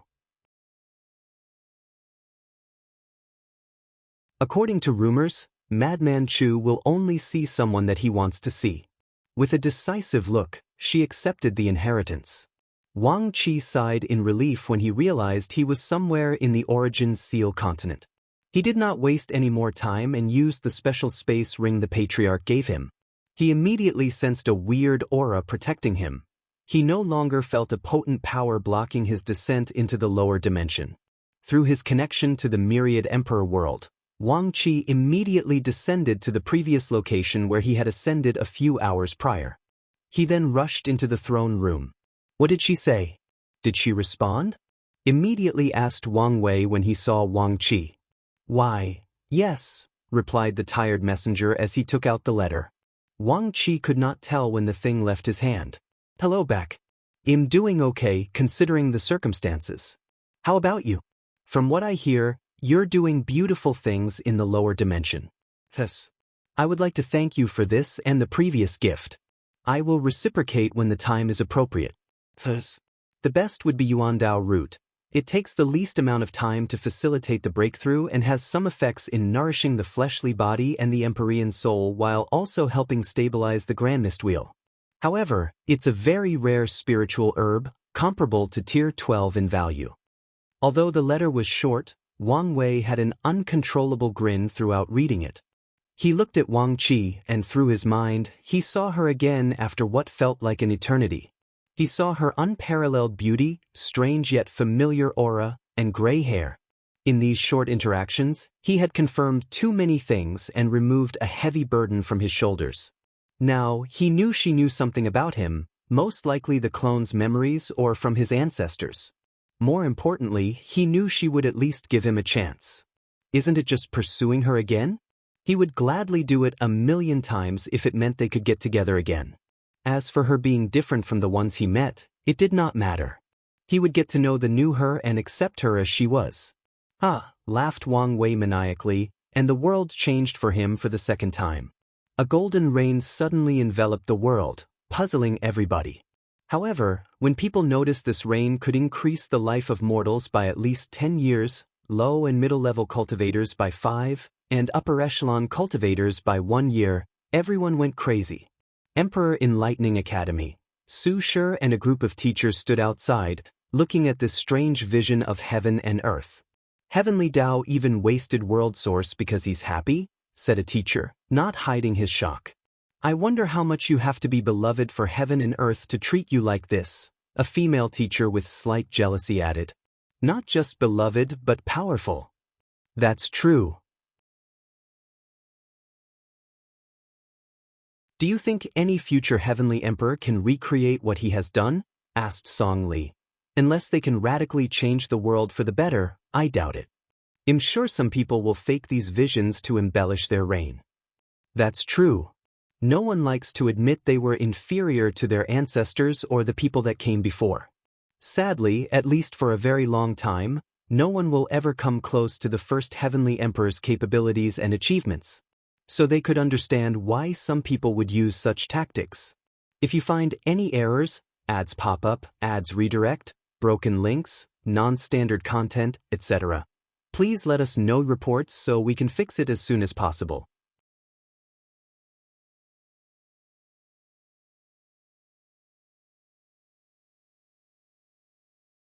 Chapter 1032 Happiness. Wang Wei was finally calm enough to stop laughing.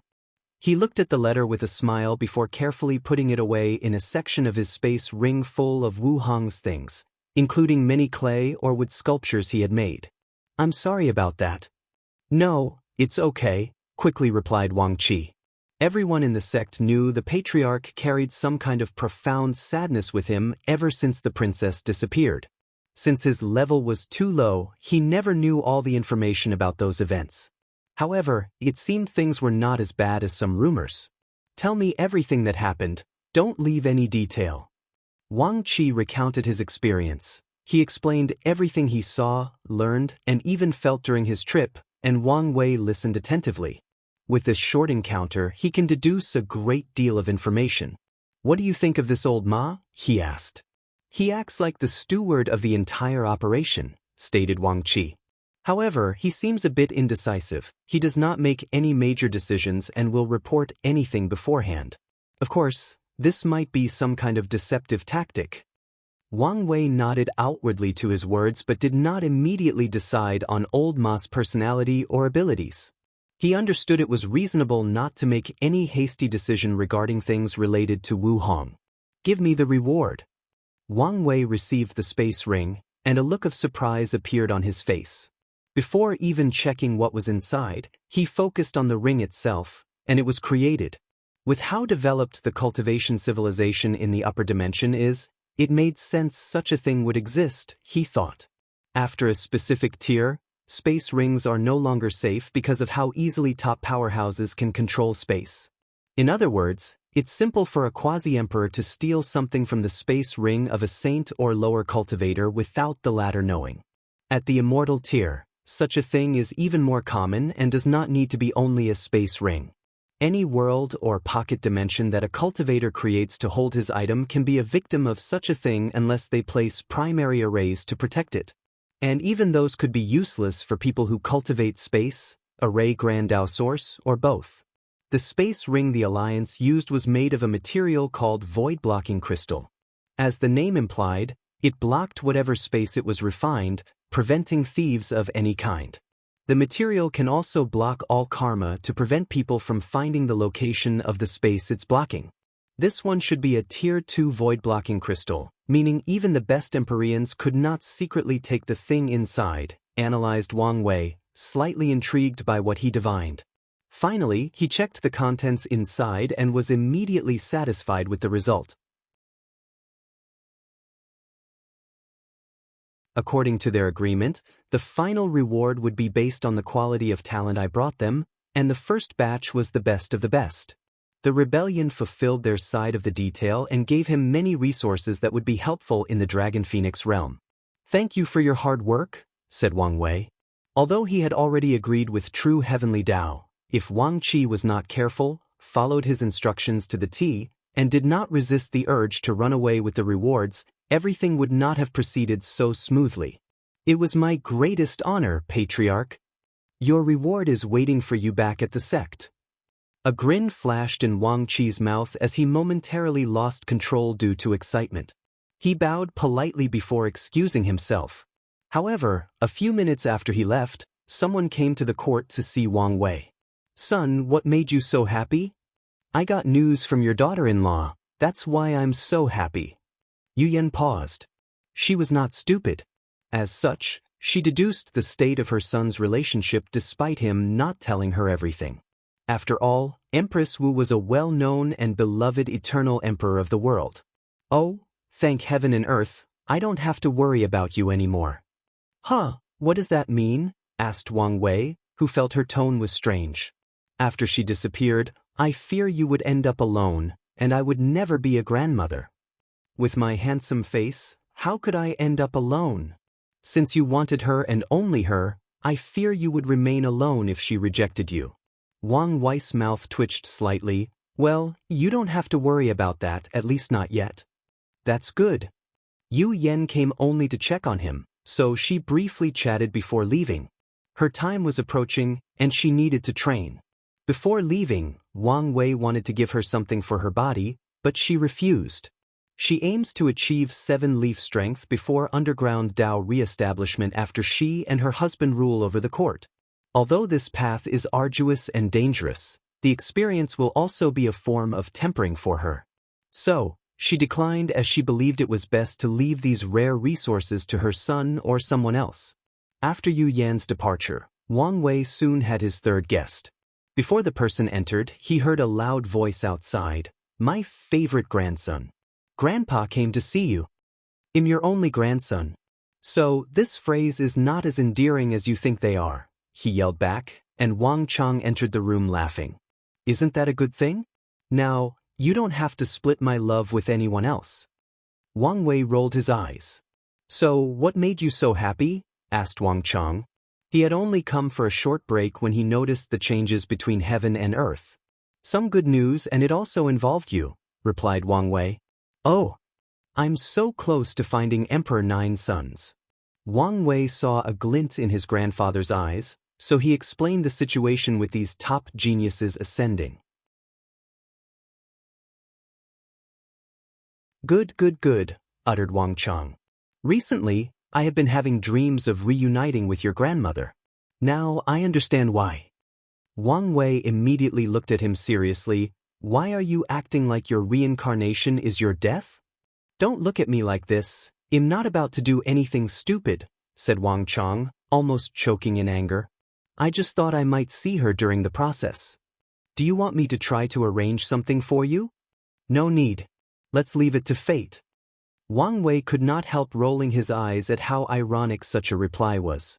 He summoned a green crystal the size of a 50-carat diamond. This is for you. What is it? Asked Wang Chang, as he felt this crystal was pulsating or beating like a heart. I asked these people for the heart of an old tree, explained Wang Wei.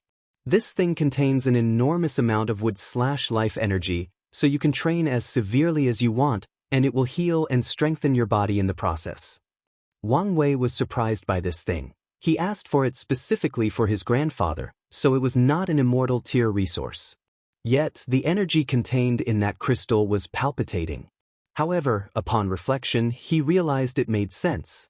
Anything that can be considered old in the upper dimension must at least be 1 yuan epoch. So, I can train even harder? Asked Wang Chang. Yes, but you should still take time to rest. This thing doesn't have as good of an effect on restoring spiritual power, let alone mental fatigue. I know. How do I use it? You only need to keep in one of your heart's chambers. Plush. Wang Chang directly plunged his hand and the crystal into his heart, making Wang Wei speechless. This guy could have swallowed it and controlled the thing to reach his heart or be more civilized and used a small teleportation technique to send it to its destination. But no, he had to use such brutal means. No wonder his technique was so masochist, he secretly complained. Well, I'm back to training, said Wang Chang, who prepared to leave. Then he suddenly thought of something. Do you have any more of the wine from last time?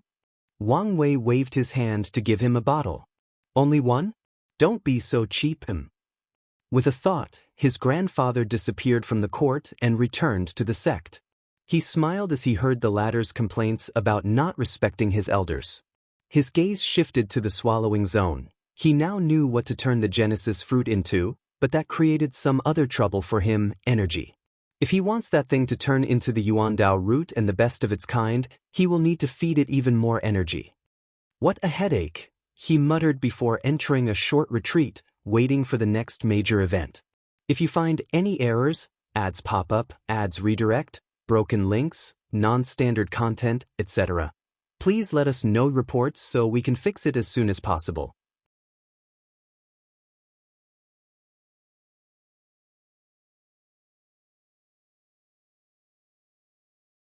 Chapter 1033 returned 200 years past, and many people thought the world would be quiet and peaceful until 100 years later, when the next court meeting would occur.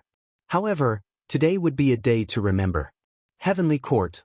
Wang Wei opened his eyes and exhaled. It's already time? He summoned the chi luck of the entire world to block the myriad emperor world from all types of foreign eyes. He did not want an ounce of what was about to happen to be leaked, at least not for a while. Boom. The entire world suddenly changed as visions enveloped every corner. Golden lotus, Tao sounds, purple chi from the east, sacred beasts, sage chanting or preaching, everything was present. Afterward, 7 individuals with noble and awe-inspiring aura appeared floating above the sky. The world was boiling as the people recognized these 7 individuals and realized what they'd become. The people realized the previous battle was not simple and held a great secret, most likely connected to the heavenly court. Sadly, those who knew the truth remained quiet. After these people showed their presence to the world, they immediately headed to the court to see Wang Wei, and they were all shocked. They had previously known how powerful he was, but it was a completely different experience to witness it themselves, especially in their current realm and strength. "I have seen your majesty, the heavenly emperor." 7x, at ease, said Wang Wei. While these people were checking him out, he was also doing the same, observing each of them closely. Yin Zhen had now reached the third step of the 10 steps in the Dragon Phoenix realm. His battle prowess should be in the middle of the 5-fold battle realm. Lin Fan had also achieved the 5-fold battle realm, but he should be on the lower end and slightly weaker than Yin General Jian Wushuang achieved the 3-fold battle realm, but it was the peak. With only a little push, he can achieve 4-fold. Zhen Biu was also 3-fold, but she was more in the middle and lower tier. Jingwu Hua and Xiao Songxi achieved 2-fold with slight differences, while Yang Guowei had 1-fold battle strength. However, both Xiao Songxi and Yang Guowei were only pseudo-eternals and not the genuine type. Yang Guowei is burdened by his father's actions while Xiao Songxi was disturbed by what happened with the Xi clan, analyzed Wang Wei. Those two, along with Jingwu Hua, were the type of eternal talents that were not guaranteed success. In other words, their ability to become eternal hinged on their performance while absorbing the heaven's will. Jingwu Hua's state of mind was strengthened and sublimated after speaking with her father and finding purpose for her life. She performed to the best of her ability and became an eternal. Sadly, these two failed. "Tell me everything you experienced after ascending." Lin Fan stepped and explained everything. He did not hide anything. He told Wang Wei everything they saw and experienced, including the mirror test, the contract, absorbing the heaven will, and contacting their factions afterward. Unfortunately, only Lin Fan received some acknowledgement from Emperor Kong, while the others were still silent. So far, there doesn't seem to be any issue, thought Wang Wei. Did they brief on the general situation of the war? They gave us an information jade that explained the overall situation. Can you show it to me, or is that restricted information? Besides a few minor things, I can show you the rest, replied Lin Fan as he sent the information. Wang Wei shook his head. The thing was not detailed enough, but he did not know whether this information was left out or the rebellion simply did not know. Luckily, he learned a very crucial piece of information that he was not privy to prior. Mithriya and Supreme Unity disappeared a few hundred years ago. No, they disappeared precisely around the time he contacted Empyrean Jimin. Did Mithriya force him out of the Eternal Ascension world to limit his influence in this chess game, or did they disappear for an entirely different reason? Analyzed Wang Wei. He was leading more on the former since the timing was too coincidental. He focused back on the ground and sent them the information he knew in much greater detail. He started with the ultimate taboo, talked about the 7 moons, 2 suns rise to power, and their split, and even mentioned the path of transcendence. Although Wang Wei still hid a lot of information, he provided them with a lot more information than the rebellion gave them. Then, he waited for more than 10 minutes as these people processed this information. Do you know why I told you all this information? Lin Fan smiled wryly as he understood. They now had a more comprehensive understanding of the situation, thus making it easier for them to make good decisions and prevent the rebellion from taking advantage of their ignorance. Wang Wei's tactic is an excellent way to prevent them from becoming these people's pawns, but they inadvertently became his pawn in the process. You shouldn't have told us this information, said Yin Zhen. We won't be able to hide it from the people above. No one can divine or deduce the information since it will trigger a response from those two, he explained. So, you're only concerned with protecting it from your memory. As soon as you return, contact your factions with this information. He looked at Lin Fan. Emperor Kong should know something, but it will still be valuable to him. As for you guys, your faction will want to know how you learned such secrets and should contact you. Wang Wei was sure these moons would temper with history and hide many secrets. The only issue is you two. His eyes shifted to Yang Guowei and Xiao Songxi. Emperor Kong should have no issue helping you protect your mind. Honestly, I have no issue if you guys sell the information for more benefit, but you should understand what can be sold and what should be kept a secret. We understand, replied Lin Fan, who was secretly sighing. He was already feeling the effect of an inferior background.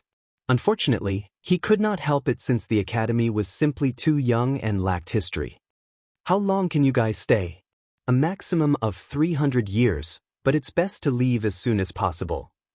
Once they descended to the lower realm, they received a notice from True Heavenly Tao.